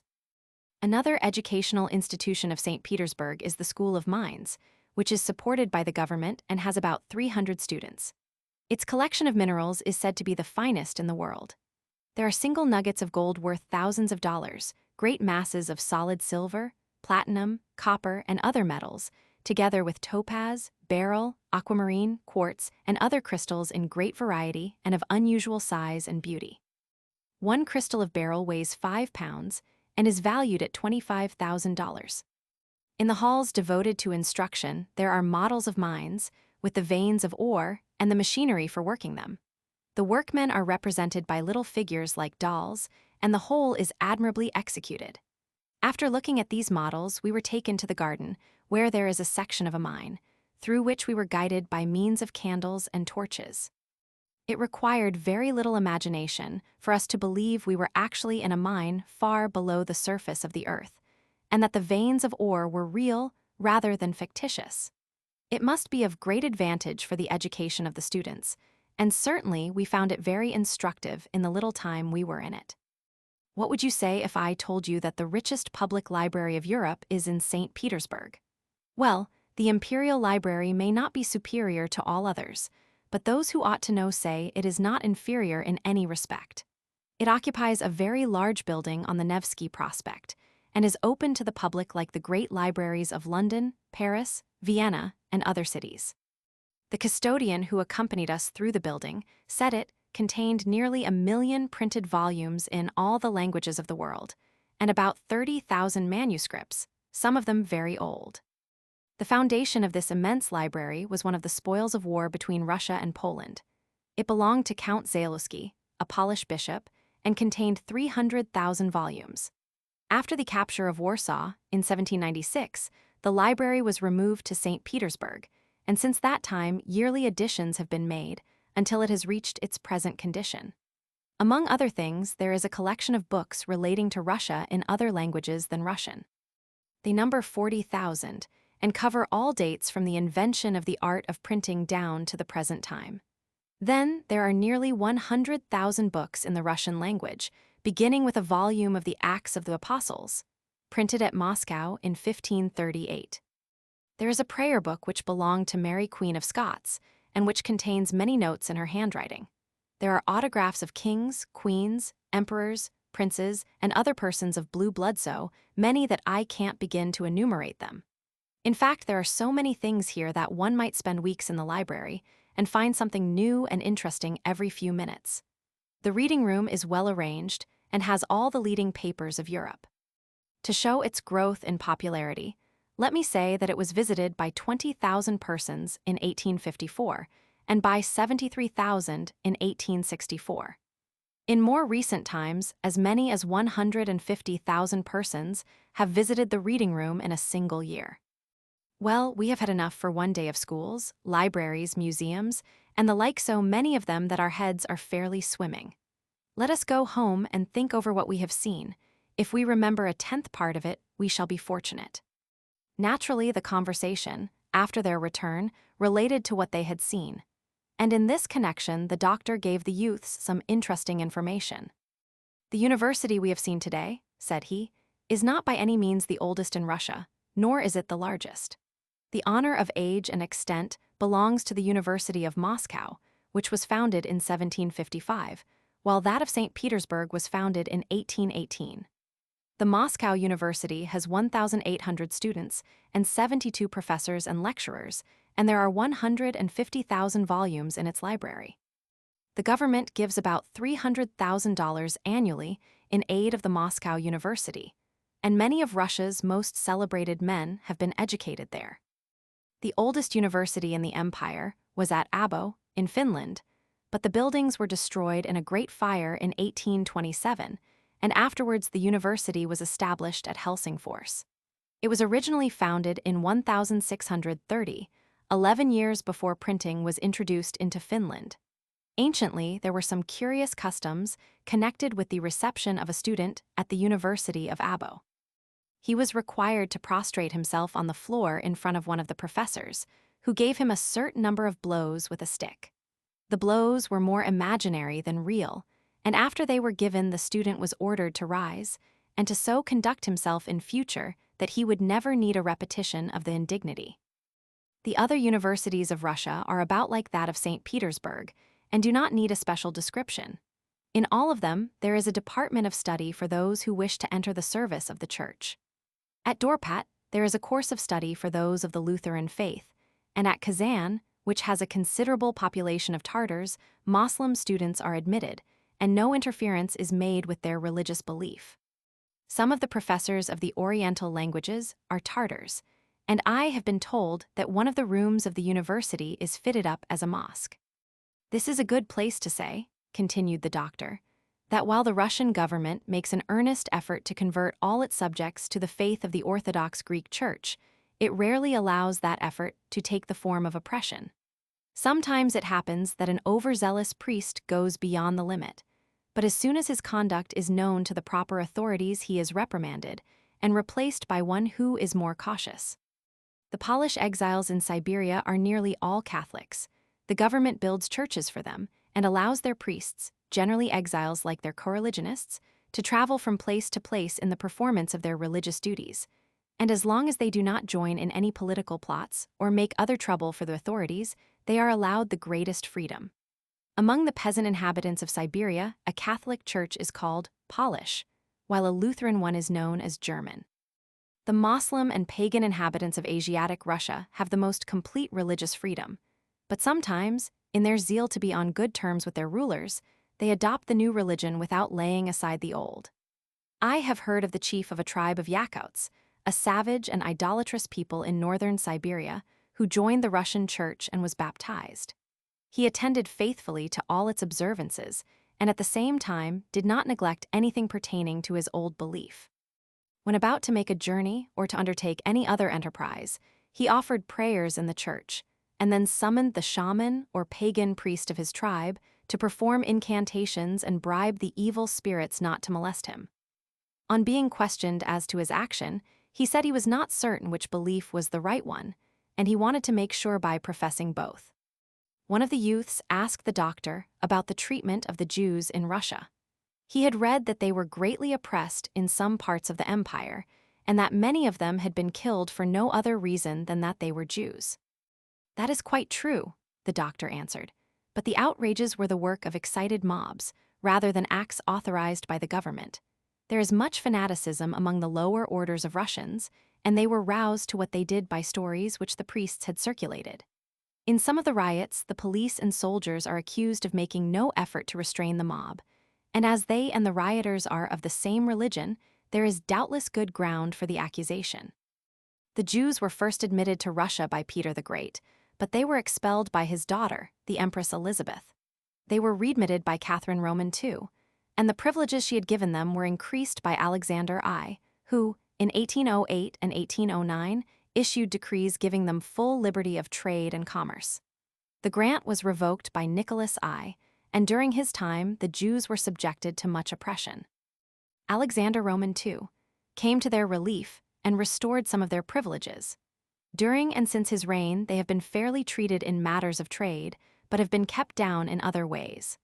Only a certain number are allowed to practice medicine or keep drugstores, and only a specified proportion of Jewish students is allowed at the schools and colleges. A great deal of the trade of the country is in their hands, and they are noted, as everywhere else in the world, for their industry and frugality.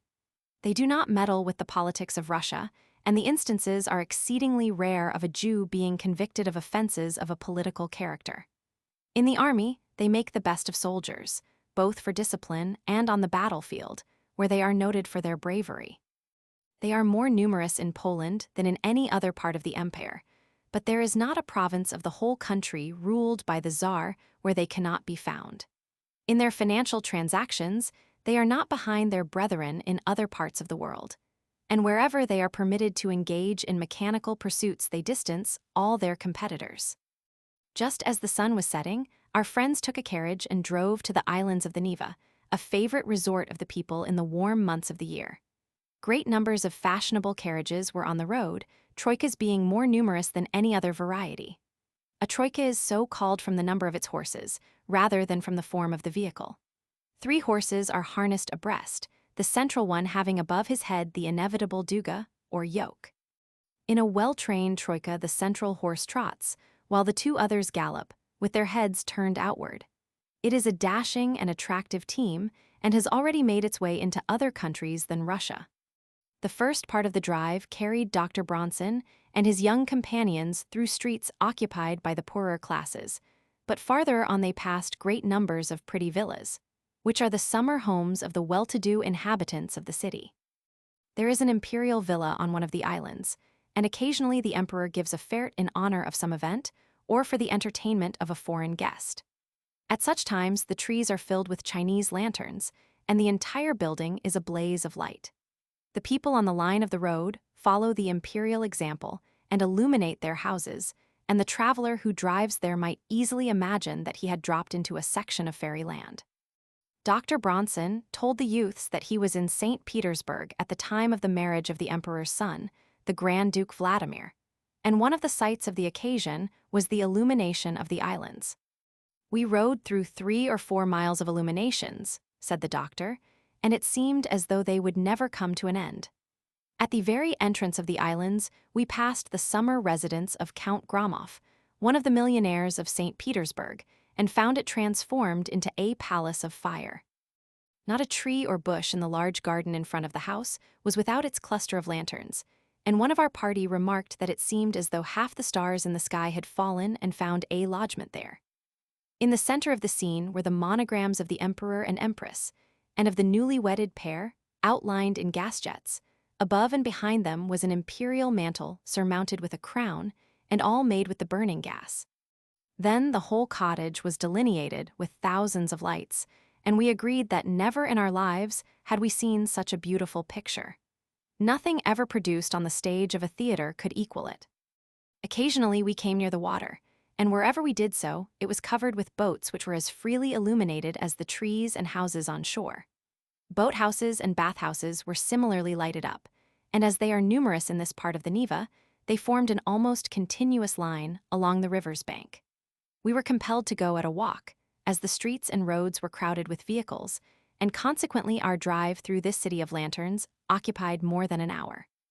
Dr. Bronson gave other details of the celebration which we have not time to repeat, or rather, they did not find a place in the notebooks of the youths. The time was passed pleasantly in a contemplation of the scenes by the wayside, the pretty villas among the trees, the carriages and their occupants, the people on foot or gathered in front of the houses or on the verandas, the crowds in the cafes and restaurants, which are scattered here and there over the islands, together with other sights that met their eyes. There was enough to make the fortune of an artist if he could have placed all the pretty pictures of the evening upon canvas and preserved the glow of the northern sky and the twinkle of the lights. A few houses were illuminated, probably in honor of a patron saint or to commemorate an event in the history of the owner of the establishment. While looking at these illuminations, Frank and Fred tried to imagine the whole place lighted up, as Dr. Bronson had described it on the occasion of the Imperial Fête. After a ride of 2 hours or more, the party returned to the hotel, stopping a few minutes on their way to drink some tea at a traktier. Frank ventured to air the few Russian words he had acquired and acquitted himself in fine style. "Dai tea chai, Pashults. Give us tea, please," he said as they took their seats at the table. "Si chasse," replied the waiter, and in a few moments 3 glasses of steaming tea were before them. The traveler in Russia will hear si chasse pronounced a good many times daily while he is in the Empire. It is like the French waiters tout de suite or the English ones coming, sir. Practically they mean the same thing. The literal translation of si chasse is this hour, and perhaps this will account for the fact that it is often an hour before a simple demand can be met. The waiter in Russia is no more reliable than in other countries, and not generally as intelligent as the man of the same occupation in a French café. Many of the servants in the hotels of St. Petersburg are French or German instead of Russian. In the best hotels, the Russian waiters almost invariably speak French or German in addition to their own language. When the tea drinking was ended, Frank beckoned the waiter and addressed him with the inquiry, "Skalka stoit? How much does it cost?" The waiter comprehended at once, and, somewhat to Frank's disappointment, placed on the table a written check on which was noted in figures the indebtedness of the party. The disappointment was not caused by the price of the tea, only 5 kopecks the glass, but by the removal of the opportunity for the young man to make further airing of his Russian by displaying his knowledge of the spoken numerals. The printed or written figures of the Russian language are the same as those of other European nations, and a stranger can get along with them without the least trouble, even though he does not know a word of Russian. Near the hotel, they met a party consisting of 2 policemen and as many prisoners. The latter appeared to be under the influence of strong drink, and the policemen did not find it easy to make them move along. They were not quarrelsome or obstinate. In fact, their limbs were too weak to allow them to make any resistance. "They'll have a job of street sweeping tomorrow," said the doctor, "unless the customs have changed since the first time I was here." "Do they make prisoners sweep the streets?" one of the youths asked. "They did at that time, and quite likely they do so now," the doctor answered. Every person arrested for intoxication was required to sweep the streets the next day for a given number of hours, and it is a strange sight when, as sometimes happens, the sweepers are in the garments in which they have been wending their devious ways homeward from a ball, or perhaps from a party where fancy costumes have been worn. Generally speaking, you see few besides the mujiks, or lower classes, as the well-dressed people, with money enough in their pockets, can secure immunity by means of a bribe. A small donation to the proper officer will set them free, but if they have no money, they must do their share of work with the rest. "I have read that Russia is the land of bribes," said Fred, "bribes both great and small." "It certainly has that reputation," was the reply, "and doubtless not without justice. The pay of the officials is very small, quite out of proportion to the expense of living, and the temptation is certainly great. A Russian once said to me that an official must steal in order to make an honest living. He did not mean it as a joke, but in sober earnest, though his language did not exactly express his meaning. He wanted to say that a man must accept pay for showing zeal in the interest of anyone whose affairs passed through his hands, and unless he did so, he could not properly support himself and family. There is a story of a German savant who was intimate with the Emperor Nicholas. The latter once asked him to point out any defects in the system of government, and the savant immediately suggested the universal system of bribery, which ought to be stopped. The emperor shook his head and said it was impossible to put an end to an evil which was so widely spread. "But your majesty could issue an imperial decree against bribery," the savant replied, "and that would prevent it." "But I would have to begin," said the emperor, "by bribing my prime minister to publish the decree, and then I would have to bribe everybody else to stop taking bribes." "I will tell you," the doctor continued, "what I have been told by Russians. I do not vouch for the correctness of what they say, but have no doubt of their veracity. While I have had no business transactions that involved the payment of money to officials, I have some friends whose negotiations were altogether stopped, as they believe, by the fact that they would not give money to persons of influence.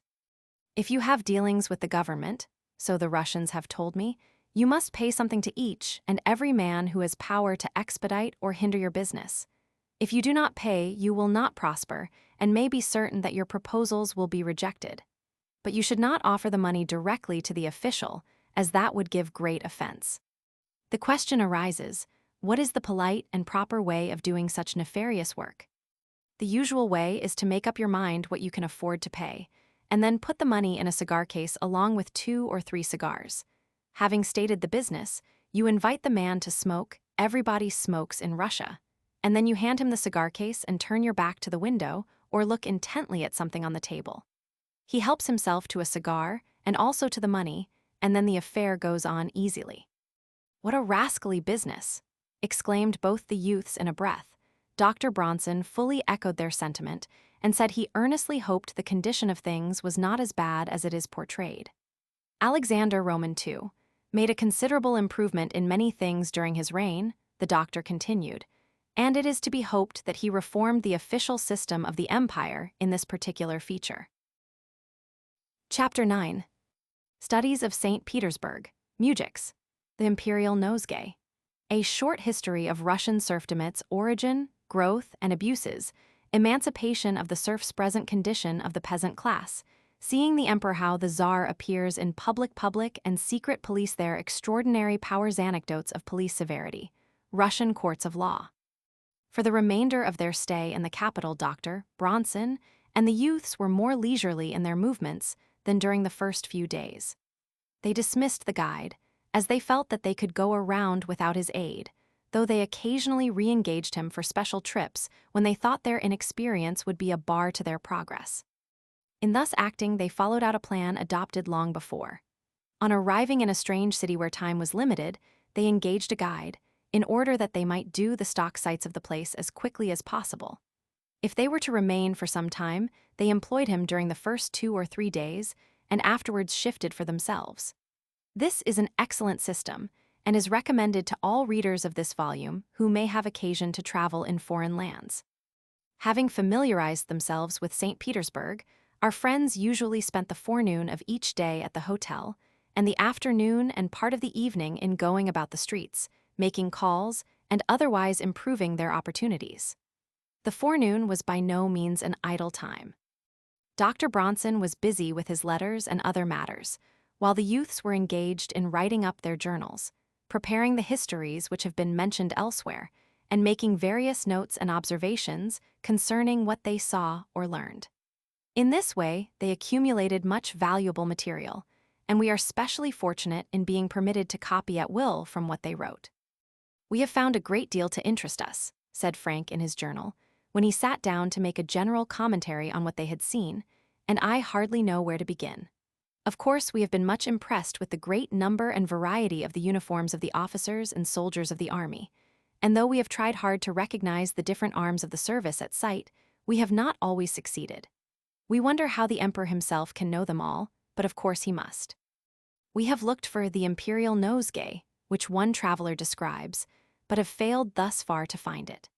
The story goes that one of the emperors had a regiment composed of men whose noses were turned up at an angle of 45 degrees.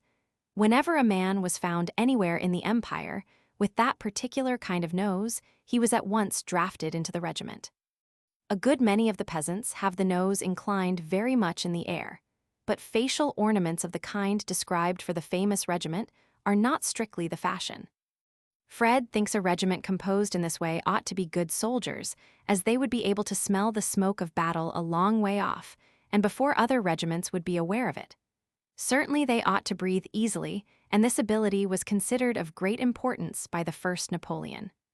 Other things being equal, he used to say, always choose an officer with a large nose. His respiration is more free than that of the small-nosed man, and with good breathing powers, his mind is clearer and his physical endurance greater. Perhaps he realized on his retreat from Moscow that many of his pursuers were of the kind he describes. We have been much interested in the mujiks, or peasants, the lowest class of the population, and also the largest. Their condition has improved greatly in the last 20 or 30 years, if what we read and hear is correct. We had read of the system of serfdom in Russia before we came here, but did not exactly understand it. Since our arrival in St. Petersburg, we have tried to find out about the serfs, and here is what we have learned. To begin at the end, rather than at the beginning, there are no longer any serfs in Russia, and consequently we are talking about something that belongs to the past. Serfdom, or slavery, formerly existed throughout all Europe and England, France, Germany, Spain, and other countries. It has been gradually extinguished, Russia being the last Christian country to maintain it. Slavery still exists in certain forms in Turkey, but as the Turks are Muslims and not Christians, I don't see why we should expect anything better in that country. Serfdom began later in Russia than in any other European country, and perhaps that fact excuses the Russians for being the last to give it up. Down to the 11th century, the peasant could move about pretty much as he liked. The land was the property of all, and he could cultivate any part of it as long as he did not trespass upon anyone else. In many of the villages, the land is still held on this communistic principle, and is allotted every year, or every 2 or 3 years, by the elders.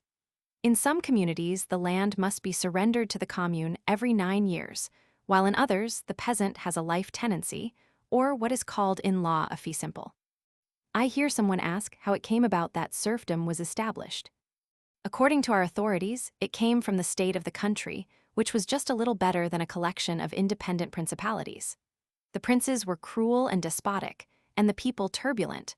Murders of princes were very common.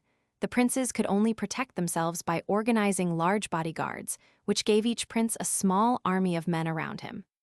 In course of time, the officers of these bodyguards became noblemen and received grants of land. At first, the peasants could move about on these estates with perfect freedom, but during the 16th century they were attached to the soil. In other words, they were to remain where they were when the decree was issued, and whenever the land was sold, they were sold with it. It is said that the object of this decree was not so much in the interest of the landowners as in that of the government, which was unable to collect its taxes from men who were constantly moving about. Where the land belonged to the government and not to individuals, the peasants living upon it became serfs of the crown, or crown peasants. Thus the Russian serf might belong to a prince, nobleman, or other person, or he might belong to the government. Private estates were often mortgaged to the government.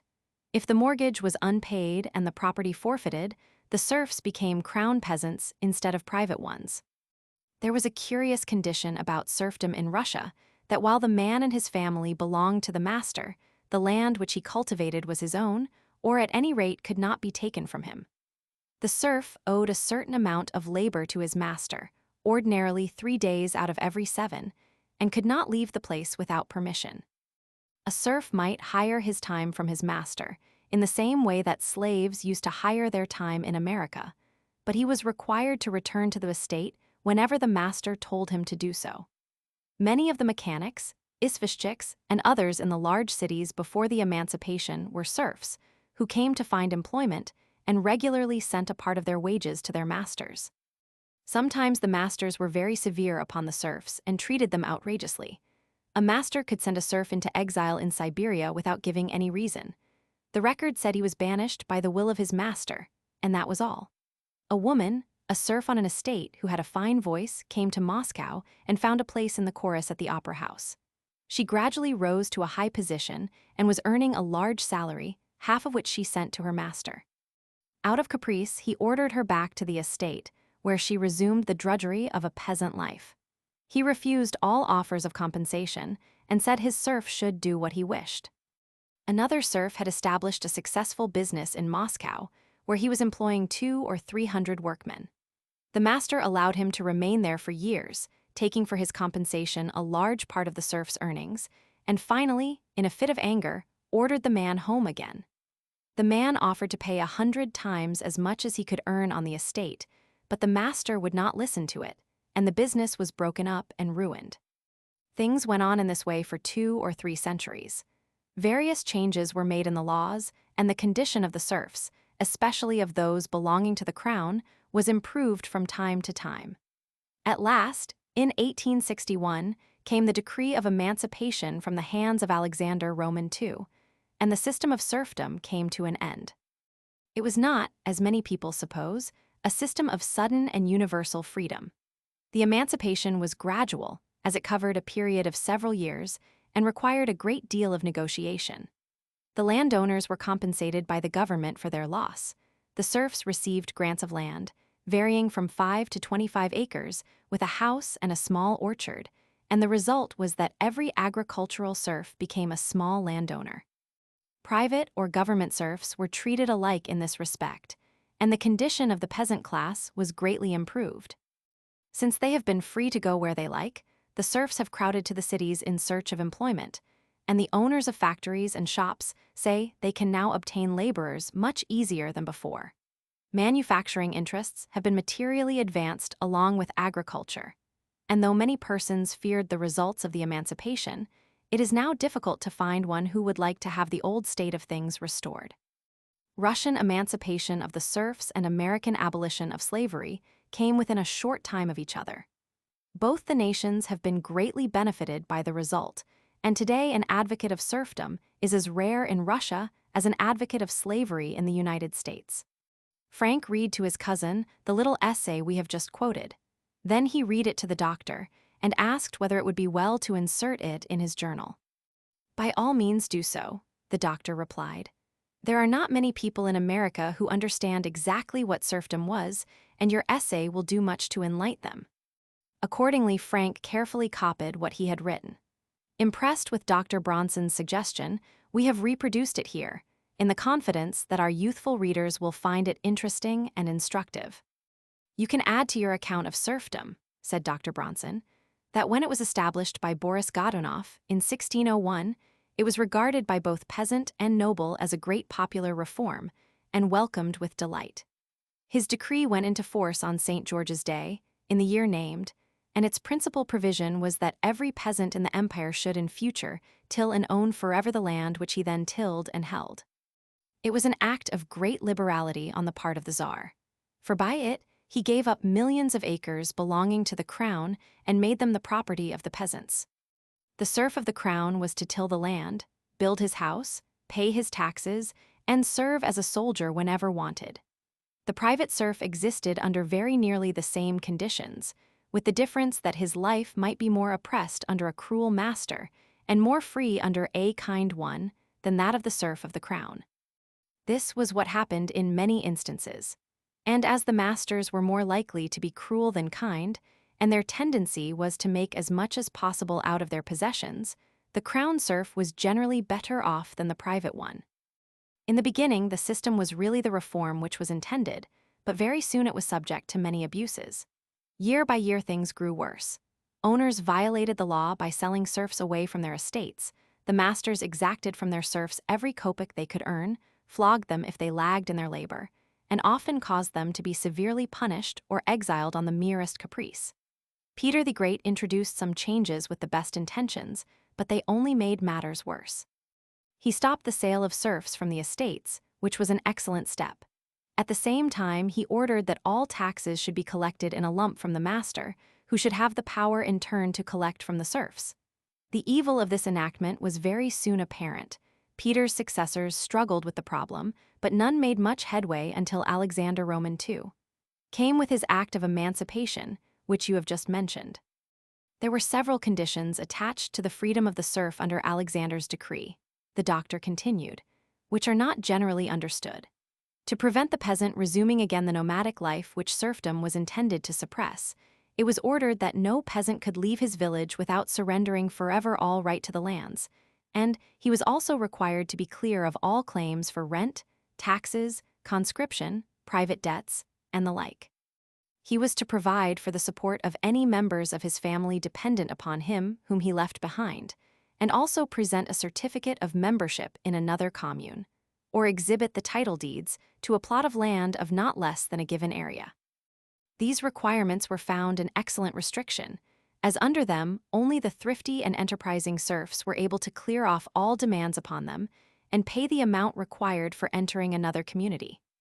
Men of this class found their way to the cities and larger towns, where many of them have risen in wealth and influence, while the quiet, plodding peasants who remained on the estates and tilled their lands have generally prospered. A gentleman who has studied this question wrote recently as follows: "Opposite and extreme opinions prevail as to the results of emancipation.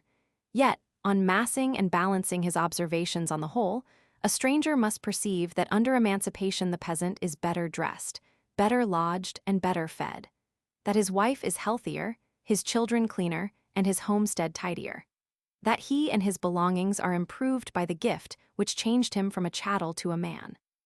He builds his cabin of better wood, and in the eastern provinces, if not in all, you find improvements in the walls and roof. He paints the logs and fills up the cracks with plaster, where he formerly left them bare and stuffed with moss. He sends his boys to school and goes himself more frequently to church. The burgher class and the merchant class have been equally benefited by the change. A good many peasants have become burghers, and a good many burghers merchants. All the domestic and useful trades have been quickened into life. More shoes are worn, more carts are wanted, more cabins are built. Hats, coats, and cloaks are in higher demand. The bakeries and breweries find more to do. The teacher gets more pupils, and the banker has more customers on his books." Free Russia, by Hepworth Dixon, p. 275. With a few more words upon serfdom and its relation to other forms of slavery, the subject was dropped, and our friends went out for a walk. As they passed along the Nevsky, they were suddenly involved in a crowd, and half forced into the door of a shop which they had visited the day before. They were recognized by the proprietor, who invited them to enter and make themselves comfortable. "The emperor is coming in a few minutes," he explained, "and the police are clearing the way for him." One of the youths asked if it was always necessary to clear the streets in this way when the emperor rode out.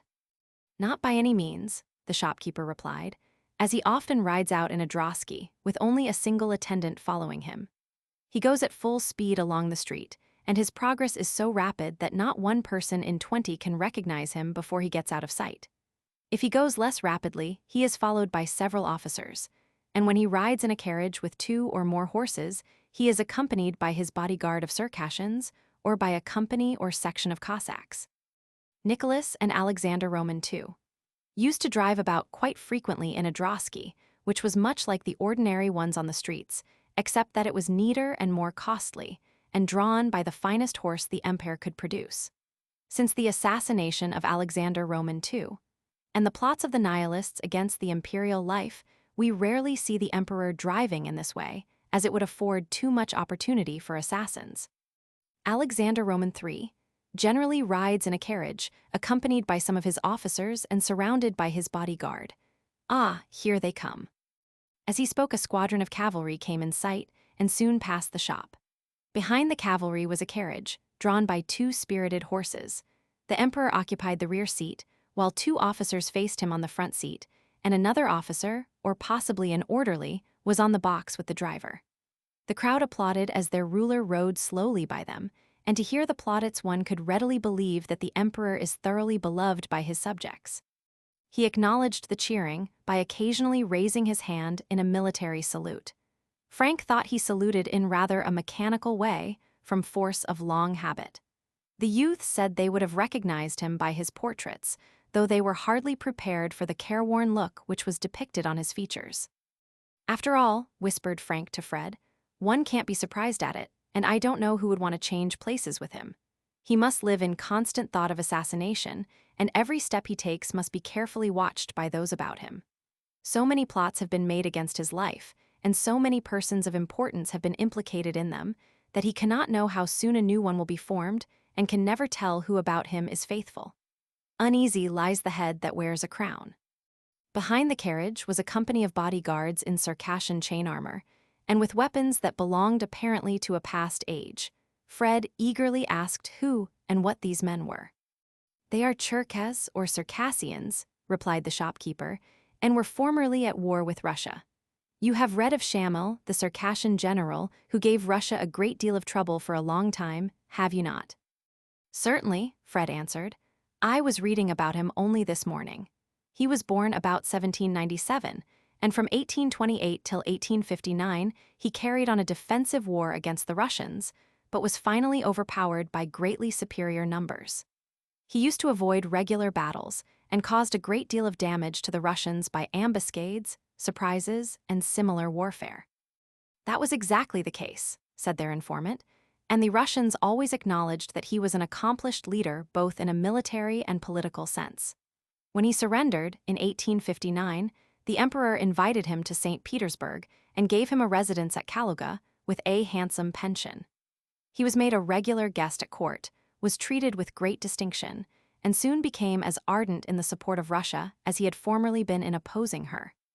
He was placed in command of the emperor's bodyguard, which he organized from the warriors that had formerly served under him.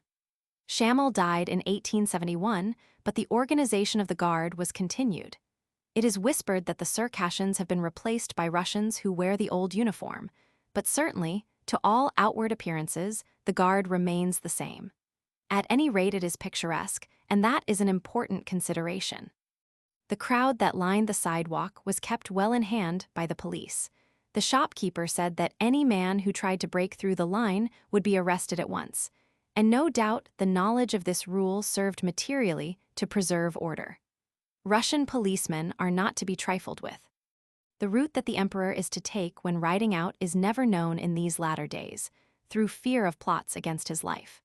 The precaution is a very proper one, but it requires a large police force to guard all the avenues and streets by which he may pass.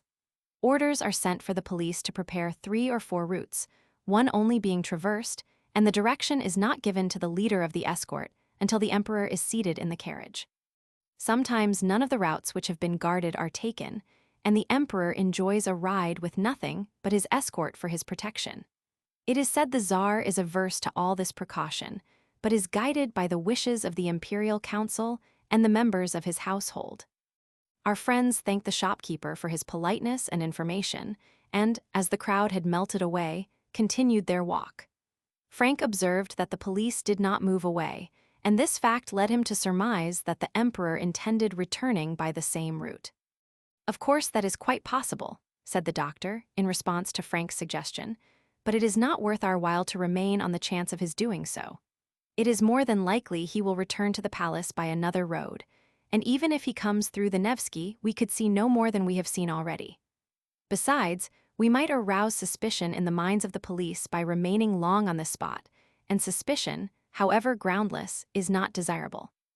When the emperor goes out, the police have orders to arrest everyone whose conduct is in the least degree questionable, and so we had better continue our walk. They suited their actions to the doctor's word and did not tarry on the Nevsky. Very soon they met another cortege, which they ascertained to be the escort of the chief of police. They had a curiosity to see his face, but were disappointed, as he was closely surrounded by his officers and men. Dr. Bronson remarked that the chief of police was the most powerful man in Russia, next to the emperor. "How is that?" Fred asked. "I thought the most powerful man next to the emperor was the commander-in-chief of the armies." "There is this difference," the doctor answered, "that the chief of police is the only man in Russia who has the right to go into the emperor's presence at any hour of the day or night. Not even the field marshal-in-chief of the army or the grand admiral of the navy can do that. The ministers of war, navy, and foreign affairs have a right to an audience with the emperor every day, while the ministers of education, railways and telegraphs, finance, and other home matters can only see him once or twice a week. But at any hour of the day, the minister of police can send his name, and immediately follows the messenger into the emperor's office.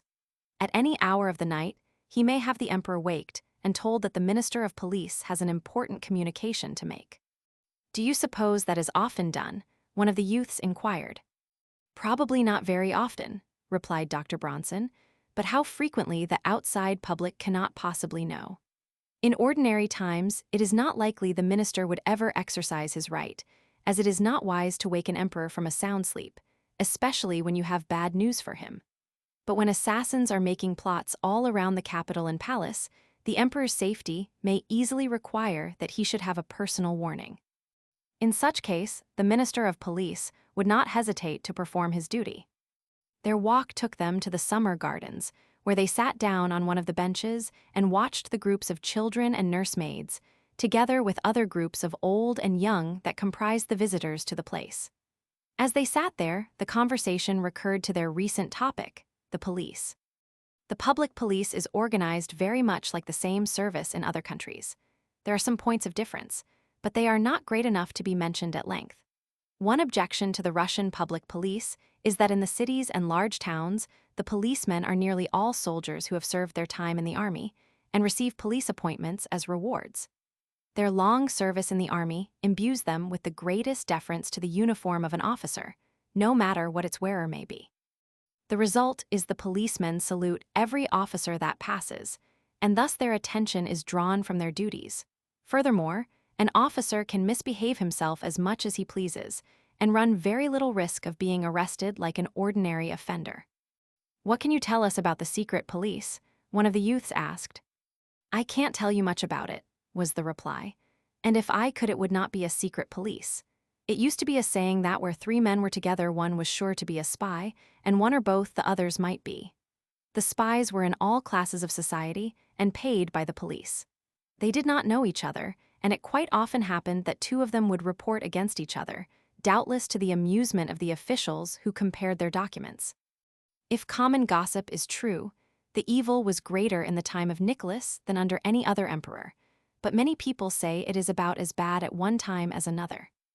The clerk in the hotel, the waiter in the restaurant, the shopkeeper who was so polite to us, the tailor, hatter, bootmaker, milliner, or any other tradesman, any or all of them women as well as men may be in the employ of the government, and report your movements and conversation.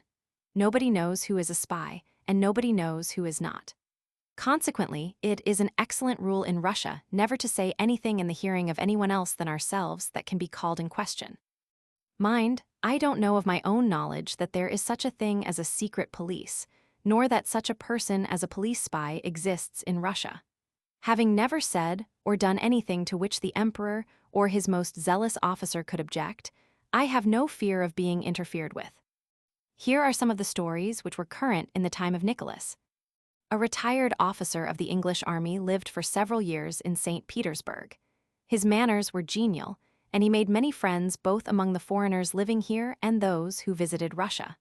He died suddenly one day, and one of his countrymen who was present at the time took charge of his effects. His papers revealed the fact that he was a spy of the government and was specially employed to watch foreigners.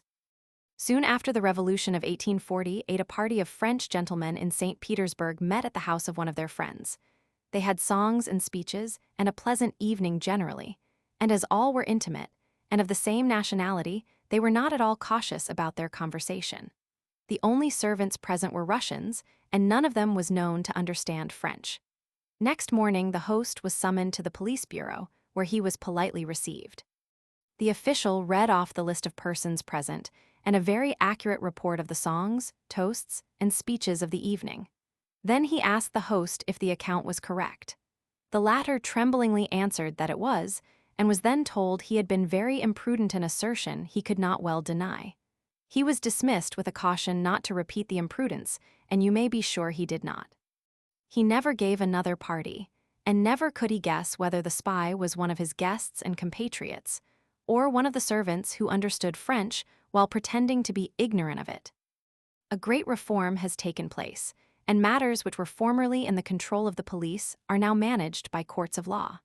Trial by jury has been established, and though there are many hindrances on account of the scarcity of lawyers and judges and the ignorance of jurors, the system is working well. The law schools are filled with students, and in a few years the machinery of the courts will not be unlike that of other lands. But the police power is still too great for the safety of the people, and probably no persons are more aware of it than are the emperor and his advisors. The police can imprison or exile a man for administrative purposes without any trial whatever, and without even letting him know the nature of his offense. The police may, in certain cases, revise a sentence which has been decreed by a court and punish a man who has been acquitted after trial, but they do not often exercise the right. The author of Free Russia says that while he was staying at Archangel, an actor and actress were brought there one day and set down in the public square, with orders to take care of themselves, but on no account to leave town without the governor's permission. They had been sent from the capital on a mere order of the police, without trial, without even having been heard in defense, and with no knowledge of the offense alleged against them. They had no means of support, but managed to eke out an existence by converting a barn into a theater and giving performances that hardly rose to the dignity of the name of plays. An agent of the police had driven up to their doors and told them to get ready to start for Archangel in 3 hours. That was all. In 3 hours, they were on their way to exile. The same writer said there was also at Archangel a lady of middle age who had been banished from St. Petersburg on the mere suspicion that she had been concerned in advising some of the students at the university to send an appeal to the emperor for certain reforms which they desired. There was no other charge against her, and those who made her acquaintance at Archangel were impressed with her entire innocence, as she did not possess in any way the qualities necessary for intrigue. Like the actor and actress just mentioned, she had had no trial and no opportunity to be heard in defense. A young novelist named Gierst published some stories which evidently gave offense. He was called upon at midnight and told to get ready to depart immediately. Away he went, not knowing whither, until the horses stopped at the town of Totma, 600 miles from St. Petersburg. There he was told to stay until fresh orders came from the Ministry of Police. None of his friends knew where he had gone. His lodgings were empty, and all the information that could be obtained was from a servant who had seen him start. His letters were seized, the newspapers were forbidden to say anything about him, and it was only by a ruse that he was able to let his friends know where he was. Any number of these incidents are narrated, the doctor continued, and they all show the dangerous power that is in the hands of the police. It is said that it would have been curtailed years ago but for the rise and spread of nihilism, which has rendered it necessary to continue the privilege of the police to revise sentences or imprison and exile without trial for administrative purposes. Let us hope that the better day will come very soon. I join heartily in that hope, said Frank. Fred echoed the words of his cousin, and they rose and continued their promenade. Chapter 10. Winter in Russia fashionable and other furs sleighs and sledges. No sleigh bells in Russian city's official opening of the Neva, Russian ice hills. Butter week. Kissing at Eastern active kissing time. Russian stoves and baths effects of severe cold. The story of the frozen knows how men are frozen to death. While greatly enjoying their summer visit to St. Petersburg, Frank and Fred regretted that they did not have the opportunity of seeing the capital in winter. They heard much about the gaiety of the winter season and wondered if their journeyings would ever bring them there at the time when the snow covered the ground and the Neva was sealed with ice. For their consolation, Dr. Bronson told them of his winter experience of the city. His story was about as follows. I arrived here in the latter part of January, when the temperature was running very low. The ordinary mercury thermometer, which freezes at 39 degrees below zero, was of no use, as the mercury would be frozen solid almost every day. Spirit thermometers are the only practicable ones for northern Russia, and during my stay here they marked degrees Fahrenheit. This is an unusual and extreme figure, the mean winter temperature being about 18 degrees above zero. The average summer temperature is 62 degrees, and the extreme summer figure 99 degrees. Everybody wears furs or sheepskins in winter. They are donned when the frosts come, and not laid aside till the trees are budding. Furs are for the rich, or those who pretend to be so, and sheepskins for the lower classes. Both kinds of garments are worn with the fur or wool inside. The fur coat or cloak has a backing of cloth, while the sheepskin coat has only the skin of the animal without any cloth addition. One of the boys asked what kinds of furs were most in use. Nearly everything that bears the name of fur, was the reply. But fashion rules here as everywhere else, and it often happens that a fur will be in great demand at one time and quite neglected a few years later. Sable is the most expensive fur, and a coat or cloak lined with it is worth all the way from $500 to $5,000, depending upon the excellence of the skins. Another fur, that of the black fox, is still more costly, but as it is worn only by the imperial family and the highest nobility, it does not come into our category. Coats lined with astrakhan, the soft wool of very young lambs, are fashionable and bring high prices. I have known of coats of this kind selling for $600 or $800 each. I took to America a cap of astrakhan wool. It cost me about $3, and with my inexperienced eye, could not distinguish it from one that sold for 10 times as much. My Russian friends could readily detect the difference, but as I was buying the cap for American and not for Russian use, I was quite content with my purchase. "Why is this fur or wool called astrakhan?" one of the youths asked. "It comes here from Astrakhan at the mouth of the Volga," said the doctor. "Its preparation is one of the industries of Central Asia, for which Astrakhan is the great market. This fur is black and remarkably soft and silky. The lamb is killed immediately after he sees the light, and the younger he is at the time of his death, the finer and more valuable is the skin. Persia supplies large quantities of this fur, and it varies from black to gray or white." I mentioned the black fox as a very costly fur. The emperor has a cloak which is valued at $10,000. Only an emperor or someone else with plenty of money at his command could afford such a garment. The fur of the black fox is rarely seen outside of Russia, as only a small quantity of it comes to market. Plenty of counterfeit fur of this kind can be found in England. It is made by dyeing the skin of the common fox, and the work is done so skillfully as to defy detection by anyone not an expert in the fur trade. Sea otter, mink, marten, beaver, fur seal, lynx, and raccoon are the furs in general use for lining garments in Russia. Otter, seal, and mink furs are expensive, and so is that of another animal I had almost omitted from the list, the ermine. Ermine fur was formerly the badge of royalty, and in some countries it could be worn only by the members of the royal or imperial family or by the judges in the high courts. In England, you often hear the judges spoken of as wearers of the ermine. The fur has been used for lining the robes of the judges, its snowy whiteness being considered an emblem of purity. The tip of the tail of the ermine is black, and in making robes the white surface is dotted at regular intervals with the black tips. Where they are not sufficient for the purpose, the paws of the astrakhan lamb are used instead.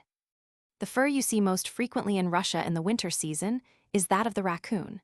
I bought a coat lined with this fur when I arrived in St. Petersburg and paid the equivalent of $80 for it. I did not recognize the skin as that of a compatriot and was only aware of its origin when informed by a Russian friend. A fur dealer in New York afterwards told me that 500,000 raccoon skins are sent annually to London, and nearly all of them find their way to Russia. Another animal whose fur comes from America to Russia is that odoriferous creature, the skunk. A friend of mine bought a coat of this kind under the impression that the fur grew on the back of a young bear. In cold weather and out of doors, it was all right, and no one could have known the difference. But when the weather grew warm and a thaw made the atmosphere moist, my friend's coat was not a pleasant article of wear. I believe he sold it to the manager of a glue factory, whose nose had lost its sensitiveness through his peculiar occupation. So much for the materials, and now for the garment. A Russian shuba or cloak extends from the head to the heels of the wearer. The sleeves cover the fingertips, or very nearly so, and the collar, when turned up, will completely encircle and conceal the head. The head covering is a cap of the pattern you see often in pictures, and once called in America the pork pie. The coat is excellent for riding purposes. One can walk a short distance in such a garment, but it is really inconvenient for a promenade. But as everybody who can afford to ride does so, the awkwardness of the shuba is of little consequence. The streets abound in sledges, and you may be whisked here, there, and everywhere at a very rapid rate for a reasonable price. The streets are far gayer in winter than in summer, for the reason that there are so many more vehicles in motion, and I know of no more active spectacle than the Nevsky on a clear day in January. "The bells on the sleighs must make a merry tinkling," said one of the boys with a smile. "Quite wrong," said the doctor, returning the smile, "as there are no bells at all." "No bells on the sleighs," was the surprised reply. "Then the law is not like ours in America." "Exactly the reverse," answered the doctor. "In the United States we require them, and in Russia they forbid them. We argue that unless bells are worn on the horses the approach of a sleigh could not be perceived. The Russians argue that in the confusion caused by the sound of bells, one could not hear the warning shout of the driver and would be liable to be run over." Both are right. Sleighs are not sufficiently numerous with us to cause confusion, while in Russia their great numbers would certainly bring about the result the Russians dread. But it is in the cities and towns only, the doctor continued, that the bell is forbidden. On the country roads, anyone traveling in a post-carriage carries bells on the duga, the yoke above the neck of the shaft horse, but he must remove them before entering a town. Most of these bells are made at Valdai, a town on the road from St. Petersburg to Moscow, and the place of their origin is preserved in some of the sleighing songs of the country. Balls, parties, receptions, dances, dinners, theatricals, operas, anything and everything belonging to fashionable life can be found in St. Petersburg in winter. Anyone with introductions can be as gay as he wishes, and it is a wonder to a quiet and ease-loving man that the Russians can survive this sort of thing year after year. A fashionable Russian rarely gets to bed before 2 or 3 o'clock in the morning. It is true he may sleep late, but if he has any official engagements, his hours of slumber will be few. A winter in St. Petersburg is a heavy drain on one's vital forces and also upon the pocket. Living is dear, and it is well said that this city is the most costly capital of Europe, with the possible exception of Madrid. The Neva freezes near the end of October or early in November, and remains frozen until May. Nobody is allowed to venture on the ice until it has been officially declared that the river is frozen over. And in the spring, when the ice melts, the official declaration is necessary before a single boat can put out from shore or even be launched. When the river is opened, there is an elaborate ceremony, and a part of the performance includes taking a glass of water from the river and presenting it to the emperor. His Majesty drinks the water and fills the glass with gold coin. It was observed that the size of the glass increased annually until it assumed the proportions of a respectable flower vase. The imperial stomach could not hold so much water at once, and the imperial purse objected to the price. A compromise was effected by fixing a certain sum to be paid, instead of filling the glass with gold. Skating and riding on the ice have a prominent place in the amusements of Russia in winter. Coasting on artificial ice hills is also a standard sport, in which all classes of people take part. It is especially in order during Butter Week and the Easter festivities, and is one of the winter sights of all cities in the empire.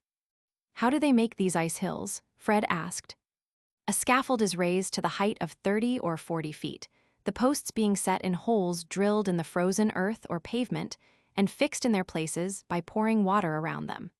In a few minutes, the water is converted into ice and the post is immovable. On one side of the scaffold, there are steps for ascending it, and generally there is a track at the side for drawing up the sleds. The other side slopes off very steeply at the start. Then it becomes more gentle and finally extends a considerable distance on a level. Blocks of ice are laid on the slope. Water is poured over them to be converted into ice and make a smooth surface, and when the slide is completed and opened, it is thronged by patrons. It takes away one's breath at first when he is pitched over the edge of the slope and finds himself rushing with a speed surpassing that of a railway train.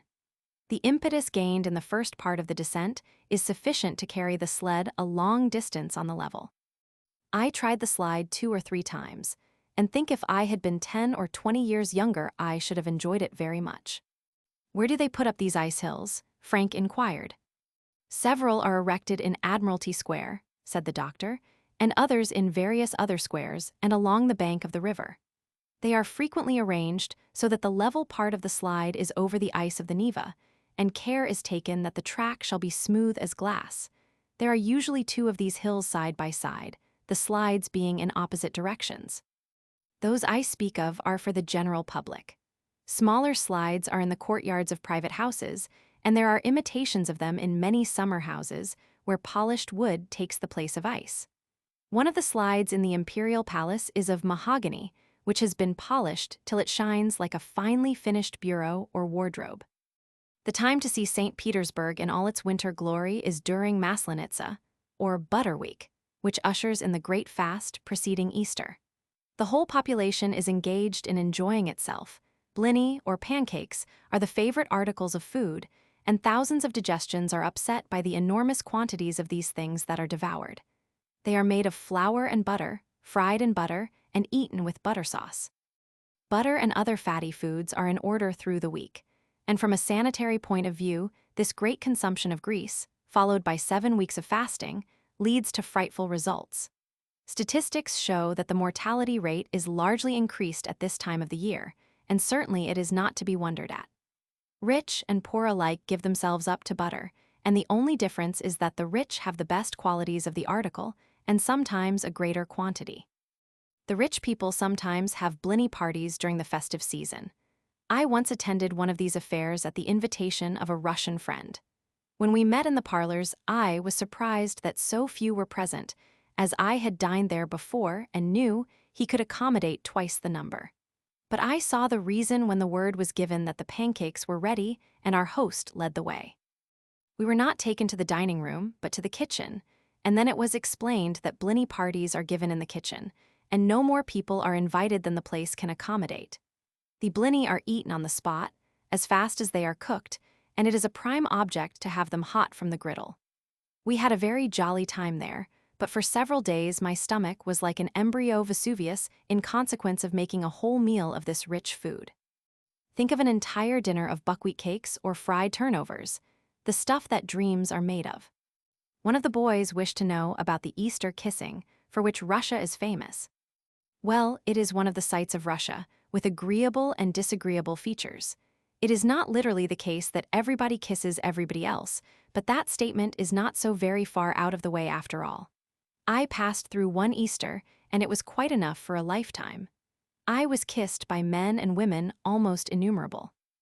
If the kissing could have been confined to the young and pretty women, or even to the comely ones of middle or advanced life, I should have borne the infliction patiently. But when I was obliged to receive the salutation from men, of all ages and all conditions of cleanliness, or its reverse, it was too much for comfort. All Russia kisses all the rest of Russia at Easter, and any foreigner who may be here at the time is treated like a subject of the Tsar. The old adage that kissing goes by favor is entirely set aside. Custom makes it well-nigh universal. "When does the ceremony begin, and how long is it kept up?" said one of the youths. "It begins at midnight, as the clock sounds the hour of 12 and ushers in the Easter day. A little before midnight the whole of Russia goes to church.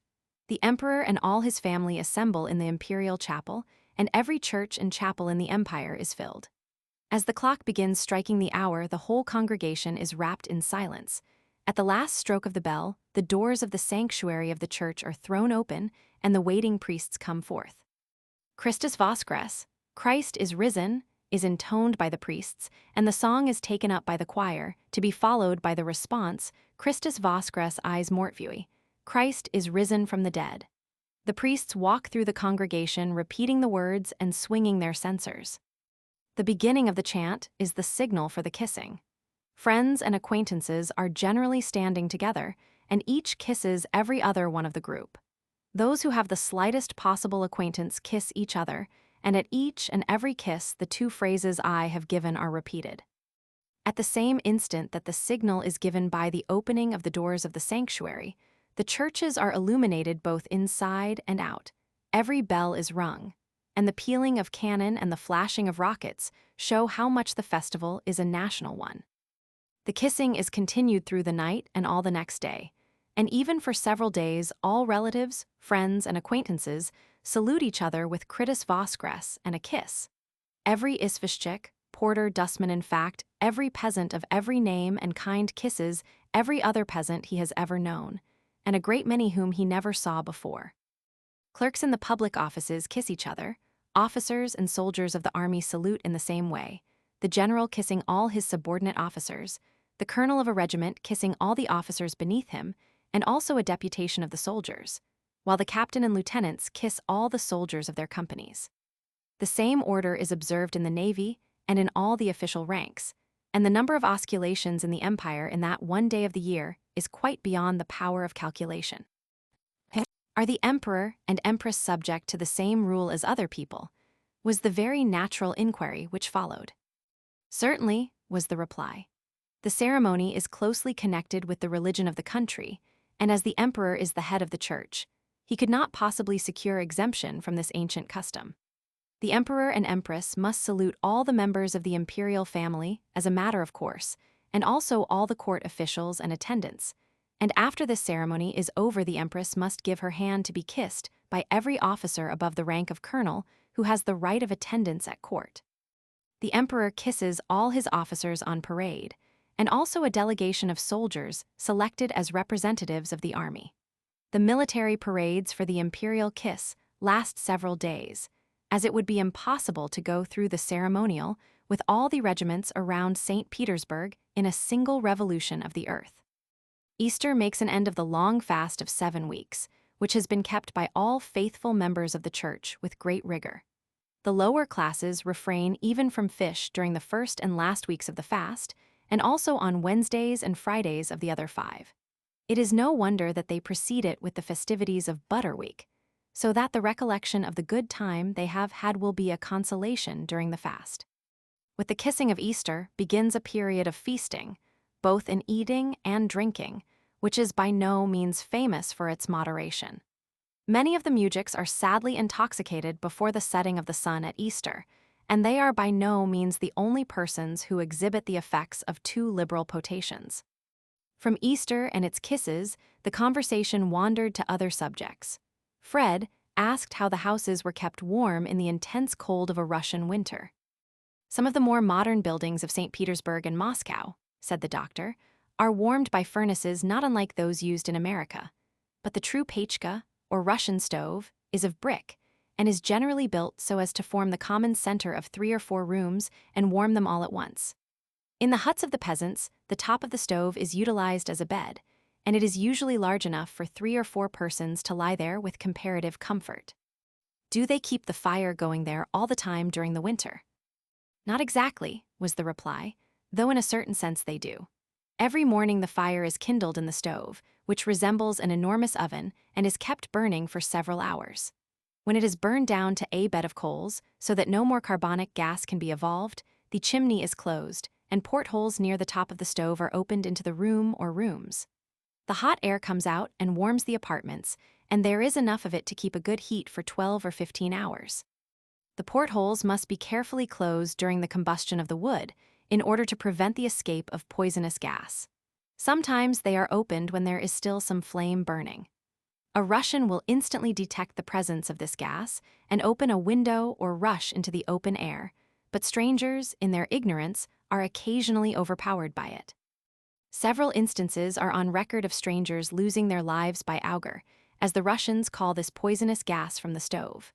Among them, some 20 years ago, was the son of a Persian ambassador, who was smothered in one of the principal hotels of Moscow. When a person is overpowered by auger and found insensible, he is carried out of doors and rolled in the snow, a severe but efficacious remedy. Then, too, the cold is excluded by means of double or triple windows, little cones of paper filled with salt being placed between the windows to absorb whatever moisture collects there. Russian houses are very poorly ventilated, and frequently, on entering from the open air, you are almost stifled by the foul atmosphere that seems to strike you in the face like a pugilist. It is probably the condition of the air in which they live, combined with late hours and the exactions of fashionable life, that gives such an aspect of paleness to nearly all the Russian women above the peasant class. A fresh, ruddy complexion, such as one sees almost universally throughout England, and quite generally in America, is almost unknown among Russian ladies. If the emperor would issue a decree requiring the houses of the empire to be properly ventilated, he would confer a blessing on his faithful subjects, and save or prolong thousands of lives. The peasants sometimes use their stoves for baths, said the doctor, to the great surprise of his youthful auditors. How is that possible? One of them asked. Do they fill the stove with water the same as they would a bathtub? Not exactly, the doctor answered, smilingly. You know the character of the Russian bath as we find it in New York and other American cities. Certainly, was the reply. It is a room filled with steam, and with a series of benches on which you lie and are heated, the highest bench being hottest of all. The Russian bath of the best class here, said Dr. Bronson, is arranged in the same way. The more primitive bath is simply a room with benches and a fire on a pile of hot stones. Water is thrown over the stones and converted into steam, and the finishing touch is to mount to the topmost bench while an attendant deluges the stones with water and raises a cloud that threatens to scald you. The most profuse perspiration is the result, and the bath is no doubt a great sanitary institution. The Turkish bath is much like the Russian, hot, dry air taking the place of steam. Taken properly, the Russian bath has no bad effects and is beneficial in rheumatism, gout, certain forms of neuralgia, and several other diseases. It is a wonderful restorative when you have been shaken up in carriages on Russian roads, and an excellent thing after a journey of any kind. Every good Russian considers it his duty to bathe once a week, but he does not always adhere to the rule. In every village there is a bathhouse which is the general property of the villagers and maintained by popular contribution. When a peasant has no bathhouse, he creeps into his stove, bakes himself on the hot ashes, and after perspiring freely crawls out and is drenched with water. Nearly every private house has its bath, which is generally in a small building in the yard, rather than in the dwelling house. In all the large cities there are numerous bathing establishments, some of them fitted up in gorgeous style, while others are of the plainest and cheapest sort. The Russians are quite gregarious in their bathing habits, and think no more of taking a bath in the presence of each other than of dining in a restaurant. Is it true that the Russians finish a bath by having iced water poured over them, or by taking a plunge into it? It is the custom to close the pores of the skin by means of cold, but not ice-cold water. The attendant begins the work of the bath by throwing water over you, first warm, then hot, then hotter, and then hottest. This drenching is followed by the steaming process and a gentle flogging with birchen rods or switches to stimulate perspiration. Then you are soaped and scrubbed, the scrubbing being performed usually with birchen shavings, which are thoroughly and vigorously applied. After this you are again drenched with buckets of water, beginning with warm and going on a descending scale to cold, so that there shall be no shock to the system. Men have rushed from the bath into a snowbank, but this is not the custom. The peasants frequently leave the bath to take a swim in the river, but only in mild weather. No doubt there have been cases of bathing voluntarily through the ice or in iced water, but you must search far and wide to find them. Frank remarked that he thought one should exercise great care in going into the open air in winter after taking a bath. Dr. Bronson explained that this was the reason of the drenching with cold water, so that the pores of the skin would be closed and the chances of taking cold greatly reduced. It is quite a shock to the system, said the doctor, to pass from indoors to out or from outdoors to in during the Russian winter. The houses are generally heated to about 70 degrees Fahrenheit, with the thermometer at 0 or possibly 10, 20 or more degrees below. It is like stepping from a furnace to a refrigerator or vice versa. But the natives do not seem to mind it. I have often seen a mujik rise from his couch on the top of the stove, and after tightening his belt and putting on his boots and cap, mount the box of a sleigh and drive for 2 or 3 hours in a temperature far below 0. I have read somewhere, said Fred, about the danger of losing one's ears and nose by frost, and that it is the custom in St. Petersburg and Moscow to warn anyone that he is being frozen. Did you ever see a case of the kind? It is a strange circumstance, replied the doctor, that nearly every tourist who has been in Russia, even for only a week or so, claims to have seen a crowd running after a man or woman, calling out "Nas, nas," and when the victim did not understand, seizing him or her and rubbing the nose violently with snow.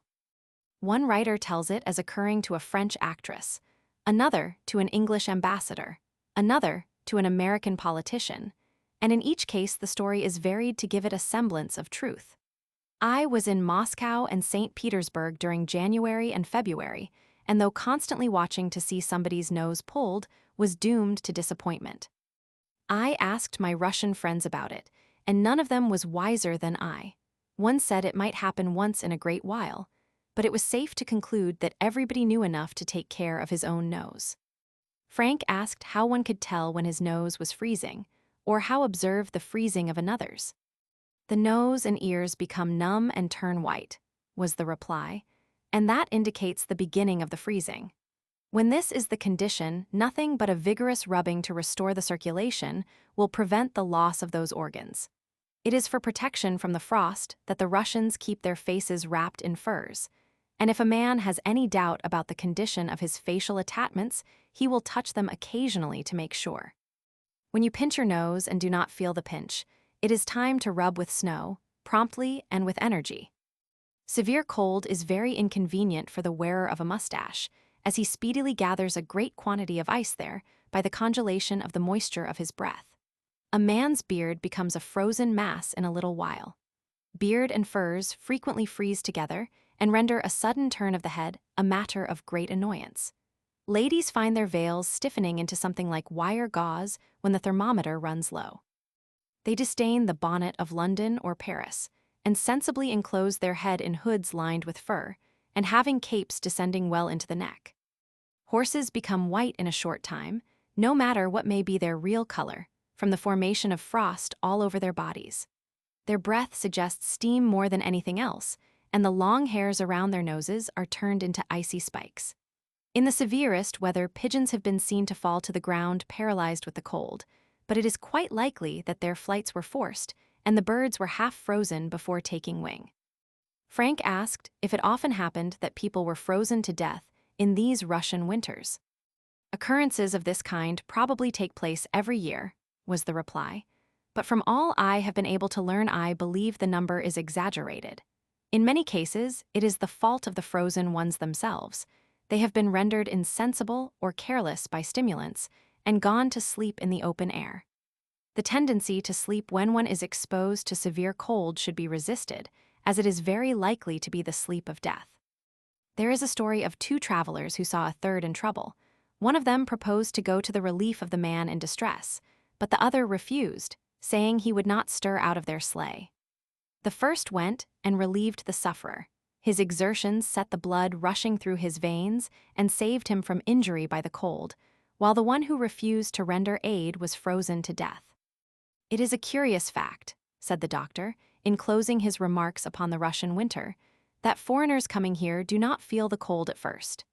They walk the streets in the same clothing they would wear in London or Paris, and laugh at the Russians wrapping themselves in furs. At the same time, the Russians laugh at them and predict that if they stay in the country for another season, they will change their ways. A stranger does not feel the cold the first winter as sensibly as do the Russians, but in every succeeding season of frost, he is fully sensitive to it, and vies with the natives in constant use of his furs. Chapter 11. Leaving St. Petersburg, Novgorod the Great, its history and traditions, Rurik and his successors' barbarities of John the Terrible, early history of Russian imperial bear hunt origin of the House of Romanov. A life for the Tsar. Railways in Russia from Novgorod to Moscow. A day was appointed for leaving St. Petersburg.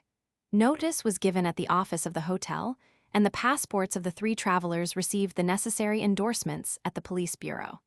Trunks were packed and bills settled, and at the proper time, a carriage conveyed the party to the commodious station of the Imperial Railway from the new capital of Russia to the old.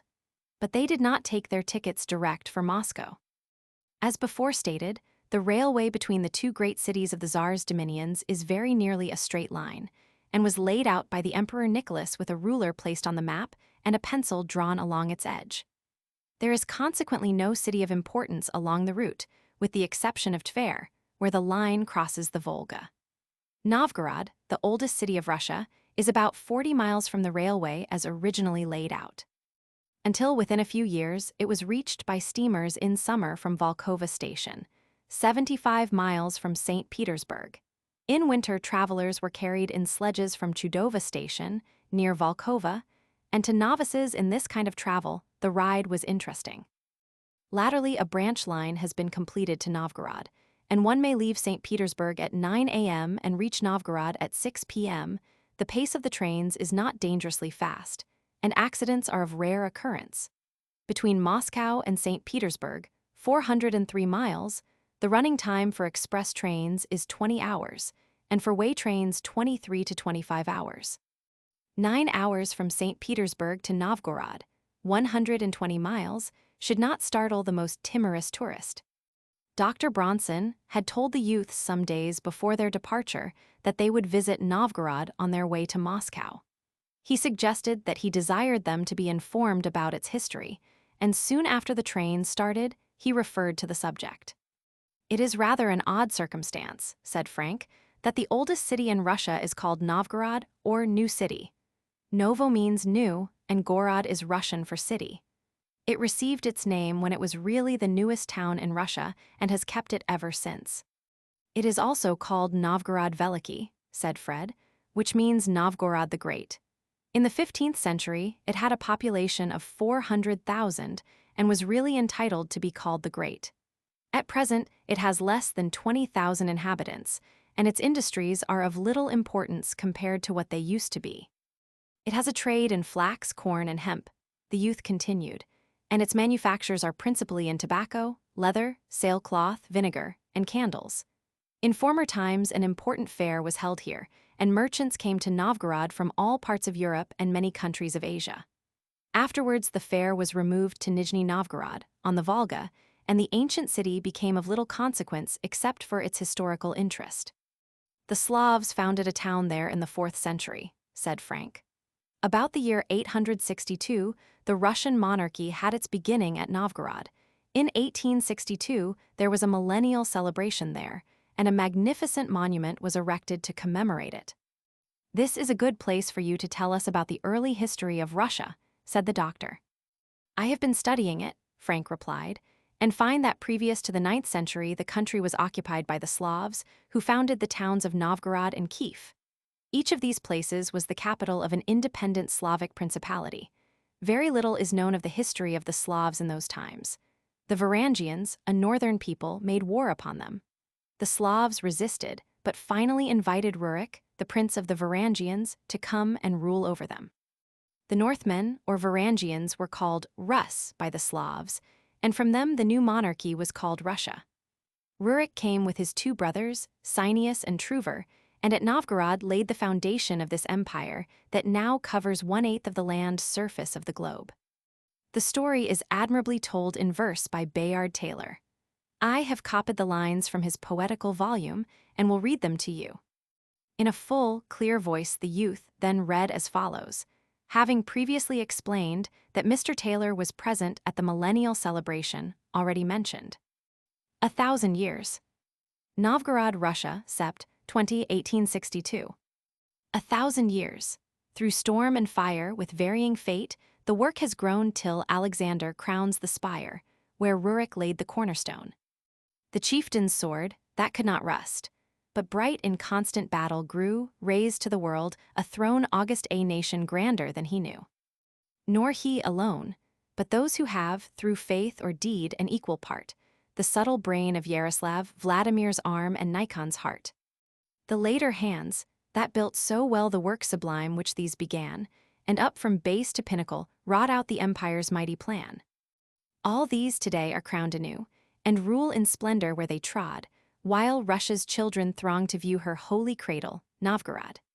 From Volga's banks, from Dwina's side, from pine-clad Ural, dark and long, or where the foaming Terex tide leaps down from Caspic, bright with song. From Altai's chain of mountain cones, Mongolian deserts, far and free, and lands that bind, through changing zones, the eastern and the western sea. To every race she gives a home, and creeds and laws enjoy her shade, till, far beyond the dreams of Rome, her Caesar's mandate is obeyed. She blends the virtues they impart, and holds, within her life combined, the patient faith of Asia's heart, the force of Europe's restless mind. She bids the nomad's wanderings cease, she binds the wild marauder fast, her plowshares turn to homes of peace, the battlefields of ages past. And, nobler yet, she dares to know her future's task, nor knows in vain, but strikes at once the generous blow that makes her millions men again. So, firmer based, her power expands, nor yet has seen its crowning hour, still teaching to the struggling lands that peace the offspring is of power. Build, then, the storied bronze, to tell the steps whereby this height she trod the 1,000 years that chronicle the toil of man, the help of God. And may the 1,000 years to come, the future ages, wise and free, still see her flag and hear her drum across the world, from sea to sea. Still find, a symbol stern and grand, her ancient eagle's wings unshorn, one head to watch the western land, and one to guard the land of morn. Bear in mind, said Frank, after pausing at the end of the lines, that the millennial celebration took place not long after the Edict of Emancipation was issued by Alexander Roman II. This is what Mr. Taylor refers to in the third line of his poem. To go on with the story, let me say that Rurik and his descendants ruled the country for more than 2 centuries. They made war upon their neighbors and were generally victorious, and in their time the boundaries of Russia were very much enlarged. Rurik and his sons were pagans. In the 10th century, Christianity was introduced, and Olga, the widow of Igor, son of Rurik, was baptized at Constantinople. Her son remained a pagan. He was slain in battle and left the monarchy to his 3 sons, who soon began to quarrel. One was killed in battle, and another was put to death by the 3rd brother, Vladimir, who assumed entire control, and was surnamed the Great on account of the benefits he conferred upon Russia. Fred asked if Vladimir was a Christian. "He was not," said Frank, "at least not in the beginning, but he subsequently became a convert to the principles of the Greek Church, married the sister of the Emperor of Constantinople, and was baptized on the day of his wedding in the year 988. He ordered the introduction of Christianity into Russia and established a great many churches and schools. Vladimir left the throne to his 12 sons, who quarreled about it till several of them were murdered or slain in battle. The successful son was Yaroslav, who followed the example of his father by extending the boundaries of the country and introducing reforms. He caused many Greek books to be translated into Slavic and ordered the compilation of the Ruskaya Pravda, which was the first law code of the country. Nikon, whom Mr. Taylor mentions in the same line with Vladimir, was a Russian scholar and theologian of a later time, to whom the religion of Russia is much indebted. After Yaroslav's death, there were many internal and external wars, during which Russia lost a great deal of territory, and the history of the country for a long period is a history of calamities. The Tartars under Genghis Khan invaded Russia, plundering towns and cities, murdering the inhabitants, and ravaging the whole country from the frontiers of Asia to the banks of the Vistula. Famine and pestilence accompanied war. In the year 1230, 30,000 people died of the plague at Smolensk and 42,000 at Novgorod. Alexander Nevsky defeated the Swedes and Livonians on the banks of the Neva. He was a prince of Novgorod and one of the most enlightened of his time. Moscow was founded about 1147 and grew rapidly, although it was repeatedly sacked by the Mongol invaders, who slew on one occasion 24,000 of its inhabitants. The capital was established there, and under various rulers the war with the Mongols was continued to a successful end. Ivan Roman III, surnamed the Great, drove them out, and successfully repelled their attempts to return. His son and successor, Ivan Roman IV, was surnamed the Terrible, and certainly he deserved the appellation. We have mentioned him already in our account of what we saw in St. Petersburg. He was an energetic warrior, encouraged commerce, made treaties with other nations, introduced the art of printing, and invited many foreigners to reside in Russia and give instruction to the people. On the other hand, he was one of the most cruel rulers that ever governed a people, and seems to have rivaled the brutalities of the Mongols. Here are some of his cruelties that are recorded in history.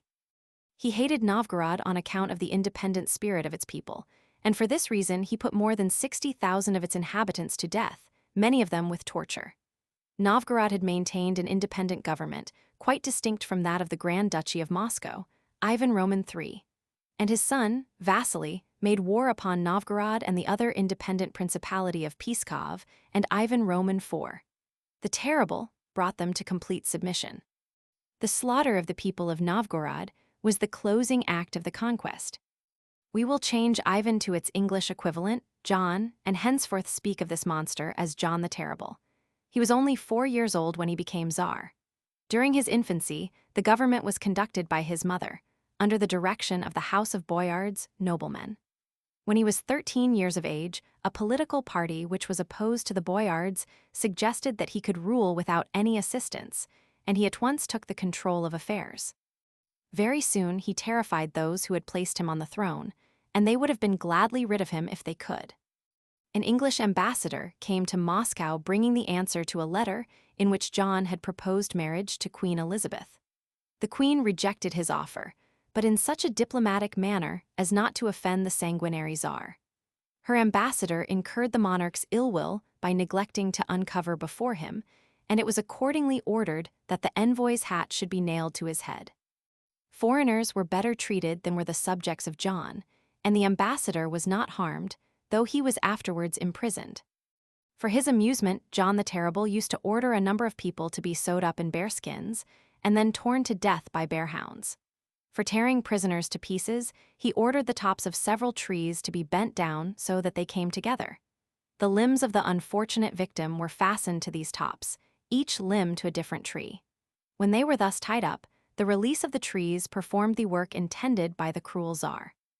"Isn't John's name connected with the Church of St. Basil at Moscow?" Fred asked. "Yes," answered Frank.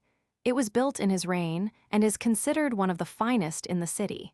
When it was finished, John sent for the architect and asked if he could build another like it. "Certainly I could," the architect replied with delight. Thereupon the monarch ordered the architect's eyes to be put out, to make sure that the Church of St. Basil should have no rival. Whether he was a kind husband or not we have no information, but he certainly was very much a husband. He had 1 Mohammedan and 2 Russian wives, and at the very time he sought the hand of Elizabeth, Queen of England, he proposed to marry the daughter of King Sigismund of Poland. What he intended doing if both offers were accepted, we are not told, but it is not likely that bigamy would have had any terrors for a man of such ungovernable temper as he seems to have been. At his death, his son and successor, Fyodor, fell under the influence of Boris Godunov, his brother-in-law, who assumed full power after a time, and renewed the relations with England, which had been suspended for a while. Godunov obtained the throne by poisoning or exiling several of his relatives who stood in his way or opposed his projects. Fyodor is believed to have died of poison. He was the Tsar from 1584 to 1598, but for the last 10 years of this period, he had practically no voice in state affairs. With his death, the House of Rurik became extinct. Does the House of Romanov, the present rulers of Russia, begin where that of Rurik ended? The doctor asked. Not exactly, was the reply, as there was an interval of 19 years and a very important period in the history of the empire. Several pretenders to the throne had appeared, among them Demetrius, who is known in history as the impostor. He married a Polish lady, and it was partly through her intrigues that Moscow fell into the hands of the Poles. And how were they driven out? A butcher or cattle dealer of Nizhny Novgorod, named Minin, gathered a small army under the belief that he was ordered by heaven to free his country from the invaders. He persuaded Prince Pojarsky to lead these soldiers to Moscow, and together they started. Their force increased as they advanced, and finally they expelled the Poles and redeemed the capital. The names of Minin and Pojarsky are very prominent in Russian history. Monuments at Moscow and Nizhny Novgorod commemorate the action of these patriotic men and tell the story of their work in behalf of their country. The incident on which Glinka's opera, A Life for the Tsar, is based belongs to this period, when the Poles overran Russia. The Tsar who was saved was Michael Fyodorovich, the first of the Romanovs, and he was elected to the throne by an assembly of nobles. The autocrat of all the Russias is descended from a man who was chosen to office by the form of government which is now much more in vogue in America than in the land of the Tsar. Michael, the first of the Romanovs, was the son of Fyodor Romanov, Archbishop of Rostov, and afterwards Patriarch of Moscow. There was nothing remarkable about the reign of Fyodor, nor of that of his son Alexis. The latter was distinguished for being the father of Peter the Great, and for nothing else that I can find in history. Now we step from ancient to modern times. Peter the Great belongs to our day, and the Russia that we are visiting is the one that he developed. Under him, the country became an empire, where it was before nothing more than a kingdom. During his reign, they were interrupted by the stoppage of the train at a station, and the announcement that they must wait there an hour or more to receive some of the imperial foresters, who were arranging for a bear hunt. Russian history was dropped at once for a more practical and modern subject, the Emperor of Russia and his pursuit of the bear. The doctor explained to the youths that the Tsar is supposed to be fond of the chase, and whenever a bear is seen anywhere near the line of the Moscow and St. Petersburg Railway, he is made the object of an imperial hunt. The animal is driven into a forest and allowed to remain there undisturbed. In fact, he is kept in the forest by a cordon of peasants hastily assembled from all the surrounding country. As soon as the party can be organized, the hunt takes place in grand style. The imperial train is prepared, and an extra train sent out in advance with the necessary beaters, soldiers, and others, and also a plentiful supply of provisions. The imperial train contains the emperor's private carriage and several other fine vehicles. There are carriages for the emperor's horses, unless they have gone in the advance train, and there are guns and ammunition sufficient to slaughter half the bears in the empire. When the ground is reached, the locality of the bear is pointed out, and the emperor rides fearlessly to the spot. He is accompanied by his staff and guests, if he happens to have any royal or imperial visitors at the time. But unless the guests are invited to do the shooting, the honor of killing the beast is reserved for the emperor. Exceptions are made in case the bear should endanger the life of his majesty, which sometimes happens. Bears have little sense of imperial dignity, and a czar is of no more consequence to an untamed Bruin than is the most ordinary peasant. A gentleman who was stopping on an estate in the interior of Russia, said Dr. Bronson, happened to be a witness of an imperial bear hunt several years ago and told me about it. He said not less than 500 Cossacks and peasants were employed in watching the bear, to keep him from straying, and the brute had become so accustomed to their presence that he stood quite still when approached by the emperor, so that the latter delivered his shot at a distance of not more than a dozen yards. The animal was killed instantly, the ball penetrating his forehead and crashing through his brain. After the hunt, the party rode to the house of the owner of the estate where the bear had been found and enjoyed a hearty supper, and after the supper they returned to the capital. The body of the slain animal was dressed for transportation to St. Petersburg, where it was to be served up at the imperial table. I have heard of bears that did not run at the sight of man, but sometimes came altogether too near to be agreeable. One day a man who lay asleep on the ground was awakened by a bear licking his face. He sat up and was much terrified at the situation. The bear finally walked off and left the man unharmed. When the emperor treats his royal or imperial guests to a wolf or bear hunt, the masters of ceremonies take good care that there shall be game in the forest. On one occasion, when the Crown Prince of Germany was a guest at the Winter Palace, the emperor ordered a wolf hunt for his amusement. The chase was successful, and 2 of the animals were driven so that they were shot by the guest. During their return to St. Petersburg, so the story goes, the prince commented on the wonderful race of wolves in Russia. "One of those I killed today," said he, "had the hair rubbed from his neck as if by a chain, and the other wore a collar." "Are there many bears in Russia?" one of the youths inquired. "The bear is found all over Russia," the doctor answered. "The most common varieties are the black and brown bears, which are in Asiatic as well as European Russia. In northern Asia is the Arctic bear, which belongs to the sea rather than to the land. He is the largest of the family, but not the most formidable. The champion bear of the world for fighting qualities is the grizzly, found only in North America. In some parts of Russia," the doctor continued, "bears are so numerous as to do a great deal of damage. They destroy cattle and sheep, and not unfrequently attack individuals. They cause much havoc among fruit trees and in grain fields, and in localities where inhabitants are few they have things pretty much their own way. They are hunted with dogs and guns, traps are set for them, and poison is scattered where they can find and eat it. But in spite of the efforts of man against them, they do not diminish in numbers from year to year, and the emperor is able to have a bear hunt about as often as he wants one. I have heard that in some parts of Siberia bears are caught and tamed, and then driven to market as one drives oxen or sheep. In a book of travels written by a Frenchman, there is a picture of a dozen or more bears being driven to market, and the story is told in all soberness. French travelers are famous for a tendency to make their narratives interesting, even if veracity should suffer. There are exceptions, of course, as in everything else, but you may set it down as a good general rule, not to accept without question any extraordinary statement you find in a French book of travel.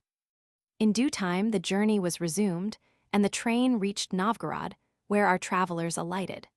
Novgorod stands on both sides of the Volkhov River and is 103 miles from St. Petersburg by the old post road. It is not remarkable for its architecture, and is chiefly interesting for its historical associations and souvenirs.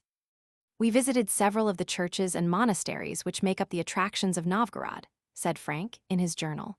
The principal church is the Cathedral of St. Sophia, which was called in ancient times the heart and soul of the Great Novgorod.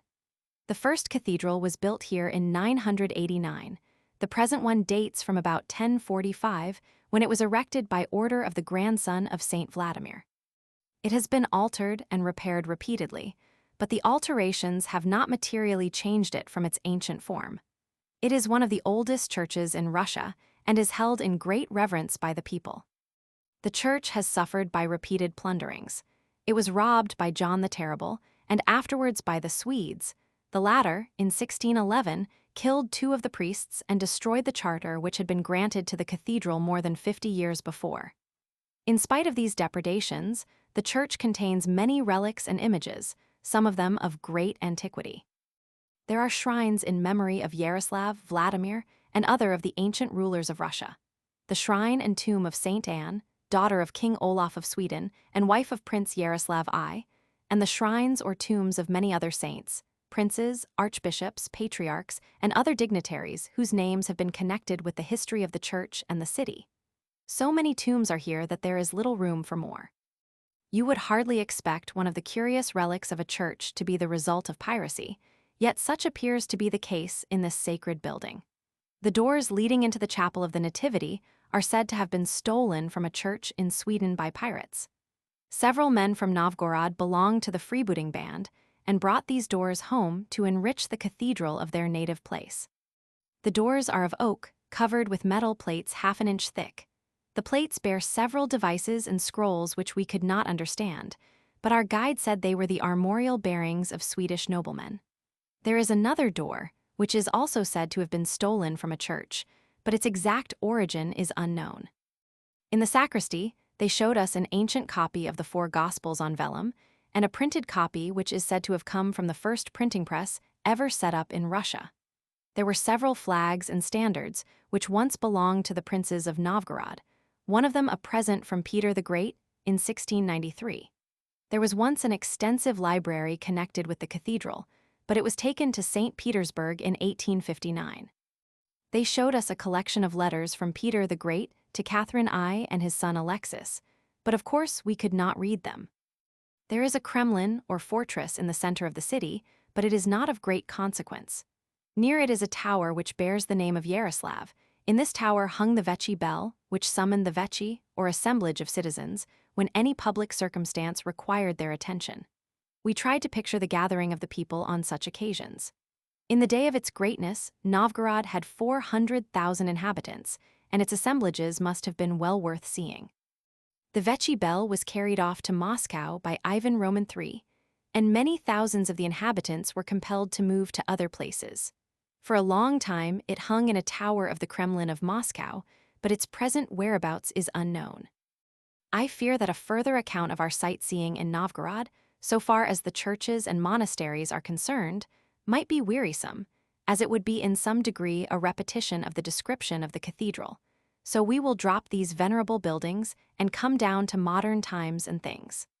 The most interesting of modern things in this old city is the Millennial Monument, which has been mentioned before. Illustration: Millennial Monument at Novgorod. From Appleton's American Cyclopedia. The monument is one of the finest in the empire, and some of the Russians say it surpasses anything else of the kind in their country. We could not measure it, but judged it to be not less than 50 feet from the ground to the top of the cross which surmounts the dome, forming the upper part of the monument. There are a great many figures, statues, and hieroglyphs, which represent periods of Russian history. The great events from the days of Rurik to Alexander Roman II are shown on the monument, and there can be no doubt that the work is highly instructive to those who study it carefully. The monument was designed by a member of the Russian Academy of Sciences and was chosen from a great number of sketches that were submitted for competition. The casting of the bronze was done by an English firm at St. Petersburg, and the expense was borne by the government and a few wealthy citizens of Novgorod. As is usual in such cases, the government contributed by far the greater part of the money. After a day in Novgorod, our friends continued their journey to Moscow. They returned to the main line of railway by the branch and waited nearly 2 hours at the junction for the through train to the ancient capital. At Valdai, the youths bought some specimens of the famous Valdai bells, but it is safe to say that they were not equal to what could have been found at St. Petersburg or Moscow. Fred recalled their purchases of specimens of local manufacturers in other parts of the world and said the same rule would apply everywhere. The tourist who buys Toledo blades at the railway station in Toledo, eau de cologne at the famous city of the Rhine, bog oak jewelry at Dublin, and pâté de foie gras at Strasbourg may generally count on being victimized. At Tver, the railway crosses the Volga. Frank proposed that as Tver is the head of navigation on that great river, they should leave the train and float with the current to Astrakhan, 2,150 miles away. Dr. Bronson said a steamer would be preferable to floating. Besides, they would have quite enough of the Volga if they started from Nizhny Novgorod and avoided the navigation of the upper part of the stream. And while we are on the subject of navigation, the doctor added, please bear in mind that by means of a system of canals connecting the lakes and rivers between this point and St. Petersburg, there is unbroken water transit between the Volga and the Neva. Merchandise can be carried in boats from St. Petersburg to the Caspian Sea without breaking bulk, and there are canals connecting the Volga with the Don and the Dnieper rivers in the same way. Russia has an excellent system of internal communication by water, and it was doubtless due to this that the railways in the empire are a matter of very recent date. The first railway line in the empire was from St. Petersburg to Tsarskoye Selo and was built in 1838. The St. Petersburg and Moscow Railway was begun in 1848, and down to the end of the reign of Nicholas, less than 3,000 miles of railway were completed in the whole empire. Now there are nearly 20,000 miles in operation, and the figures are increasing every year. Nearly 14,000 miles belong to private companies, and the remainder is the property of the government. Some of the companies have a government guarantee for the interest on their capital, while others are managed just like private railways in other countries. At the last station before reaching Moscow, passports were surrendered to the inspectors, and tickets were collected. The youths put their handbags and shawl straps in readiness and were ready to leave the carriage when the train rolled into the huge building, which is the terminal station of the line. Our friends were in the ancient capital of Russia and the home of many czars. Chapter 12.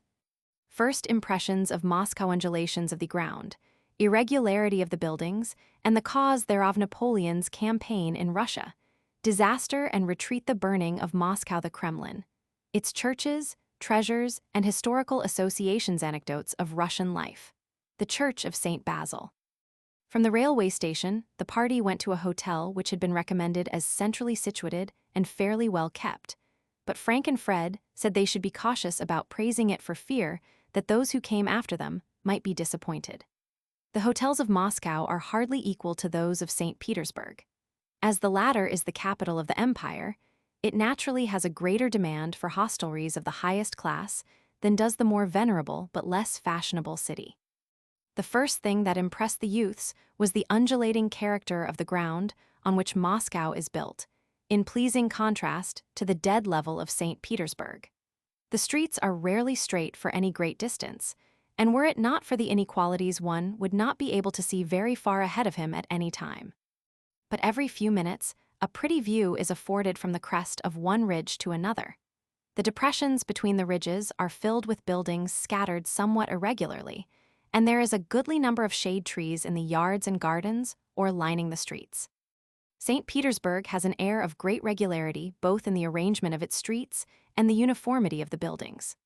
Moscow forms a marked contrast to the younger capital, as there is little attempt at uniformity and regularity. You see the hut of a peasant side by side with the palace of a nobleman.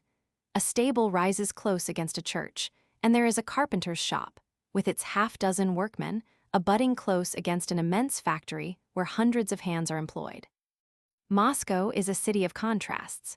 Princes and beggars almost jostle each other in the streets.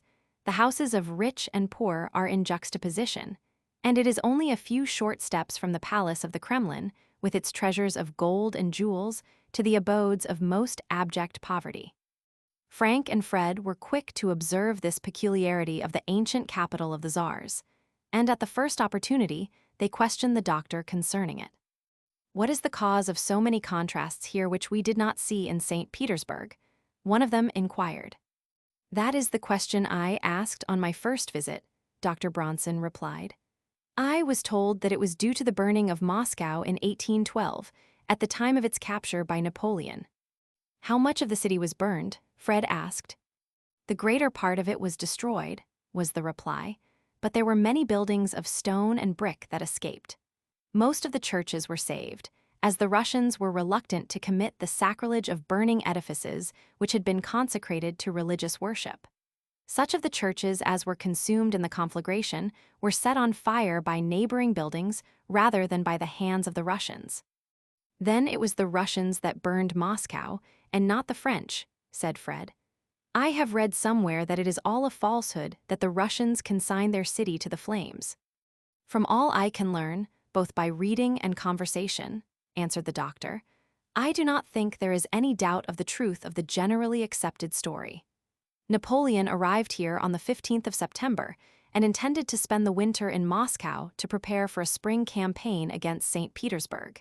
His advance under Murat came in 1 day earlier. As soon as Napoleon arrived, he took up his quarters in the Kremlin, while his troops were mostly encamped on the hills which overlook the city on the west. On the night of the 16th, the governor, Count Rostopchin, ordered the city to be set on fire. At least such is the general belief, though the official order has never been produced. The fire broke out in many places at the same time. The French soldiers tried to suppress it, but found it impossible to do so. Nearly 12,000 houses were burned, besides palaces and churches. The inhabitants fled to the country in all directions, and there was no stock of provisions for the support of the French army. Napoleon found that he must evacuate the city and return to France. On the 19th of October, he looked his last on Moscow from the Sparrow Hills on the west, and began his long and disastrous retreat. The winter came early and was unusually severe. Hardly had he left the city before the ground was deep with snow, and from that time onward he was harassed by Cossacks, while his men perished of hunger and cold. Do you know how many men were lost in the Russian campaign of 1812? Yes, said Fred. I have just been reading the history of the campaign. According to the narrative of the Count de Segur, the youth continued, the army with which Napoleon invaded Russia comprised 420,000 men. Very nearly half of these were French. The other half consisted of Poles, Italians, Austrians, Bavarians, Saxons, and other troops allied with the French. 187,000 horses were employed for the cavalry, artillery, and baggage. There were 80,000 cavalry, and the artillery numbered 1,362 pieces. There were great numbers of carts and wagons drawn by oxen, and immense herds of cattle driven along for supplying beef. 300,000 Russians gathered on the banks of the Niemen River to oppose the French advance, but the river was crossed without opposition. There was a battle at Smolensk and another at Borodino, both of them being won by the French. At the Battle of Borodino, the loss on both sides amounted to 80,000 killed and wounded. After that, the Russians made no serious resistance. Napoleon entered Moscow without difficulty and established his headquarters in the Kremlin, as you have said. On the battlefield of Borodino is a monument with this inscription. Napoleon entered Moscow 1812. Alexander entered Paris 1814. So much for the advance, the doctor remarked. Now tell us about the retreat. It was one of the most terrible retreats ever known in history.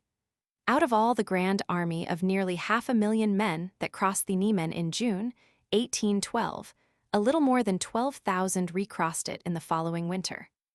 It was estimated that 120,000 were killed in the various battles with the Russians, 130,000 died of disease, cold, and hunger, and not far from 200,000 were captured or voluntarily left the army and remained with the Russians. Many of the latter died within the next few years, and others settled in the country and never reached their homes again. On the line of the march of the Grand Army, their descendants may be found today living in the villages where their fathers died, and thoroughly Russian in their language and habits. The Russians are said to have treated their prisoners kindly, and doubtless they had orders from the government to do so. Frank asked if the French army made any attempt to reach St. Petersburg. As before stated, it was Napoleon's intention, the doctor answered, to spend the winter in Moscow and move upon St. Petersburg in the spring. But the burning of Moscow made it impossible for him to remain, and thus his plans were spoiled. Russia refused to make terms of peace with him, and some of his messages to the Emperor Alexander I were not even answered. The Russians doubtless knew that cold and hunger would compel a retreat, and they could rely upon the winter and the Cossacks to make it disastrous. Russia had concluded a treaty of peace with Turkey, which would release a large army to fight against the French. She had also made a treaty with the King of Sweden, by which the troops of the latter would join the Russian army early in the spring, as soon as the weather and the roads would permit them to march. It was certain that Napoleon would be overwhelmed if he remained, and the only alternative was the retreat. The army that came to Moscow was about 100,000 strong. All the rest of the available forces of the Grand Army were left to garrison places on the road to the Niemen and to collect provisions. 160,000 men crossed the bridge at Smolensk in the march to Moscow, 20,000 were killed on the road, and 40,000 were left to guard the magazines, hospitals, and stores at some 4 or 5 places. The terrible waste of war can be no better illustrated than in the story of Napoleon's campaign to Moscow. At Kovno, in Lithuania, is a monument with the inscription, "Napoleon marched through here with 700,000 men. He marched back with 70,000. And now," he continued, "I think you understand why Moscow presents so many irregularities in its architecture. In the spring of 1813, the people began to build again, and everything was done in a hurry. Those who could afford the time and money necessary to build good houses were the few rather than the many. Most of the Russians had been impoverished in the war and could only afford the cheapest of dwellings, while those who had not lost everything were desirous of obtaining shelter as soon as possible. The custom of that day has continued in a certain measure to the present, as you can see by looking around you. For a knowledge of what our friends saw in Moscow, we will refer as heretofore to the journals kept by the youths, together with extracts from their letters to friends at home. "The first thing we wanted to see," said Fred in his journal, "was the Kremlin, or ancient fortress of Moscow, on the bank of the river Moskva, from which the city is named. We saw many other things on the way there, but had no interest in them and will leave their description to a later page. We were all eyes, ears, and thoughts for the Kremlin, and nothing else. Nobody can tell positively what the word Kremlin comes from, but it certainly means fortress or space enclosed with strong walls. The walls of the Kremlin of Moscow are about 1.5 miles in circuit, and from 50 to 60 feet high. They are entered by 5 gates, of which the principal is the Spassky, or Redeemer. This gate was built in 1491, and over it there is a picture of the Redeemer of Smolensk. Our guide told us we must remove our hats as we passed through this gateway, out of respect for the ways of the people. Formerly, a failure to do so was severely punished, but now there is no compulsion about it. Not even the emperor is exempt from the custom, and you may be sure we did not attract attention by our neglect. It was in front of this gate that executions formerly took place, and the victims offered their last prayers to the Redeemer of Smolensk. Happily, there are now no signs of these executions, and everything has an air of peace and happiness. The gate of next importance is the Nikolsky, or Nicholas Gate, which is ornamented and made sacred in the eyes of Orthodox Russians by the picture of Saint Nicholas of Modjesk. The gate was partly destroyed by order of Napoleon. A large quantity of gunpowder was placed under it and fired, but the explosion only split the tower in the middle and up to the frame of the picture. The glass over the picture and the lamp burning in front of it were not harmed. As the occurrence was considered in the light of a miracle, an inscription describing it was placed there by Alexander I. Another gate, called the Troitska, or Trinity, is memorable as the one by which the French entered and left the Kremlin in 1812. Several times it has been the passageway of conquering armies. Besides the French in the 19th century, it admitted the Poles in the 17th, the Tartars in the 16th, 1551, and the Lithuanians in the 14th centuries. Only a small part of the Kremlin was destroyed in the Great Fire of 1812. It was held by Napoleon's troops when the fire broke out, and when the invaders retired, their attempts to blow up the walls and ignite the buildings did not succeed. After looking at the exterior of the walk and admiring the picturesque situation of the Kremlin, we passed through the gate and went at once to the tower of Ivan Veliky, John the Great. We had been advised to see this tower first of all, as it was the best point from which to obtain a general view of the city. There is some doubt as to the antiquity of the tower, but it is generally believed to date from the year 1600 and to have been built by Boris Godunov. It is in 5 stories, of which the upper is in the form of a cylinder, while the others are octagonal in shape. The top is 270 feet from the ground and is reached by a winding stairway. The guide called our attention to the bells in the tower. There are no less than 34 of them, and some are very large. In the second story hangs a bell known as the Assumption, which weighs 64 tons. It is therefore 4 times as heavy as the Great Bell of Rouen, 5 times that of Erfurt, and 8 times as heavy as the Great Tom of Oxford, the largest bell in England.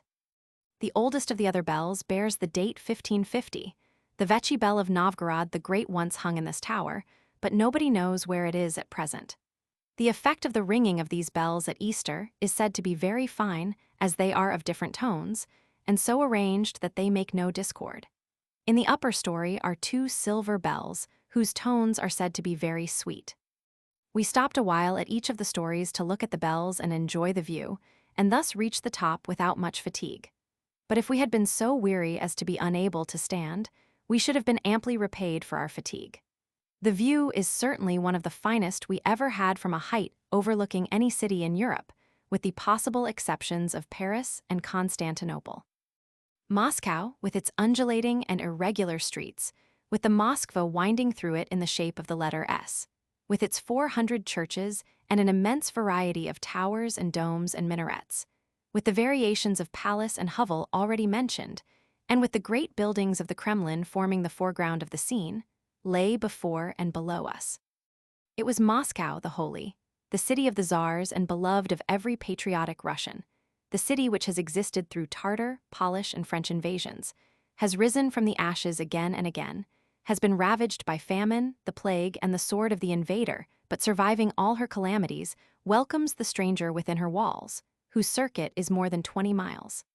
From the top of this tower, we look down upon 7 centuries of historical associations. Listen to a fragment of the history of Moscow. It was plundered by the Tartars under Tamerlane, and many of its inhabitants were killed. Again it fell into Tartar hands, and again was pillaged, and its inhabitants murdered. Twice under the Tartars, 1536 and 1572, it was set on fire, and on both occasions many thousands of people perished by fire or sword. The Poles burned a large part of the city in 1611, and in 1771 the plague carried off half the population. Is it any wonder that the Russians love their ancient capital, after all that it has suffered and survived? We lingered for an hour or more in the tower, and then descended. Our next object of interest was the Tsar Kolokol, or Great Bell, which stands at the foot of the Ivan Veliky Tower, and near the place where for a long time it lay buried in the earth. It is literally the great bell not only of Moscow, but of the world. It has a strange history. It is said to have been cast originally in the time of Boris Godunov, and a traveler in 1611 mentions a bell in Russia which required 24 men to swing the clapper. During a fire, it fell to the ground and was broken. In 1654, it was recast, and weighed at that time 288,000 pounds. 20 years later, it was suspended from a wooden beam at the foot of the tower. The beam gave way during a fire in 1706, and the bell was again broken. The Empress Anne ordered it recast in 1733, but it only lasted 4 years. The falling of some rafters in 1737 broke the bell as we now see it, and it lay on the ground just 99 years, or until 1836, when it was raised and placed in its present position by the Emperor Nicholas. And how large do you think it is? It is thought to weigh 444,000 pounds, or 220 tons. It is 19 feet 3 inches in height, and 60 feet 9 inches in circumference, or 20 feet 3 inches in diameter. Just stop and measure these figures with your eye in a barn or a large room of a house, and then realize what this great bell is. Look at the picture of the bell and see the piece that is broken out of it. This piece is 6 feet high, and both of us walked through the place left by its removal without any difficulty. There is an inscription on the bell which gives its history, and it presents also several sacred figures and the portraits of the Tsar Alexis and the Empress Anne. From the Great Bell, we went to the Nicholas Palace, which occupies the site of the one destroyed by the French at the time of their retreat, and then to the Bolshoi Dvorets, or Great Palace. The state apartments are numerous and gorgeous. Their number is absolutely bewildering, and so is the array of furniture, paintings, statuary, and other valuables that are gathered there.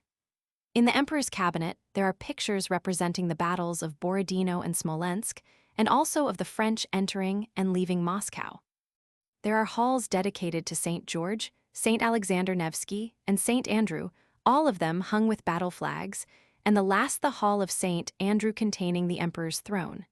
In some of the halls are paintings representing scenes in the history of Poland. They were brought from Warsaw, where they once hung in the royal castle. They showed us the Red Staircase, which is used by the Emperor on state occasions, and was the spot where in former times the Tsar allowed the people to see him. Napoleon and his marshals ascended these steps when they took possession of the Kremlin, and it was from the top of the staircase that John the Terrible saw the comet which caused him to tremble with fear. Then they took us to the banqueting room, where the Emperor dines with his nobles immediately after the ceremony of coronation, and beyond it to the Tarum, which was formerly occupied by the wife and children of the Tsar. It is now filled with articles of historic interest: the seals of Russian sovereigns, the certificate of the election of Michael, first of the Romanovs, to the Russian throne, and several copies of the Evangelists, on parchment, and said to be 500 years old. Near the Great Palace is the treasury, which reminded us of the Hermitage of St. Petersburg, or the more famous Tower of London. It is filled with all sorts of curious things, many of them of enormous value. It has been said that the national debt of Russia could be paid from the sale of the pearls, diamonds, and other precious things in the treasury of Moscow. Perhaps this is not strictly true, but certainly they would go a long way towards doing so. What we saw in the treasury would take too long to tell, and besides, it would be a catalogue filling many pages of our notebooks. Armor and weapons of all times and forms can be seen here. There are faded and tattered flags that tell of the glory of Russia. Here is the flag carried by the soldiers of John the Terrible at the capture of Kazan, the flag under which Yermak conquered Siberia and added it to the Russian Empire. The flag which a little band of Cossacks carried to the shores of the Pacific Ocean more than 200 years ago. And here are the flags which belonged to the regiment of Streltsy, which rebelled against Peter the Great. Here are thrones and coronation chairs in goodly number. The first is that of the Empress Elizabeth, and near it are the coronation chairs of Paul I and Alexander Roman II. In the center of the room where these chairs are standing is the equals baldacchino equals, under which the Emperor and Empress walk at their coronation, and at the farther end is a stand of colors given by Alexander I to his Polish regiment, and afterwards captured at the storming of Warsaw in 1831. The royal throne of Poland is in another room, along with the throne of Kazan, which is studded with pearls, diamonds, rubies, and turquoises, as are several other thrones. One throne contains over 800 diamonds and twice as many rubies, and it is by no means the most costly one in the collection. Near the thrones are the coronation robes worn by several of the emperors and empresses, and there is also a masquerade dress which belonged to Catherine the Great. We lingered over a glass case containing the decoration of the Order of the Garter and its diploma, which Queen Elizabeth sent to John the Terrible. Another gift from the good queen to the cruel Tsar was the state carriage which stands in one of the rooms of the treasury, along with several other vehicles, all of the olden time. One is on runners, and large enough for a whole family. It has a table and benches covered with green cloth, and was used by the Empress Elizabeth in her journeys between St. Petersburg and Moscow. Enough of curiosities. We grew weary with seeing the relics of the rulers of Russia, though all were full of interest, and willingly followed our guide to the churches that stand within the walls of the Kremlin. The first is the Church of the Assumption, in which the emperors are crowned, and where the patriarchs formerly officiated. The church dates from 1475 and occupies the site of another, which was erected 150 years earlier. It has been altered and restored several times, but remains very much in shape and general appearance as it was 400 years ago. In the church is a shrine of silver in memory of Saint Philip, a patriarch of the church, who had the temerity to rebuke John the Terrible for his misdeeds, and was imprisoned and put to death in consequence. The hand of Saint Philip is exposed, and whenever the emperor comes here, he never fails to kiss the sacred relic. There are tombs and shrines in great number, and a large part of the religious history of Russia belongs to this building. Every Tsar of the empire, from John the Terrible to Alexander Roman III, has been crowned here, and the most sacred pictures in the whole country are deposited along the altar screen. Dean Stanley says of the imperial coronation in the Church of the Assumption, "The coronation, even at the present time, is not a mere ceremony, but an historical event and solemn consecration.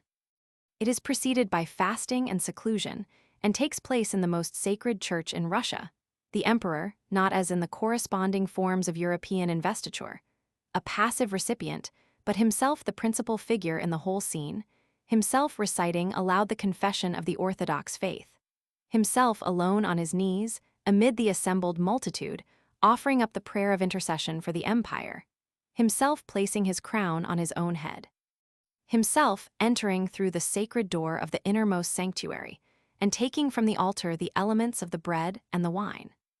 There are two other cathedrals in the Kremlin, that of the Archangel Michael and the Cathedral of the Annunciation. The three cathedrals, with the Tower of Ivan Veliky, which has a chapel in its lower story, form a square, which is frequently called the Grand Square of the Kremlin. We visited the cathedrals in the order named, and it was quite appropriate that when we had finished with that of the Assumption, where the Tsars are crowned, we should go to the Michael Cathedral, where, down to the time of Peter the Great, they were buried. The tombs are quite plain in appearance, a marked contrast to the elaborate decorations of the building, whose interior is covered with frescoes which represent scenes in the lives of the Tsars, together with their portraits. One of the tombs was covered with a black cloth, and we asked the guide what it meant. "That is the tomb of John the Terrible," said he, "and the black cloth is to show that he assumed the cowl of a monk an hour or so before he died. He wanted to atone for his many cruelties, and this is the way he did it." The guide further told us that in ancient times, when anyone wished to present a petition to the Tsar, he came to this church and placed the paper on one of the tombs. By a long-established custom, which had the force of law, no one but a Tsar could remove it. In this way, the ruler could be reached when all other means of approaching him were unavailable. What a pity the custom does not continue to the present time. The only emperor buried here is Peter Roman II, son of Alexis and grandson of Peter the Great. As before stated, the imperial burial place has been at St. Petersburg since that city was founded. While the Tsars were crowned in the Cathedral of the Assumption and buried in that of St. Michael, they were baptized and married in that of the Annunciation, which was the next we visited. Its floor is of jasper and agate, and it has 9 cupolas, heavily covered with gilding. The cross on the center cupola is said to be of solid gold escapement, open to a good deal of doubt, though by no means entirely improbable when we remember what treasures are stored in the Kremlin. The interior of this church is covered with frescoes, and like the others, is adorned with pictures set in precious stones. Mentioning the cupolas of this church reminds us that the cupolas of the Russian churches vary all the way from 1 up to 13, the number being nearly always odd. Usually they have 5 cupolas, the building is in the form of a Greek cross, and there is a cupola at each corner and another in the center, the latter being the largest. The idea of the 5 cupolas came from Constantinople, whence the Russian church derived its religion. The earliest church at Novgorod had 5 cupolas and was copied from the church of Saint Sophia at Constantinople, which was converted into a mosque at the time of the Moslem conquest. The largest number on any of the churches of Moscow is on that of St. Basil, which has 13 in all. There are other small churches and chapels in the Kremlin, but we had not sufficient time to examine them all. In the sacristy of the Holy Synod, which stands behind the Cathedral of the Assumption, we saw in glass cases the robes of the patriarchs of the church, some of them dating back more than 500 years. They are covered with pearls and all kinds of precious stones. One, which was presented by John the Terrible to the Metropolitan Denys, is said to weigh 54 pounds in consequence of the great number of diamonds, pearls, emeralds, garnets, and other jewels which are fastened to it. The attendant left us quite alone in the room with all these valuables. The guide said this was the custom, but that we were by no means out of sight. Through holes in the ceiling, watchful eyes were said to be peering, and any attempt to open the cases and remove the valuables would result in serious consequences. How much truth there was in his statement we do not know. We looked at the ceiling, but could not see any peepholes, but for all that they may have been there. You wonder how it happened that the French did not carry away the treasures of the Kremlin when they retreated from Moscow. The fact is, most of the treasures were removed to Nizhny Novgorod as the French advanced, and when they arrived, there was not a great deal to plunder. They carried off many things, which were afterwards recaptured by the Russians during the retreat and restored to their places. But it was not until the French were completely out of the country that the valuables and relics which had been carried to Nizhny Novgorod were returned. The invaders hacked at some of the frames of the holy pictures in the Church of the Assumption, and the marks of their knives are still visible. In the Cathedral of the Annunciation, the French stabled their horses, and the other churches were used as barracks by the troops. The Kremlin was mined in several places, but the explosions did very little damage. Probably the French officers who had charge of the mining were in a great hurry and did not attend properly to their work. Our guide was a Russian, and after he had told us about the use of the cathedral as a stable, he led the way to the spot where the cannon captured from the French in the retreat are exhibited. There, said he, are 875 cannon which were captured in the retreat of the Grand Army. 365 of them won for every day in the year are French, 189 are Austrian, and the rest are from the various troops allied with the French at that time. Altogether, they weigh about 350 tons.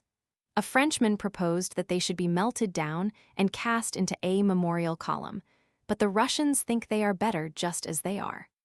We agreed with him that it was very natural a Frenchman should make such a proposal and the Russians reject it. An amusing thing is that some of the guns bear the names Invincible, Eagle, Conqueror, Triumph, and the like, quite in mockery of their captive condition. Dr. Bronson said he was reminded of an incident that is said to have happened in an American Navy yard 15 or 20 years after the War of 1812, between the United States and Great Britain.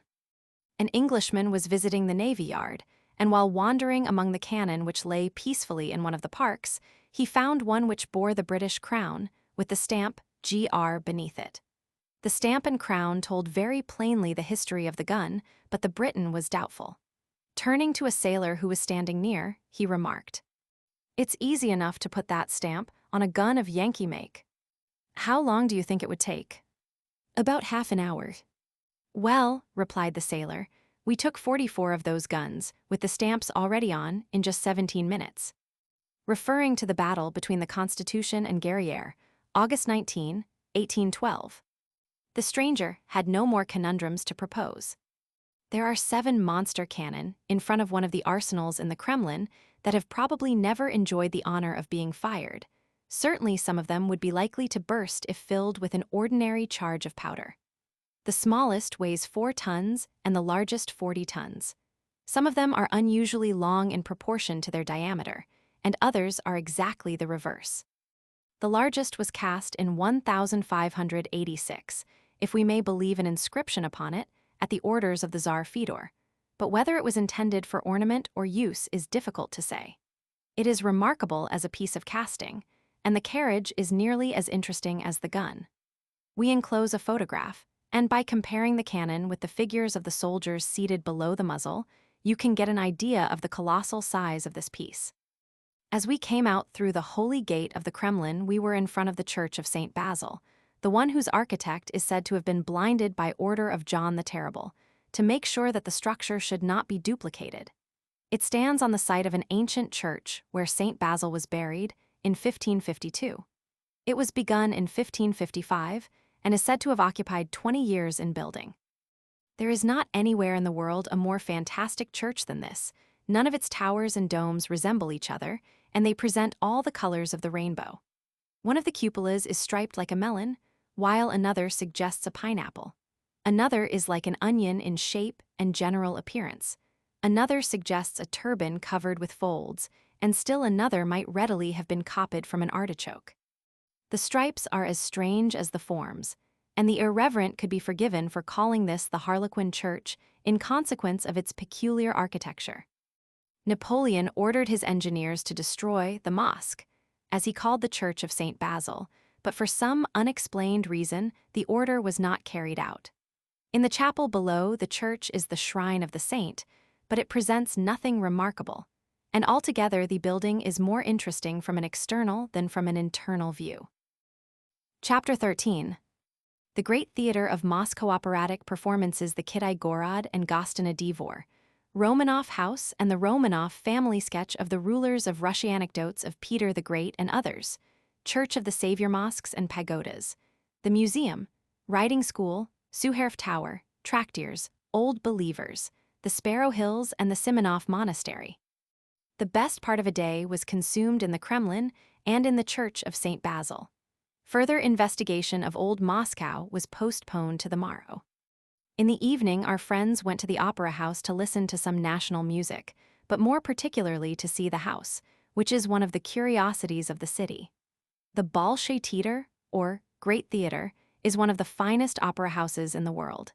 It was built in 1855-56 to replace the smaller opera house which had been destroyed by fire about 2 years before. A few months after it was opened, there was a performance in the theater, entitled 1756 and 1856, to celebrate the 100th anniversary of the establishment of government theaters in Russia. From the material in the possession of the youths, and by a careful use of eyes and notebooks, Fred wrote the following account of the Moscow Opera House, and added to the information about theatrical matters which appears in a previous chapter. The first recorded representation of a theatrical character in Russia is assigned to the reign of Alexis Mikhailovich, father of Peter the Great. It was given in the house of the father-in-law of Alexis, but very little is known of its character. Russian writers say their first regular dramas were in the time of Fyodor Alexeyevich, half-brother and predecessor of Peter the Great, and were written by the Tsar's tutor. They were produced in one of the suburban palaces and had a religious character, as we infer from the titles Prodigal Son, King Nebuchadnezzar, Three Men in the Fiery Furnace, and The Golden Calf. The Tsar's tutor was a monk, and the plays were performed by the students attached to the monastery. Peter the Great determined to develop the drama and engaged a Hungarian actor, who happened to be at Moscow, to look after the matter. This actor went to Germany and engaged a troupe, and among them was a man who divided his time between theatrical affairs and shipbuilding. When he was not shipbuilding, he was writing plays and managing Peter's theater at Moscow, and he seems to have engaged in the two occupations with equal facility. Peter attended the performances accompanied by his officers. In order to encourage the drama, there was no admission fee, the company being supported by the government. At first, the performances took place in a large hall of the Suherf Tower. After a time, a wooden theater was built near the Kremlin, and performances were given regularly. The city of Yaroslav established a theater of its own under the direction of Fyodor Volkov, an actor who afterwards became famous in Russia. In 1752, he was summoned to St. Petersburg by the Empress Elizabeth to direct performances at the court theater, and in 1756, the Empress issued an imperial order establishing a government theater in the capital. The centennial of this event was the celebration referred to. The Moscow Opera House stands in a square by itself not far from the Kremlin. Carriages can be driven all around it, and there are 3 entrances for spectators besides the one reserved to the actors. The theater is never crowded, as only as many tickets are sold as there are seats, and no money is taken at the doors. There are 5 rows of boxes besides the parquet, or ground floor, and the gallery, which occupies the whole of the upper tier. We had our places in the parquet and found them very comfortable. Each seat is a separate armchair, with plenty of space around it, so that one may walk about between the acts without disturbing his neighbors. The waits between the acts were very long, according to our American ideas, but there was a reason for this. We found an attendant who spoke French, and through his assistance and his expectation of a fee, we visited an unoccupied box on one of the principal tiers. The box had plenty of seating room for half a dozen persons. The attendant said 10 or 12 were frequently packed into it, but it was only unfashionable people who ever thought of thus crowding a box. Each box has a little cabinet or parlor back of it, where one may receive friends, and a great deal of visiting goes on between the acts. The arrangement is an Italian one, and the same feature exists in opera houses in other parts of Europe. To give you an idea of the size of the house, let me quote a few figures comparing it with the principal theaters of Milan, Naples, and London. The measurements are in English feet. Diameter of ceiling, La Scala, Milan diameter of ceiling, San Carlo, Naples diameter of ceiling, Covent Garden, London diameter of ceiling, Moscow Opera House equals 98 equals opening of proscenium. La Scala, Milan opening of proscenium, San Carlo, Naples opening of proscenium, Covent Garden, London opening of proscenium, Moscow Opera House equals 70 equals. The stage of the Moscow Opera House is 126 feet wide and 112 feet deep. At Covent Garden Theatre, the respective figures are 88 and 90 feet. We had a great deal of curiosity to see the famous drop scene, which represents the triumphal entry of Minin and Pojarsky into the Kremlin after the expulsion of the Poles from Moscow in 1612. It is a magnificent picture, painted by Duzzi, a Venetian artist, and represents the two liberators on horseback near the Holy Gate of the Kremlin, surrounded by citizens of all classes and conditions. Prince Pojarsky looks like an Oriental, as he is dressed in the costume which was worn by the boyards or noblemen down to the time of Peter the Great. The peasant class are in their holiday dress. The women wear seraphins and kokoshniks, which are quite like those worn by many of them at the present time, while the men are mostly in girdled kaftans, just as we see thousands of them daily. French fashions have taken a hold among the nobility and wealthy people of Russia generally, but have no effect on the peasantry. The common people will probably adhere to their present costume until ordered by imperial decree to adopt a new one. We spent nearly the whole time of the wait between the first and second acts in contemplating this picture and found plenty to occupy us. We have already mentioned the Minin Pojarsky monument, which stands near the gate of the Kremlin and reminds the people of an important event in their national history. Between the monument and the painting, the Russians are not likely to forget the patriotism of the cattle dealer and the prince. From the theater, our friends went straight to the hotel and to bed tired enough with their day's exertions, but amply repaid for all their fatigue. Next morning they were off in good season, or rather Frank and Fred were, as the doctor decided to remain at the hotel, while the youths devoted the forenoon to sights that he did not especially care for. Having been in Moscow before, he was willing to leave some of the stock sights out of his program.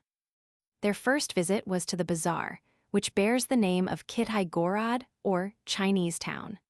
The bazaar is often said to be so called because of the great number of Tartars doing business there, the descendants of the Mongols, who so long held Moscow in their hands. According to some writers, this belief is erroneous. They assert that originally all of Moscow was inside the Kremlin, but as the necessity came for extending the city, an order was given by Helena, mother of John the Terrible, and regent during his minority, for enclosing a large space outside the Kremlin, which was to be named after her birthplace, Kitaïgrad, in Podolia. Its walls were begun in 1535 by an Italian architect. "We went," said Frank, "through the Gostiny Dvor of Moscow, which fills an enormous building in the Kitaï-Gorod, and is in some respects more interesting than that of St. Petersburg, though practically of the same character. The display of Russian goods is about like that in the capital city, though there is possibly a greater quantity of silver work, Circassian goods, and similar curiosities peculiar to the country. Much of the money changing is in the hands of Tartars, where the changers are not of the Tartar race, they are generally Jews. Russian Tartars and Jews use the abacus in counting, and they work it with wonderful rapidity. We saw it in St. Petersburg, but it was not so much employed there as in Moscow. The abacus has undergone very little change in 2,000 or 3,000 years. It was introduced by the Tartar conquerors of Russia and promises to remain permanently in the empire. What a quantity of silks, embroideries, silverware, and the like are piled in the bazaar. And what an array of clothing, household goods, furniture, and other practical and unpractical things of every name and kind. It was the bazaar of St. Petersburg over again, with the absence of certain features that suggested Western Europe and the addition of others belonging to the Orient. The second-hand market was encumbered with old clothes, pots, pans, boots, furniture, and odds and ends of everything, and we were so pestered by the peddlers that we went through the place pretty quickly. The guide took us to Romanoff House, which was built near the end of the 16th century and was the birthplace of Michael, the first Tsar of the present reigning family. Of the original house, only the walls remain. The interior was destroyed by the French, who plundered the building and then set it on fire, and only the great thickness and solidity of the walls preserved them. Romanov House, as we saw it today, is an excellent example of the Russian house of the 16th and 17th centuries, and in this respect, it is very interesting. The last restoration was made in 1858-59, and the government has spent quite an amount of money in putting it in order. It is 4 stories high and built around a courtyard from which the rooms on the ground floor are entered. In the basement are cellars for storing provisions, and on the floor above it are the kitchens, temporary storerooms, and the like. In the next story are the rooms where the prince lived.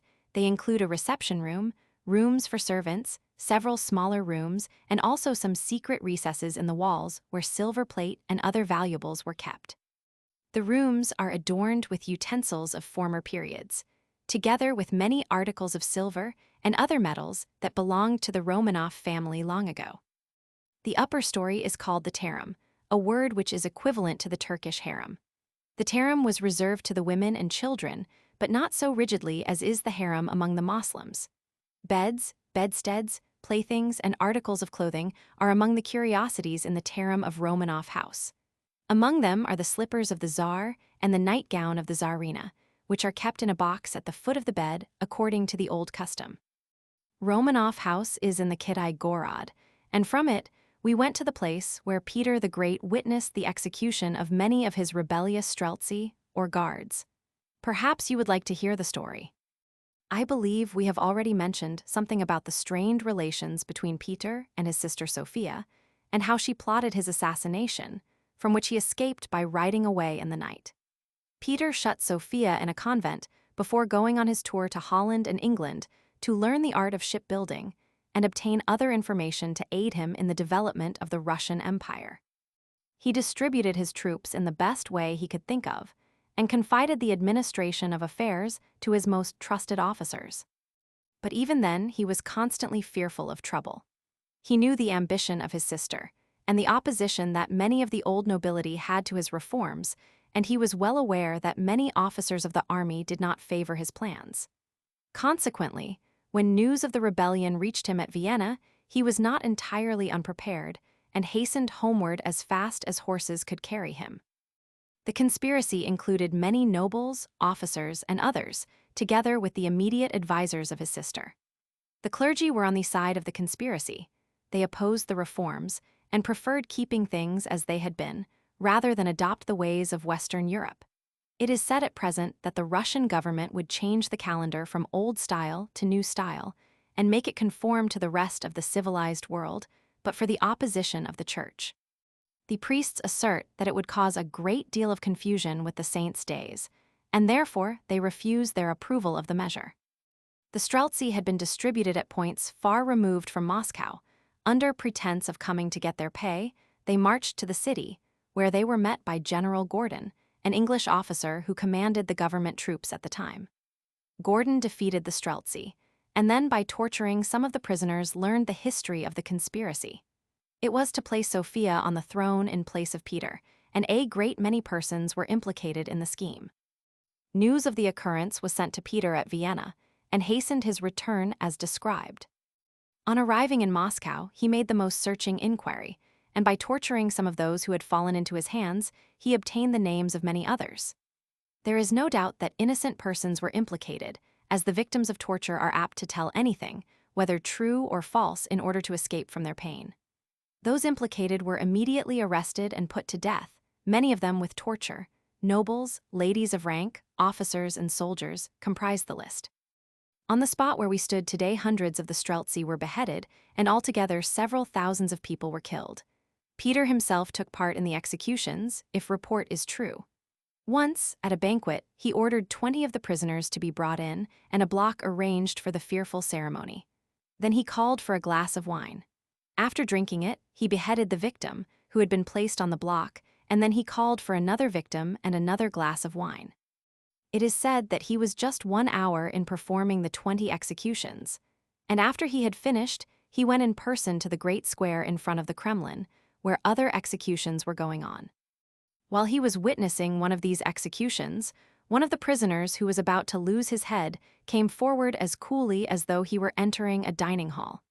"Make way for us," he said, as he kicked the fallen heads from his path. "Make way here, make way." Just as the man lay down upon the block and the executioner raised his axe, Peter ordered the prisoner to be liberated. He pardoned him on the spot, remarking that there was good stuff in a man who could walk so gallantly to his own execution. Peter's prediction was correct, and who do you suppose the man was? His name was Orloff. He was a faithful adherent of Peter for the rest of his life, and rose to the command of his armies. He was the founder of the Orloff family, which has ever since been prominent in Russian matters and continues so down to the present day. Various members of the family have been distinguished in land and naval warfare and in diplomacy and home affairs. One of them was the intimate friend and advisor of Catherine Roman II. He was a man of gigantic stature and great personal courage, and is said to have strangled with his own hands the unfortunate Emperor Peter Roman III, in order to place the disconsolate widow Catherine on the throne. Catherine Roman II should not be confounded with Catherine I. It was Catherine Roman II, surnamed the Great, to whom I have just referred as the conspirator who gained the throne by the murder of her husband. Catherine I was the widow of Peter the Great and mother of the Empress Elizabeth. She had great influence over the founder of the empire, and though not always controlling his violent temper, she did much towards suppressing it on many occasions. While we are in sight of Romanov House, let us run over the list of those who have held the throne since the first of this family ascended it. Here they are. 1. Michael Fedorovich, first of the Romanovs. 2. Alexis Mikhailovich, son of Michael. 3. Fyodor Alexievich, son of Alexis. 4. Ivan Alexievich, brother of number 3. 5. Peter Alexievich Peter I, or the Great. 6. Catherine I, widow of Peter I. 7. Peter Roman II, grandson of Peter I. 8. Anna, niece of Peter I. 9. Ivan Roman III, imprisoned in his infancy and afterwards assassinated. 10. Elizabeth, daughter of Peter I. 11. Peter Roman III, great-grandson of Peter I's. 12. Catherine Roman II. 13. Paul I, son of Catherine Roman II. 14. Alexander I, son of Paul I. 15. Nicholas I, brother of Alexander I. 16. Alexander Roman II, son of Nicholas I. 17. Alexander Roman III, son of Alexander Roman II. It is a circumstance worthy of note that in the 37 years between the death of Peter the Great and the accession of Catherine the Great, Russia had 3 emperors and 3 empresses.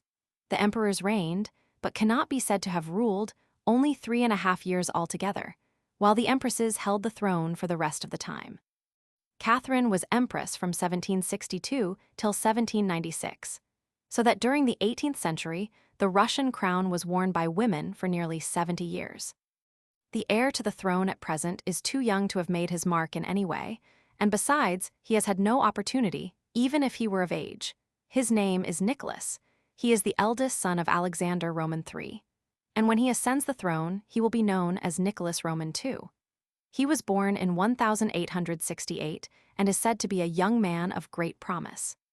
4 at least of the 17 rulers named above were murdered, and there were suspicions of poisoning in the cases of 2 others.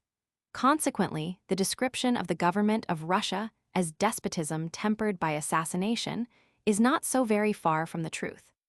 It is sometimes said that the Romanov family is more German than Russian, in consequence of the marriages of the emperors with German princesses. Peter the Great was pure Russian. His son Alexis, father of Peter Roman II, married a German princess, and their daughter Anne married a German duke. Anne and the German duke were the parents of Peter Roman III, the husband of Catherine Roman II, Peter Roman III, and Catherine were the parents of Paul, who married a German princess, and the example has been followed by all the emperors. The Russian poet Pushkin used to represent in an amusing way the Germanizing of the imperial family, which was as follows. He placed in a goblet a spoonful of wine for the Tsarevich Alexis and a spoonful of water for his German wife. Then he added a spoonful of water for Anne's German husband, a third for Catherine Roman II, and a 4th, 5th, and 6th for the German wives of Paul, Nicholas, and Alexander Roman II. Were the poet alive today, he would add a seventh for the Danish wife of Alexander Roman III, and an eighth for the wife of the young Nicholas, whoever she may be. However little Russian blood may be running at present in the veins of the Romanov family, there is no question about the thoroughly Russian character of the persons most concerned. Born and bred in Russia, it would be strange if the men were otherwise than national in their feelings. And as for the women who have been married into the imperial family, they seem to have left everything behind them when they came to make their homes in Muscovy. There was never a more thorough Russian than Catherine Roman II. When she came to the imperial court at the age of 15, she immediately went to work to learn the language. And in after life, she used to say that if she knew of a drop of blood in her veins that had not become Russian, she would have it drawn out. Before becoming the wives of the men of the imperial family, all foreign princesses must be baptized and taken into the Russian church. The ceremony is a very elaborate one and is made a state affair. The members of the imperial family are present, together with many high officials, who appear as witnesses, and there can be no exceptions to the rule that requires the emperor's bride to be of his religion. Family, home, religion, everything must be given up by the woman who is to become an empress of Russia. Well, we will leave Romanov House and the Kitai Gorod and go to see something else. Our guide suggests the Church of the Savior, which has only recently been completed. It was built to commemorate the retreat of the French from Moscow. Our guide, whose arithmetic is a good deal at fault, says they have been working at it for more than 100 years. Though not so quaint as the churches we have seen, it is certainly the finest in the city. It is in the form of a Greek cross, and the central cupola, 84 feet in diameter, rises 343 feet above the ground. In front of the church there are statues of the Russian generals of the early part of the century. The outside is adorned with bronze reliefs, which are strangely divided between scriptural subjects and the War of 1812. The interior of the building is finished with highly polished porphyry, lapis lazuli, and other costly stones, and there is a profusion of paintings ornamenting the walls. We spent half an hour or more at the church, and were loath to leave it. In addition to its many churches of the Greek faith, Moscow is like St. Petersburg in containing churches representing all the religions of a Christian city, together with synagogues for the Jews and mosques for the Tartars. Some Chinese who once lived in Moscow had a pagoda, where they worshipped idols as in their own country, but our guide says there are no Chinese here at present. Of course, we had not sufficient time for visiting all the churches of Moscow, and told the guide to take us only to those which were really remarkable. We saw perhaps a dozen in addition to those I have named. They were interesting to us who saw them, but I omit a description lest it might prove tedious. We went to the museum, which has a library of 150,000 volumes, a collection of minerals, and a great number of paintings, engravings, and similar things. It did not impress us as much as did the Museum of St. Petersburg, but perhaps this is due to the fact that we were a good deal wearied after our long hours of sightseeing, and were more desirous of a rest than anything else. One of the curiosities of the place was a skinned and stuffed man in a glass case. It reminded us of the cases in which the dressmakers exhibit the latest styles of feminine apparel, and the figure, though dead, was more lifelike than the wax models to which we are accustomed. It is the real skin of a man who once lived and moved and was of goodly stature. From the museum, we went to the Mange, or riding school, which is claimed to be the largest building in the world without any supporting pillars. Look at the figures of its measurement. Length, 560 feet, width, 158 feet, height, 42 feet. Perhaps some of the great railway stations of Europe or America can surpass these measurements, but we certainly don't know of one that can. The space is large enough for 2 regiments of cavalry to perform their evolutions. And in the winter season, when the weather is too severe for outdoor exercise, this riding school is in constant use. It is heated by stoves ranged around the sides of the room, and is ornamented with numerous trophies of war and representations of men in armor. The roof is low and rather flat, and even when the sun is shining, the light is poor. The Suherf Tower, to which we next went, was chiefly interesting as a reminder of Peter the Great. At present, it is utilized as a reservoir for supplying the city with water, and it performs its duty very well. It was formerly the northwestern gate of the city, and a regiment of Streltsy was kept here under command of Colonel Suherf. When the Streltsy revolted, in 1682, Suherf's regiment remained faithful and escorted Peter and his mother and brother to the Troitsa monastery. In grateful remembrance for their devotion, Peter caused this tower to be built and named after the colonel who commanded at the time. The architect tried to make something resembling a ship, but did not succeed very well. Peter used to have secret councils of state in this tower, and it was here that comedies were performed in 1771 by the first troupe of foreign actors that ever came to Russia. It is also said. Here the journal stopped rather abruptly. Frank and Fred were summoned to go to the Troitska traktir for dinner, and as they were both hungry and curious, the journal was laid aside. We have had the description of a Russian dinner in the account of what they saw in St. Petersburg. The dinner in Moscow was much like the one already described, but the surroundings were different. The waiters were in snowy frocks and trousers, and the establishment was so large that it was said to employ 150 waiters in the dining and tea rooms alone. Many of the patrons of the place were taking nothing but tea, and the samovar was everywhere. Frank and Fred thought they had never seen waiters more attentive than at this traktir. They seemed to understand beforehand what was wanted, and a single glance was sure to bring one of them to the table. They did a great deal more than the waiters do in Western Europe. They offered to cut up the food so that it could be eaten with a fork, and they poured out the tea, instead of leaving the patron to pour for himself. Frank observed that nearly everyone who entered the place said his prayers in front of the holy picture. There is a picture in every room of the establishment, so that the devout worshipper is never at a loss. Another day, they went to the Moskovsky traktir, a large restaurant similar to the Troitska, and containing an enormous organ which is said to have cost more than $50,000. The Russians are very fond of music of the mechanical sort, and their country is one of the best markets of the Swiss makers of organs and music boxes. In the best houses all through Russia, expensive instruments of this kind can be found, and sometimes the barrel organs are large enough to fill a respectably sized room with machinery and fittings, and an entire house with sound. Probably the most costly mechanical musical instruments are made for Russians, and some of them give the effect of a whole orchestra. While the instrument in the traktir was in operation, both the youths said they could have easily believed the music to have been produced by a dozen skilled performers.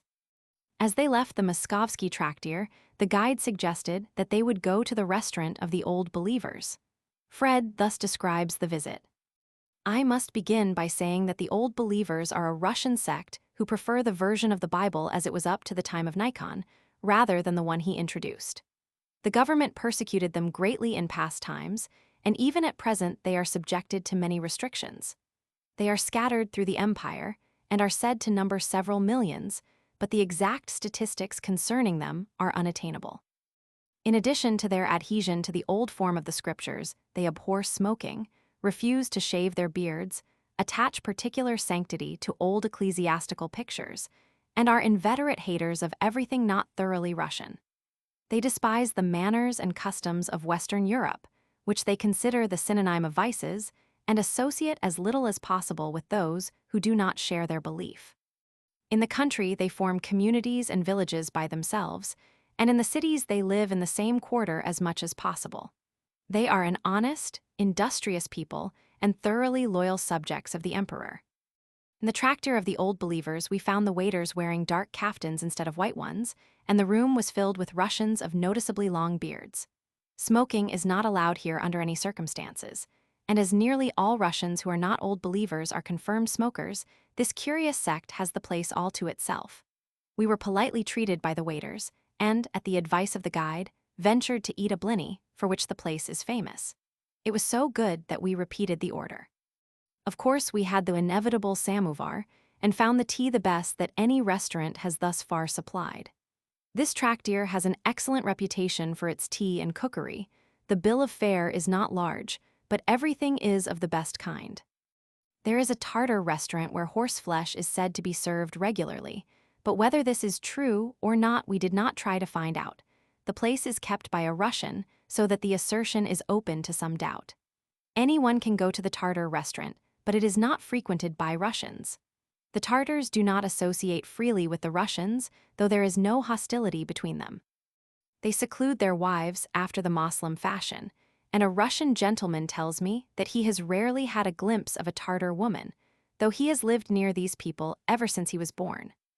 For a general view of Moscow, our friends took a drive to the Sparrow Hills, the spot whence Napoleon took his first and also his last look upon the city he came so far to conquer. On the way thither they stopped at the gardens, which are the property of the Galitzin family, and also at a small palace or villa which is the property of the Empress. These interruptions delayed them, so that it was near sunset when they reached the Sparrow Hills and had the city in full view. As they looked at the sunlight reflected from the hundreds of gilded domes, and the great city spread over the undulating ground, they realized what must have been the feelings of the French soldiers as they gazed upon Moscow after their long and perilous journey to the heart of Russia. There is still higher ground from which to look upon the city at the Simonov Monastery, which has a belfry more than 300 feet high. The monastery dates from 1390. It was once the most important church establishment in Russia and possessed immense areas of land and as many as 12,000 serfs. It was earnestly defended against the Poles in 1612, but was captured and plundered by them. It was a quarantine hospital in the plague of 1771, and a military one from 1788 to 1795. The French burned several of its buildings, but they were soon restored. The extent of the place will be understood when it is known that there are 6 churches inside the walls. Our friends passed some time there, looking at the antique silver, gold, and other ornaments, and the costly vestments which have been handed down from ancient times. They climbed to the top of the belfry and had a view of the city which they are not likely to forget immediately. The visit to the Simonov Monastery was a preliminary to an excursion to the Troitska Monastery, which will be described in the next chapter. Chapter 14. A visit to the Troitska Monastery, and what was seen there, curious legends. Monks at dinner. European fairs. The Great Fair at Nizhny Novgorod, sights and scenes. Minin's tomb and tower down the Volga by steamboat. Steam navigation on the great river Kazan, and what was seen there. The route to Siberia. The Troitska Trinity Monastery is about 40 miles from Moscow and reached by railway in little more than 2 hours. Our friends took an early start, intending to see the monastery and return the same day, which is by no means difficult, as there are 3 trains each way every 24 hours. Fred had spent the previous evening in reading up the history of the place they were to visit.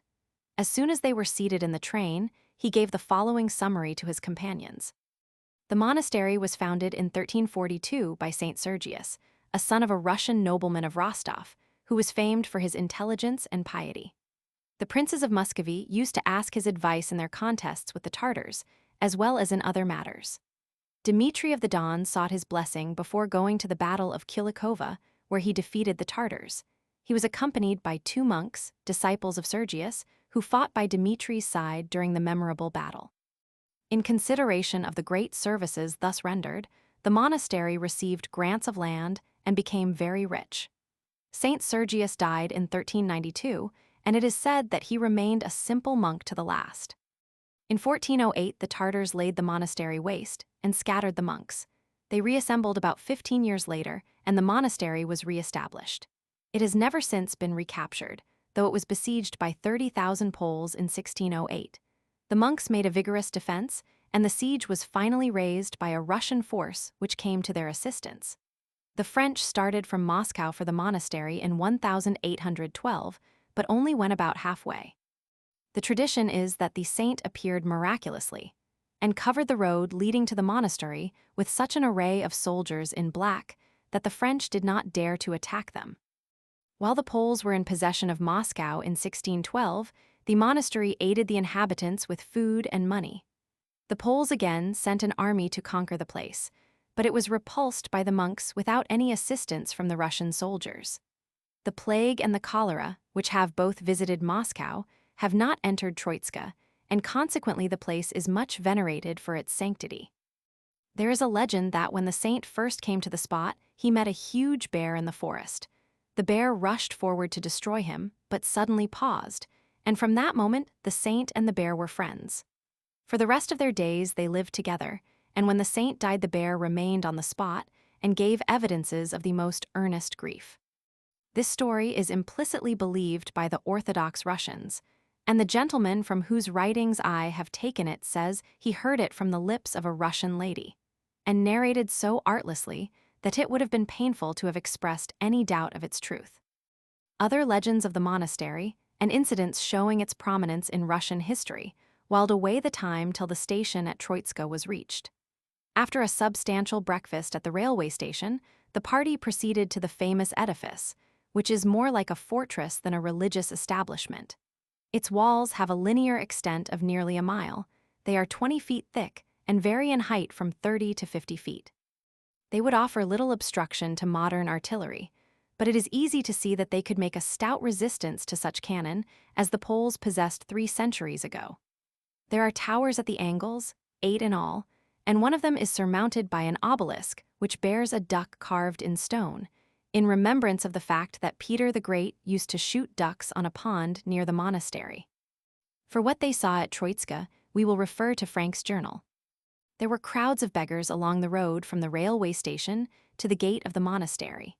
It seems that the place is an object of pilgrimage from all parts of Russia, and the beggars reap a goodly harvest from those who come to pray at the shrine of the saint. Before the railway was opened, the high road from Moscow seemed to pass through a double hedge of beggars, and the traveler was never out of hearing of their plaintive appeals for charity. We were cordially welcomed to the monastery, and one of the monks who spoke French accompanied us through the place. There are 10 churches within the walls, the oldest being the Church of the Trinity and the largest that of the Assumption. The shrine of Saint Sergius is in the former. It is an elaborate piece of workmanship, of pure silver, weighing 936 pounds, and is so constructed that the relics of the saint are exposed.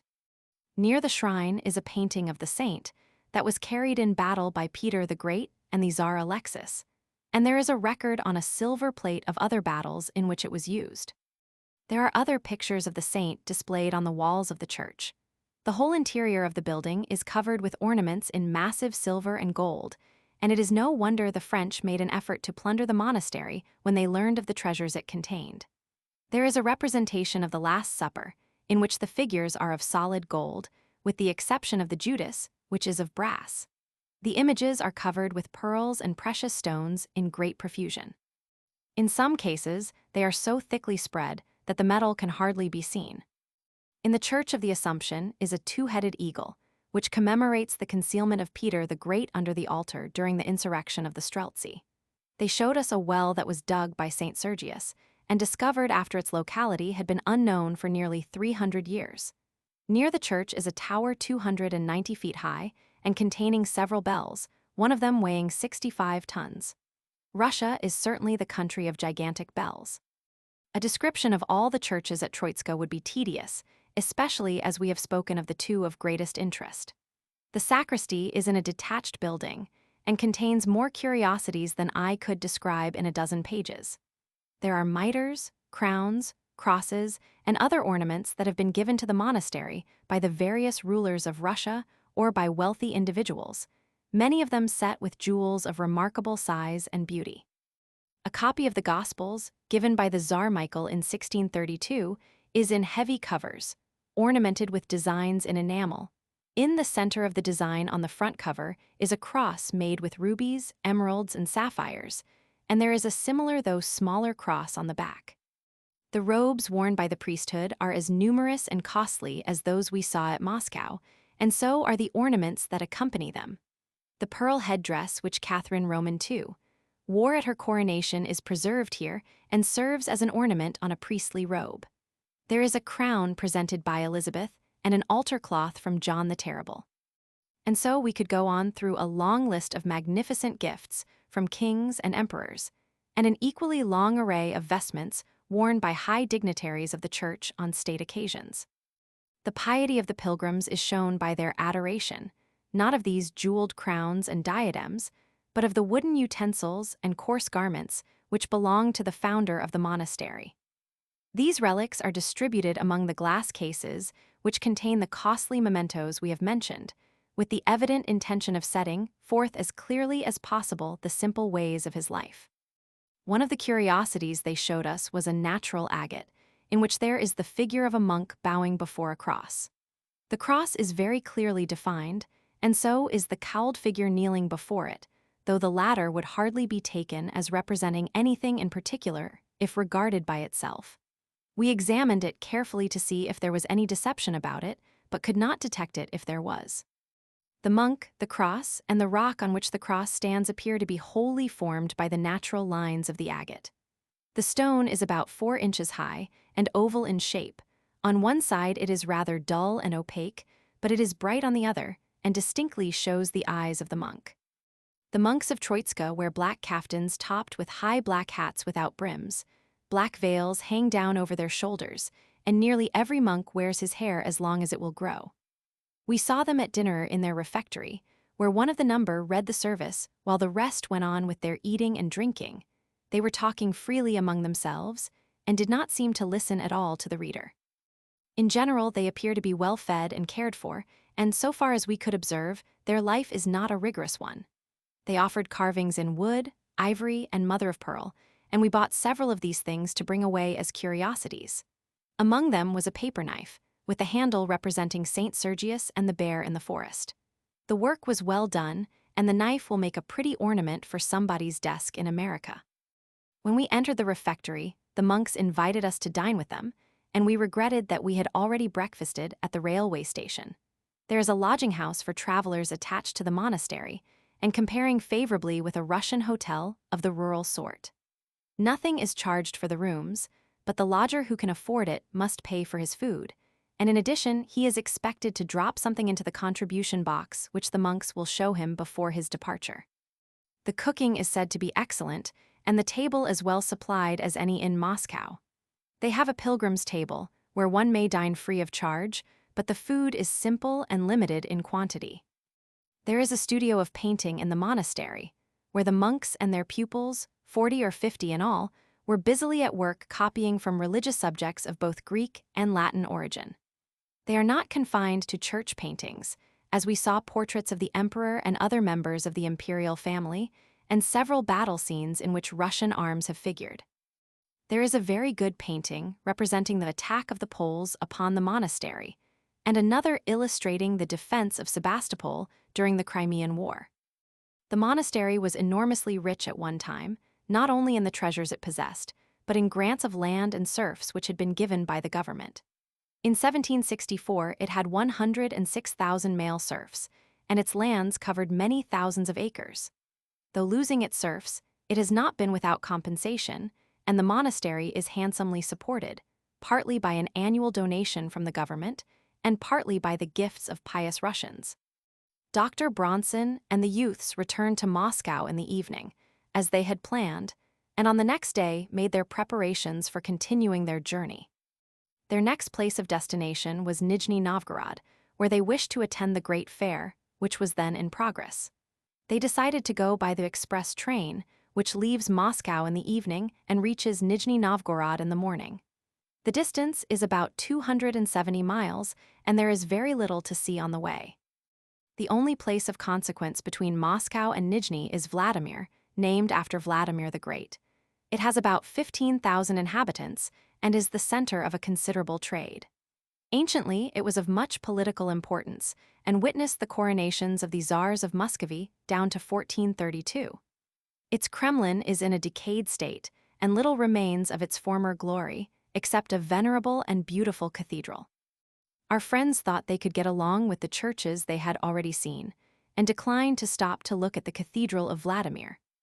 On arriving at Nizhny, they were met at the station by a commissioner from the Hôtel de la Poste, to which they had telegraphed for rooms. In the time of the fair, it is necessary to secure accommodations in advance if one is intending to remain more than a single day. Tourists who are in a hurry generally come from Moscow by the night train, spend the day at Nizhny, and return to Moscow the same evening. Thus, they have no use for a hotel, as they can take their meals at the railway station or in the restaurants on the fair grounds. "This is practically the last of the great fairs of Europe," said the doctor to his young companions as the train rolled out of Moscow. "Leipzig still maintains its 3 fairs every year, but they have greatly changed their character since the establishment of railways. They are more local than general, and one does not see people from all parts of Europe, as was the case 40 or 50 years ago. The fairs of France and Germany have dwindled to insignificance, and now the only really great fair where Europe and Asia meet is the one we are about to visit. Frank asked how long these fairs had been in existence. Fairs are of very ancient origin, the doctor replied. That of Leipzig can be distinctly traced for more than 600 years. The word fair comes from the Latin feria, meaning day of rest or holiday, and the fairs for the sale of goods were, and still are, generally connected with religious festivals. The Greeks and Romans had fairs before the Christian era. Fairs were established in France in the 5th century and in England in the 9th, and they were common in Germany about the beginning of the 11th century, when they were principally devoted to the sale of slaves. Coming down with a single bound to the Great Fair of Russia, we find that there was an annual gathering of merchants at Nizhny more than 500 years ago. Long before that time, there was a fair in Kazan, then under Tartar rule, but Russian merchants were prohibited from going there by order of John the Terrible. The fair of Nizhny was removed to Makarif, 70 miles down the river, in 1641, where it remained a long time. The monks of Makarif controlled the fair until 1751, when it passed into the hands of the government, and has remained there ever since. The fair at Makarif was held on low ground near the town. Owing to an inundation in 1816, the government restored the fair to Nizhny and decreed that it should be held annually between the 27th of July and the 22d of September. The ordinary population of Nizhny is about 40,000.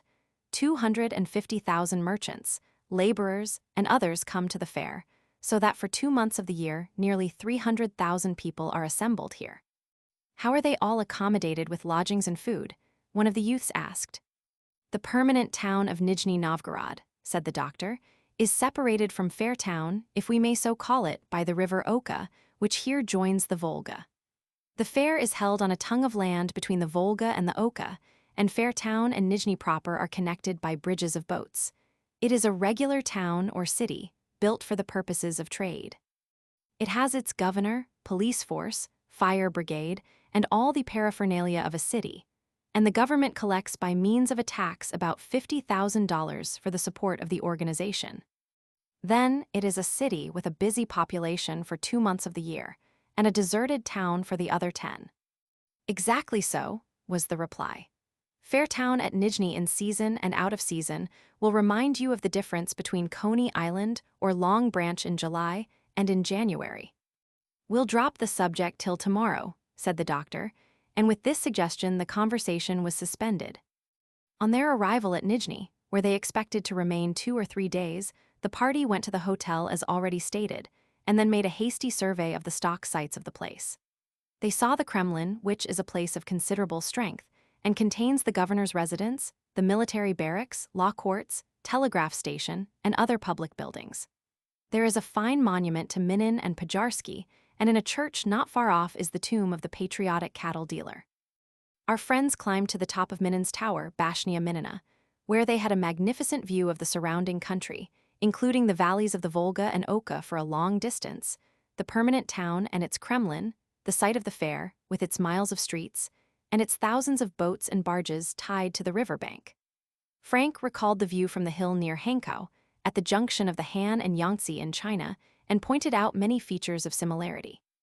Fred said he was reminded of the junction of the Ganges and Jumna at Allahabad, and an appeal to the doctor brought out a reference to the union of the Allegheny and Monongahela at Pittsburgh.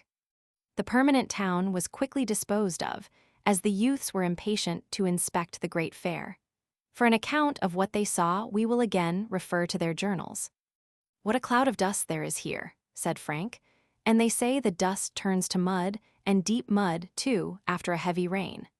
They make a pretense of watering the streets when the weather is dry, but the work is not very well done. And besides, the vast number of people walking about keeps the ground in very active occupation. Nearly all the houses are of brick or iron, and great care is taken to prevent fires. The lower stories of the houses are used for shops, and the upper for storage, or for the residence of those who have hired the buildings. The sewerage system is said to be excellent, the sewers being flushed several times daily by water pumped from the river. The governor's house is in the center of this fair town. Under it is a bazaar for the sale of goods from all parts of Europe and Asia, and we naturally took this house for the center of trade.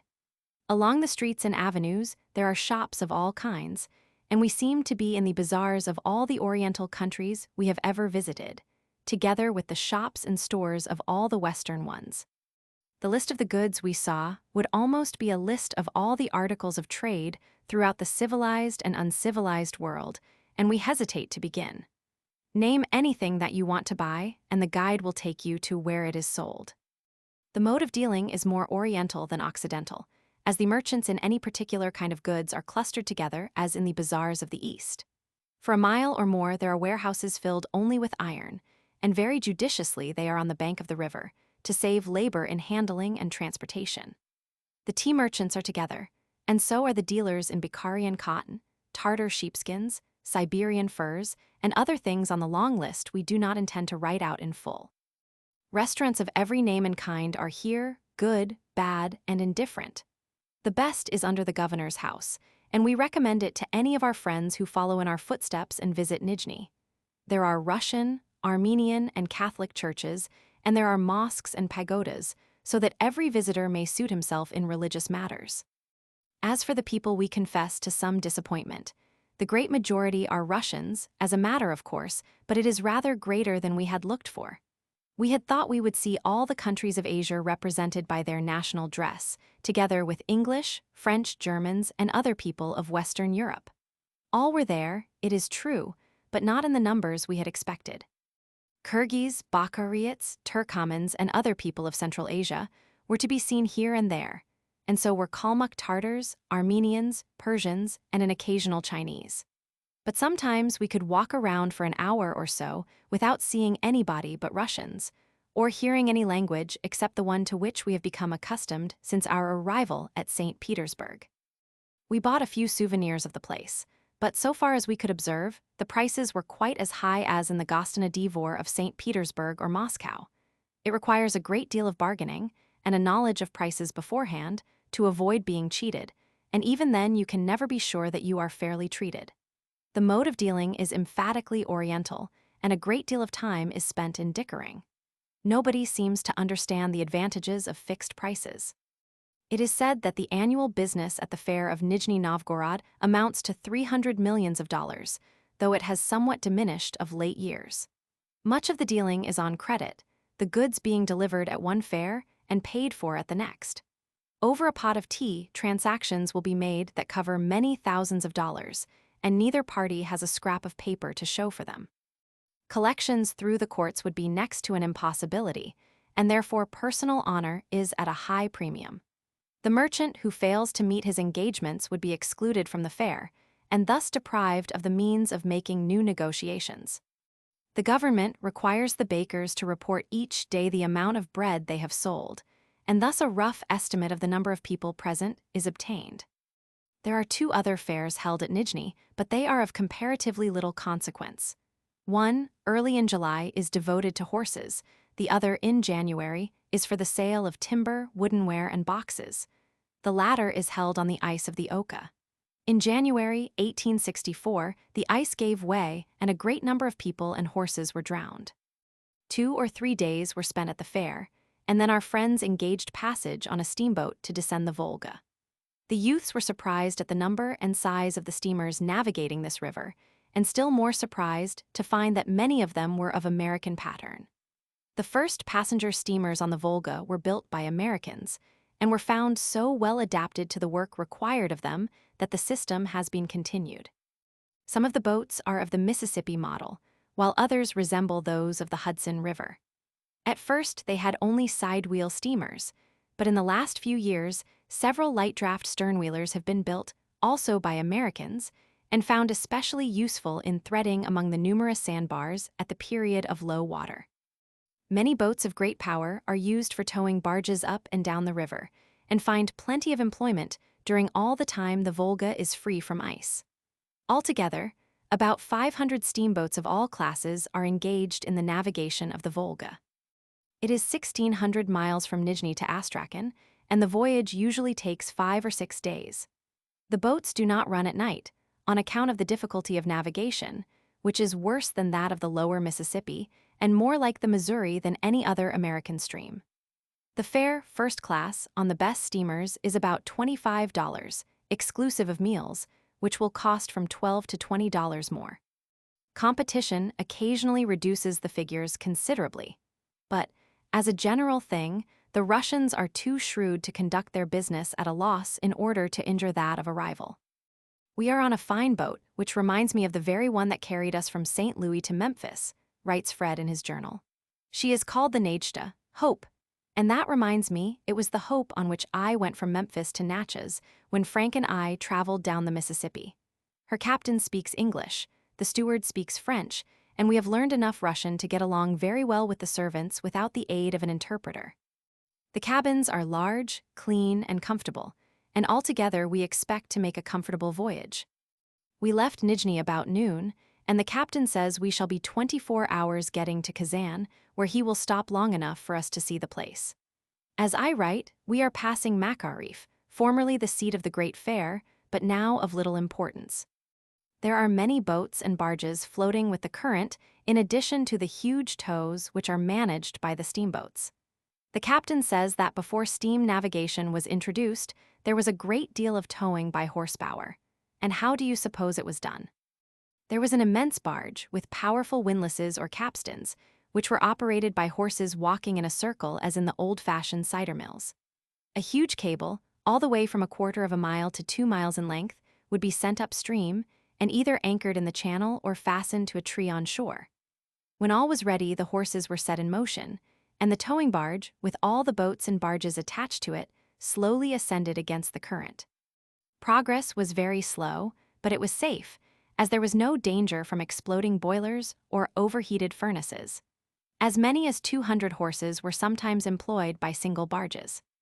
Our captain says that back from the river are many villages of Cheremess, a people of Tartar origin, who preserve many of their ancient customs. They are loyal subjects of the government, and in nearly all their cottages one will find the portraits of the emperor and empress. In accordance with their custom of veiling women, they hang a piece of thin gauze over the portrait of the empress. The summer road between Kazan and Nijni is on the south bank of the river. The winter road is on the ice and is marked with green boughs placed in a double row so that the road cannot be missed.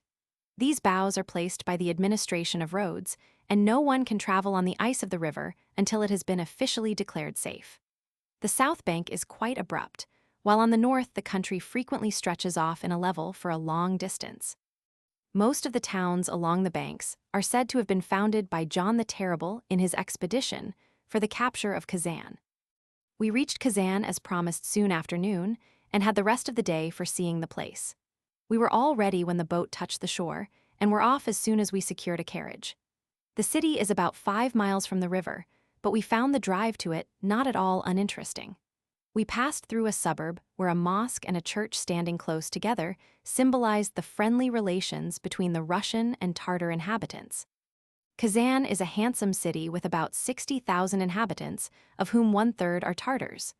We drove through the Tartar quarter and found it very much like the Russian, with the exception of the people in the streets and the signs on the shops. The buildings have the same general appearance and were probably built by Russian architects. John the Terrible destroyed a large part of the city soon after its capture. He leveled everything in the Kremlin, including the tombs of the Tartar kings, and since his day, the city has been swept by fire no less than 3 times. Consequently, there is very little of the ancient architecture. A portion of the Tartar wall of the Kremlin remains, and that is about all. Kazan is famous for its manufactures of leather, soap, candles, and other things, and there are said to be nearly 200 factories in and around the city. It is specially celebrated for its tanneries and annually turns out large quantities of Russia leather. We hadn't time to visit the University of Kazan, which has about 500 students and ranks first in the empire for instruction in Oriental languages and literature. It has Persian, Arabic, Chinese, and other Oriental professors, and we were told that a student might study any one of 26 languages within its walls. Of course, we could not neglect the cathedral, where is preserved a miraculous picture, which was found unscathed in the midst of the ashes after a great conflagration. On its head is a diamond crown, presented by Catherine Roman II. Near the town is a pyramidal monument in memory of those who fell during the siege and capture of the city. Just at dusk, we returned to the Wieliczka, where we found a substantial supper waiting for us, and made the acquaintance of a fellow countryman, Mr. Hegeman, who was to be our companion for the remainder of the voyage. He was familiar with Russia, having lived in the country nearly 20 years and traveled in all parts of it. He was well informed on every subject and gave us a great amount of valuable statistics and descriptions. We talked until quite late in the evening, and when he joined us at breakfast the next morning, the boat was steaming down the Volga and nearing the mouth of the Kama, where several passengers were to leave us. "They are going to Perm," said the captain of the Wieliczka, "and some of them are on the way to Siberia." We asked if this was the way to Siberia, and the captain explained that it was one of the routes. "Steamers ascend the Kama to Perm," said he, "and from Perm there is a railway to Ekaterinburg, which is on the Siberian side of the Ural Mountains. The line has been extended to Tumen, 300 miles farther, and ultimately it will be pushed on till it reaches Irkutsk, on the shores of Lake Baikal and close to the frontier of China." How we wished we could make the journey through Siberia, over the Ural Mountains, across the steppes, down the Amur, and out into the waters of the Pacific Ocean. What a magnificent tour, and what strange things to see on the way. Mr. Hegeman heard our wish and said he would tell us all about the trip across Siberia as soon as we were under way again. As the Wieliczka steamed down the Volga, he gave us an account, which we have tried to preserve as nearly as possible in his own words. Chapter 15. Avacha Bay in Kamchatka. Attack upon Petropavlovsk by the Allied fleet, dogs and dog-driving rapid traveling with a dog team, population and resources of Kamchatka, reindeer and their uses, the Amur River native tribes and curious customs tigers in Siberia, navigation of the Amur, overland traveling in Siberia, riding in a tarantass, a rough road and amusing mistake, from Stratensk to Nerchinsk, gold mining in Siberia. "My first visit to the Russian Empire," said Mr. Hegeman, "was made from San Francisco across the Pacific Ocean. I sailed out of the Golden Gate in the direction of Kamchatka, and after a voyage of 30 days, we sighted the summit of Avacha Mountain, a magnificent volcano that serves as a landmark to vessels approaching Avacha Bay. This bay is one of the finest I have ever seen. I do not think it surpassed by the famous bays of Naples or Rio Janeiro." Dr. Bronson nodded assent to Mr. Hegeman's opinion. He had been in Avacha Bay, which he briefly described to the youths while Mr. Hegeman was lighting a cigar. "It is about 10 miles across and nearly circular," said the doctor, "and its entrance from the ocean is nearly a mile in width. Avacha Mountain is directly in front of the entrance, so that a navigator entering the bay has little more to do than steer straight towards the volcano and keep his vessel midway between the two sides of the entrance. Around the bay there are 6 or 8 little harbors, completely landlocked. On one of these harbors is Petropavlovsk, port of St. Peter and St. Paul, the principal place of trade in Kamchatka. Once it had a population of 2,000 or 3,000. It was attacked by the Allied fleets in the Crimean War and suffered severely. After the war, the naval headquarters were removed to Nikolaevsk at the mouth of the Amur. There is an interesting bit of history connected with the attack upon Petropavlovsk," Mr. Hegeman remarked as the doctor paused. "In the autumn of 1854, a combined fleet of 6 English and French ships attacked Petropavlovsk and were twice beaten off by some land batteries and a Russian frigate moored in the harbor. Their commanders determined to make an assault by land with a strong force of sailors and marines. They attempted to take the town in the rear, but the Russian sharpshooters created a panic among them and drove the assailants over a steep bank about 200 feet high. The English admiral committed suicide in consequence of his disappointment, and the fleet sailed away. Next year, 17 ships came there together, as the Allies had determined to conquer the town at all hazards. The Russians abandoned the place and retired over the hills, but they left 500 or 600 dogs behind them. The Allied fleet remained at anchor for an entire day without venturing to land, as it was supposed that there must be a very large garrison to keep so many dogs.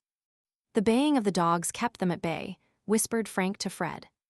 "Yes," replied the latter, "kept them anchored in the bay." There was only one man, an American merchant, in the place when the Allies landed. He remained to protect his own property and had the American flag above his establishment. The Allies burned all of the government buildings and stores, but did not injure anything else. Frank asked how they happened to have so many dogs in a small place like this. "Dogs are the beasts of burden of the country," was the reply, "and without them the people would have much difficulty in getting about. The dogs of Kamchatka are much like the Eskimo dogs in appearance, character, and qualities, and are employed for the same purposes. They draw sledges over the snow and ice in winter and are capable of great speed and endurance. With a light load, they can travel 50 miles a day for a week or more, and on some occasions they have been known to make a single trip of 100 miles and more without resting. They are harnessed in pairs with a leader, and a team consists of anywhere from 3 to 21 dogs. A great deal depends on the leader, and he is always chosen from among the most intelligent of the dogs. An ordinary dog is worth from $5 to $10, while a leader readily brings from $40 to $50. The best traveling I ever heard of with a dog team," continued Mr. Hegeman, "was when a courier was sent to carry to Petropavlovsk the announcement of the Crimean War. Without changing teams, he went from Bolcheresk to Petropavlovsk, 125 miles, in 23 hours. One of the youths asked what the dogs lived upon. "They live almost entirely upon fish," was the reply, "and they eat it in any condition, fresh, dried, or half-decayed. Salmon are very abundant in Kamchatka and the cheapest thing for feeding the dogs. One fish a day is the ordinary allowance for a dog, but while he is on a journey, he receives only half his usual ration. The natives all say that these animals travel better half-fed than when fully nourished, and many persons do not give them anything whatever for an entire day before they are to start on a journey." Many anecdotes about the dogs of Kamchatka were given, and Frank and Fred were so interested in the subject that they forgot to note down what was said. When questioned about it afterwards, Frank said he learned that it requires much experience to drive a dog team, that the man who is to drive must feed his own dogs and make them know he is their master, that they will run away whenever they have the opportunity, and they have a treacherous, thieving disposition. They are brave in large numbers, but always cowardly when alone. Epidemics among them are frequent, and sometimes whole tribes of natives are thus deprived of their dogs and unable to move about. "For further canine particulars," said Frank, "we refer you to the voyage of the Vivian to the North Pole and beyond." The youths who made that remarkable journey had considerable practical experience with dogs, and they personally visited Kamchatka on their way to the pole. "Kamchatka has about 7,000 inhabitants altogether," said Mr. Hegeman. 12 or 1,500 are Russians, and the rest belong to aboriginal tribes. They are chiefly engaged in hunting and fishing. There is very little agriculture in the country, as the climate is too cold to permit the cultivation of grain or garden vegetables. Kamchatka is chiefly useful for its fur products. 5,000 or 6,000 sables are killed there every year, and considerable numbers of ermine, foxes, and other fur-bearing animals.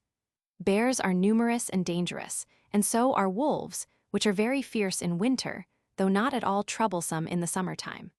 Earthquakes are not unfrequent in Kamchatka, but they do little damage and are looked upon more as amusements than anything else.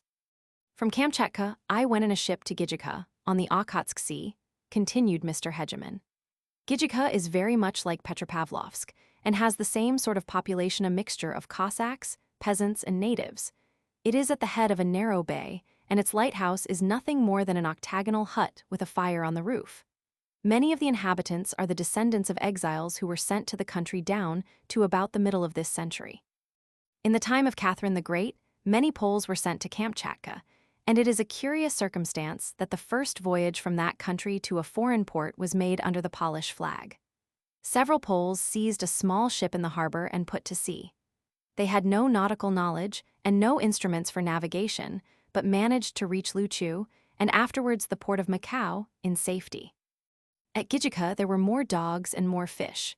I had my choice to go by land to the mouth of the Amur River or by sea. I chose the latter course. If I had gone by land, I should have divided my time between riding on reindeer, riding after dogs, or going on foot. Fred thought it would be very nice to ride on a reindeer, and earnestly wished he could try it. "I think a very short trial would satisfy you," replied Mr. Hegeman. "At any rate, it was enough for me. You have a saddle which is simply a pad without stirrups, and must maintain your balance by means of a stick that you rest on the ground as the animal walks. An inexperienced man falls off a dozen times an hour for the first few days, and even old travelers get a good many tumbles in the course of 24 hours. The saddle is directly over the shoulders of the beast, as it would break his back if placed where we ordinarily put the saddle on a horse. Consequently, you are shaken at every footstep, an excellent thing for a dyspeptic, but not agreeable to a man in good health. Between the Okhotsk Sea and the Arctic Ocean, the wealth of the country is in reindeer. Some natives own as many as 40,000 of these animals, and herds of 1,000 or more are not at all rare. The natives wander from place to place in search of pasturage. In summer, the deer eat the mosses and shrubbery that spring up all over the country, and in winter, they scrape away the snow to feed on the moss beneath it. The native uses the reindeer to ride upon or to draw his sledge. He eats the flesh of the animal and makes clothing and tent covering of his skin. In fact, he cannot get along without the reindeer any more than could the native of Newfoundland exist without the codfish. But I was willing to let the natives have a monopoly of the reindeer for riding purposes, and took passage in a ship for the Amur River. The Amur is the greatest river of Siberia and flows into the Pacific Ocean. It is navigable 2,300 miles from its mouth and receives several important streams from the south. In one part of its course, it makes a great bend to the south, where it flows through magnificent forests containing several trees peculiar to the tropics. The tiger roams up to the south bank of the river at this point, and the reindeer comes down to it on the north. Occasionally, the tiger crosses the river and feeds upon the reindeer, the only place in the world where these two animals come together naturally. "What a funny idea," exclaimed Frank, "to think of tigers in Siberia." "Tigers are found elsewhere in Siberia," continued their informant. "In the museum at Barnaul, in the Altai Mountains, I saw the skins of 2 large tigers that were killed in a Siberian farmyard not far from that place, where they had come to kill one of the farmer's oxen. Tiger hunting is a regular sport with the Russian officers in that part of Manchuria belonging to Siberia, and over a considerable part of the region bordering upon China and Persia. But to return to the Amur. I remained several days at Nikolaevsk, the capital of the maritime province of Siberia and a place of considerable importance.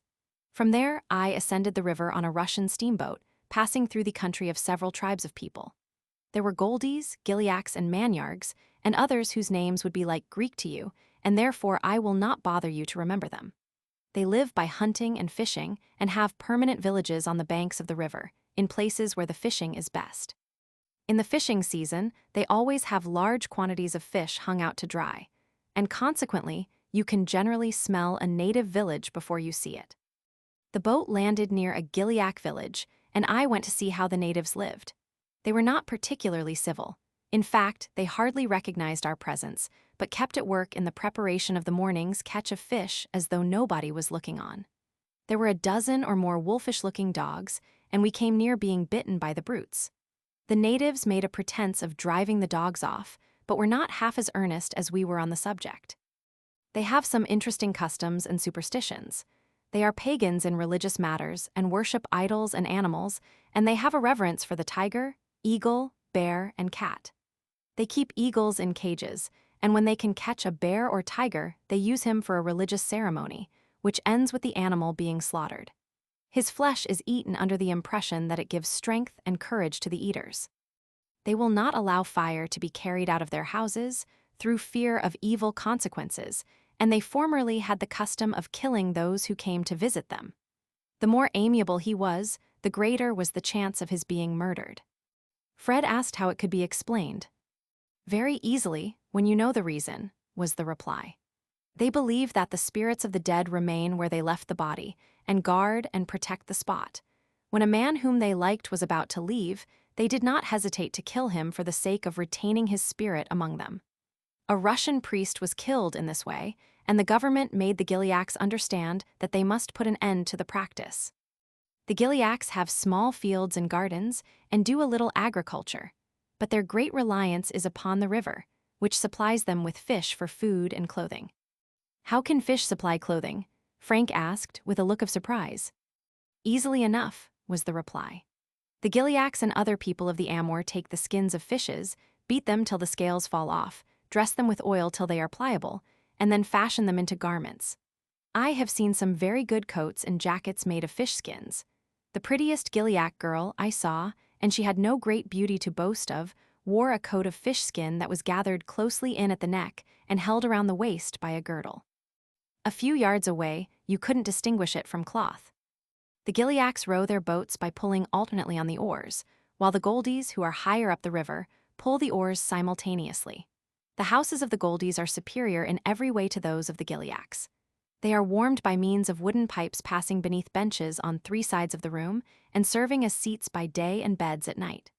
Like the Gileads, the Goldies live chiefly by fishing, but they give more attention to agriculture, and many of them have cows and horses. One day we passed a village where a large fleet of boats was engaged in fishing for salmon and sturgeon.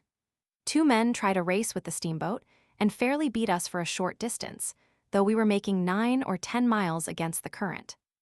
The Russians have established villages along the Amur at intervals of 20 or 30 miles, where the steamboats are supplied with wood. Some of these villages are close to the native ones, and the people live in perfect harmony. At one of our stopping places, I suggested that I would like to see the inside of a Goldie house, and the captain kindly accompanied me to the native village. Guided by a Russian peasant, we picked our way among the drying fish and reached the door. It was quite late in the evening, and all the people had gone to sleep. With some difficulty, we roused the owner of the place and persuaded him to admit us. Our guide carried a torch of birch bark, and as he held it aloft, the sight revealed to us was a strange one. 20 or 30 persons were asleep on the benches or huddled together to stare at the intruders. The captain explained that the Goldies keep their houses very warm and sleep with little clothing, and certainly it did not seem as if the whole party had bedding enough for 1/4 their number. There was a smoldering fire in the middle of the room, a large kettle, set in brickwork, was at one side, and the rafters were hung with nets and fishing implements. A vicious-looking dog stood growling in front of us, and needed only a word from his master to turn his growls into bites.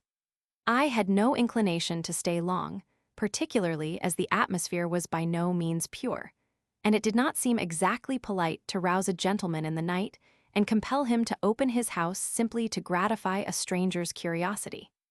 For 1,000 miles or more, the Amur forms the dividing line between Russia and China, the former country being on the northern bank and the latter on the southern. There is a Chinese town of some 20,000 inhabitants at one point, and smaller towns and villages both above and below it. The whole valley of the Amur was in the possession of the Chinese until 1853, when it was conquered by the Russians in a campaign that lasted less than 2 months, and was unaccompanied with loss of life. General Muraviv, then Governor-General of Eastern Siberia, organized an expedition and sent it down the river in boats. The Chinese were wholly unprepared for it, and the Russians had everything their own way. Then colonists were sent to form the villages I have mentioned, and Russia was so firmly established that she could not be disturbed. And now, as you have doubtless studied the geography of Asia, will you tell me how the Amur is formed? Certainly, answered Fred. It is formed by the rivers Argun and Shilka, just as the Ohio is formed by the Allegheny and Monongahela. The Argun comes in from the south, and the Shilka from the north. Genghis Khan was born in the valley of the Argun, and the armies that went to the Tartar conquest of Europe were originally mustered on the banks of that stream. The answer is correct, was the reply. The spot where the rivers unite is called Austrelka, arrow mouth, owing to the shape of the tongue of land between the streams. The scenery is interesting, as the banks of the Argun are steep, and the hills as far as one can see them are covered to their summits with dense forests. Our steamboat turned into the Shilka, and, after making a few unimportant landings, finished its voyage at Stratensk, 2,300 miles above Nikolaevsk. The river voyage was at an end, and from this point to St. Petersburg was a land journey of 5,000 miles. Horsepower was to be my mode of conveyance for more than 4,000 miles of prospect, by no means pleasant. It was about the middle of October when I arrived at Stratensk and bade farewell to river navigation in Siberia. By the advice of Russian friends, I planned to go to Irkutsk, the capital of eastern Siberia, before the snows fell, and there wait for the winter roads to become good enough for sledging. Irkutsk is about 1,400 miles from Stratensk, and there is a good wagon road, at least it is called good, in Siberia connecting the 2 points. The road makes a detour around the southern end of Lake Baikal, and quite a distance is saved by crossing the lake on a steamer. I was told that I might have to wait a day or two to connect with the steamer, as it is not very regular in its movements. I had made the acquaintance of a Russian officer while ascending the Amur, and long before reaching Stratensk, it was arranged that we would travel together to the first provincial capital, where I intended stopping a few days. There I hoped to find someone else who was going in my direction, and thus would have the advantages of the companionship of someone who knew the language, and also to share the expense. It costs no more for 2 persons than for 1, as the hire of horses and carriages is just the same, exactly as when you hire a cab in London or New York. From one end of Siberia to the other, there is a post road, with stations from 10 to 20 miles apart, and there are similar roads leading from the great route to the towns north and south. A traveler must have a padarajnia, or road pass, which he obtains from the chief of police at his starting point. He pays at the rate of half a cent a mile for this road pass, and it entitles him to the number of horses named in the document. For these horses, he pays a rate fixed by law, usually 2 cents a mile for each horse. Ordinarily, a traveler can get along comfortably with 2 horses, but if the roads are bad, 3 and sometimes more are necessary. Frank asked if the horses must be paid for at the time the padarajnia is taken. Not at all, was the reply. The money is paid at each station to the smatretel or station master. It is paid in advance or may be given to the driver at the end of the ride. A stranger must run a great risk of being cheated, said Fred. The station master could make the distance out much greater than it really is, and thus turn a dishonest penny very often. By no means can he do so, Mr. Hegeman answered, if the stranger is on his guard. At every station there is an official certificate framed and hung up, showing the distance to the next station in both directions. The most enterprising efforts of the smatretel to cheat the traveler can be frustrated by a study of this document. And now for the means of conveyance, continued Mr. Hegeman. Every station is required to keep a certain number of horses and drivers, and it must also have a stipulated number of wheeled carriages for summer and sledges for winter use. The wheeled carriage is called a teliga. It is a rough sort of a wagon on wooden springs and gives a great deal of jolting to the mile. A ride of 1,000 miles in a teliga may be guaranteed to cure a very bad case of dyspepsia or kill the patient, and in some cases it might do both. The horses are driven at a breakneck speed, and the traveler finds himself tossed from side to side till he is bruised like a rolled orange. The teliga is changed, along with the horses, at every station. The traveler and his baggage must be transferred, as the carriage and horses return to the station whence they came. It must be very disagreeable to make these changes, remarked one of the youths, especially at night or in a storm. It is, indeed, was the reply. And to obviate this, the Russians have a vehicle called a tarantass, which is larger, better made, and in every way more comfortable than the teliga. A traveler going on a long journey and able to afford the expense buys a tarantass at starting and sells it at the end of his ride. He thus avoids the necessity of changing at every station, and if he has a servant to attend to the payments and other matters, he can sleep through the night with comparative comfort. We started from Stratensk in a teliga, as we could not find a tarantass for sale or hire, and changed at the next station. Luckily for us, the smatretel had a tarantass, which we hired as far as Stratensk, about 60 miles from our starting point. It was old and somewhat rickety, but it was better than nothing at all, and we gladly engaged it. There are 3 classes of padarajnia for the Russian post roads.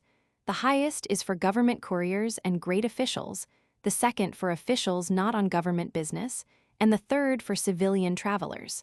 My companion had a courier's pass, while I had a padarajnia of the second class. Consequently, his was the best to use. A traveler with a courier's pass is never detained for want of horses, while others must take their chances. The second-class passport takes precedence over the third, and in a very summary way at times. Suppose Smith has a second-class padarajnia and Jones one of the third class. Smith reaches a station and finds Jones with a team ready to start. If there are no more horses, the station master detaches Jones's horses and gives them to Smith, Jones must wait until he can be supplied. It may be an hour, a day, or a week. 3 horses must always be kept ready for couriers, and the changes made very quickly. If all the horses belonging to a station are out when a lower-class traveler arrives, he must wait till a team returns and has rested. If he is willing to pay something extra rather than wait, he can be accommodated. The smattrettel will obtain horses from the villagers at whatever advance on the regular price that he thinks the traveler will stand. Here is where the station master has a chance to make something, and he usually makes it. The horses are small and shaggy, but they are capable of great speed and endurance. They are never blanketed, even in the coldest weather, and their hair is thick and soft like the fur of a fox.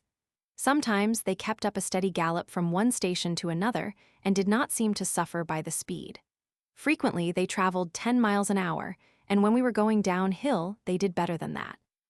The way to go from one hill to another is to dash down the slope and across the level at full gallop, and thus obtain an impetus for mounting the next.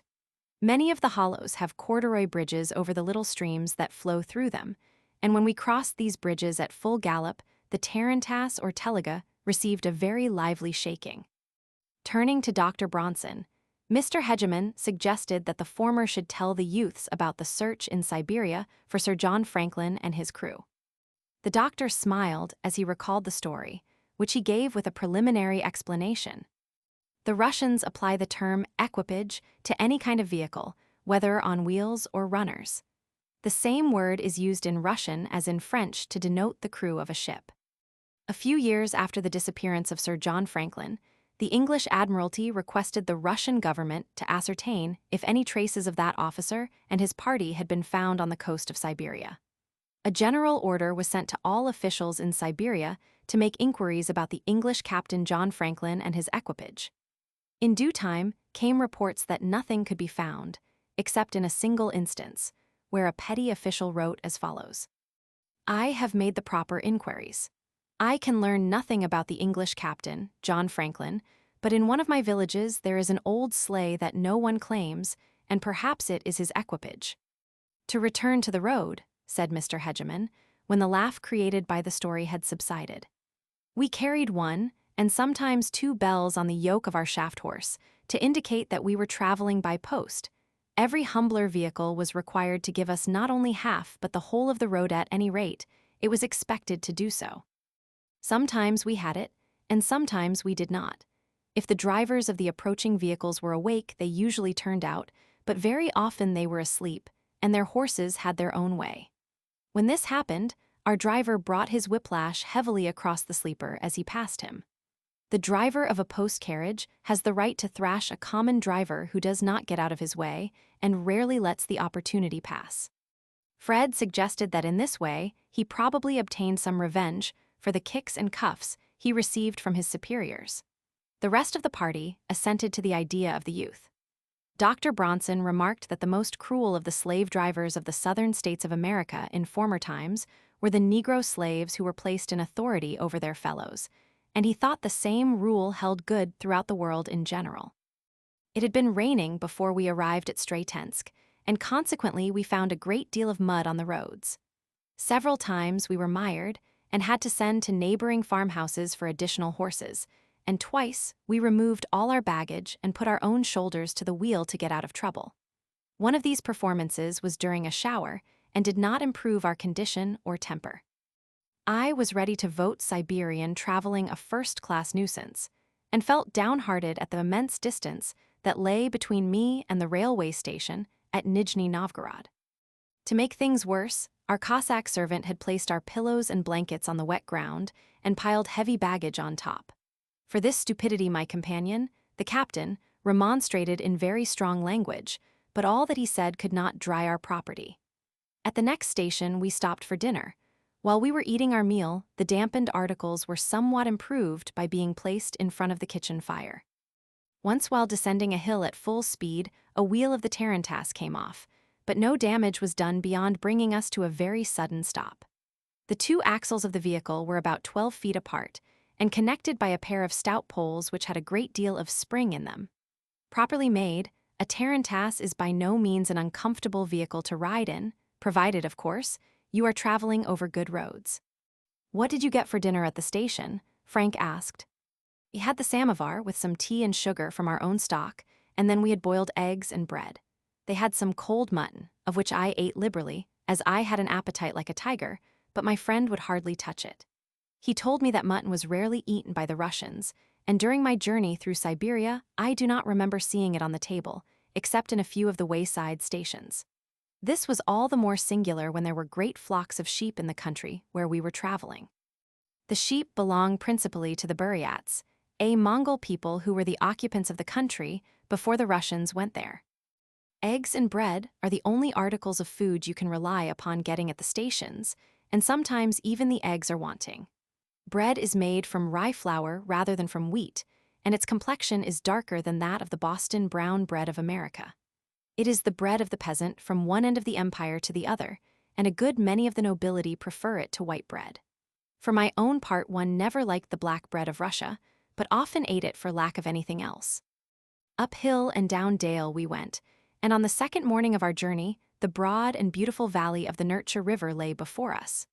2 or 3 miles above the point where the Nercha joins the Shilka lies the town of Nerchinsk, a well-built place with 5,000 or 6,000 inhabitants. It has an air of wealth and solidity, and large fortunes have been made there by men interested in gold mining. We entered the town through an arched gateway and drove to the house of a rich gold miner with whom my friend was well acquainted.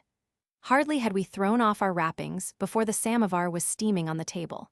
We were urged to stay to dinner, and, much to my satisfaction, the invitation was accepted by my companion. "Haven't I read about Nerchinsk as a place of exile?" said one of the youths. "Quite likely you have," was the answer. "Nerchinsk and its gold mines have a prominent place in the history of Siberian exile. Would you like to hear about it?" "Of course we would," the youths eagerly responded. It was agreed that the journey through Siberia should be suspended until the new subject was disposed of.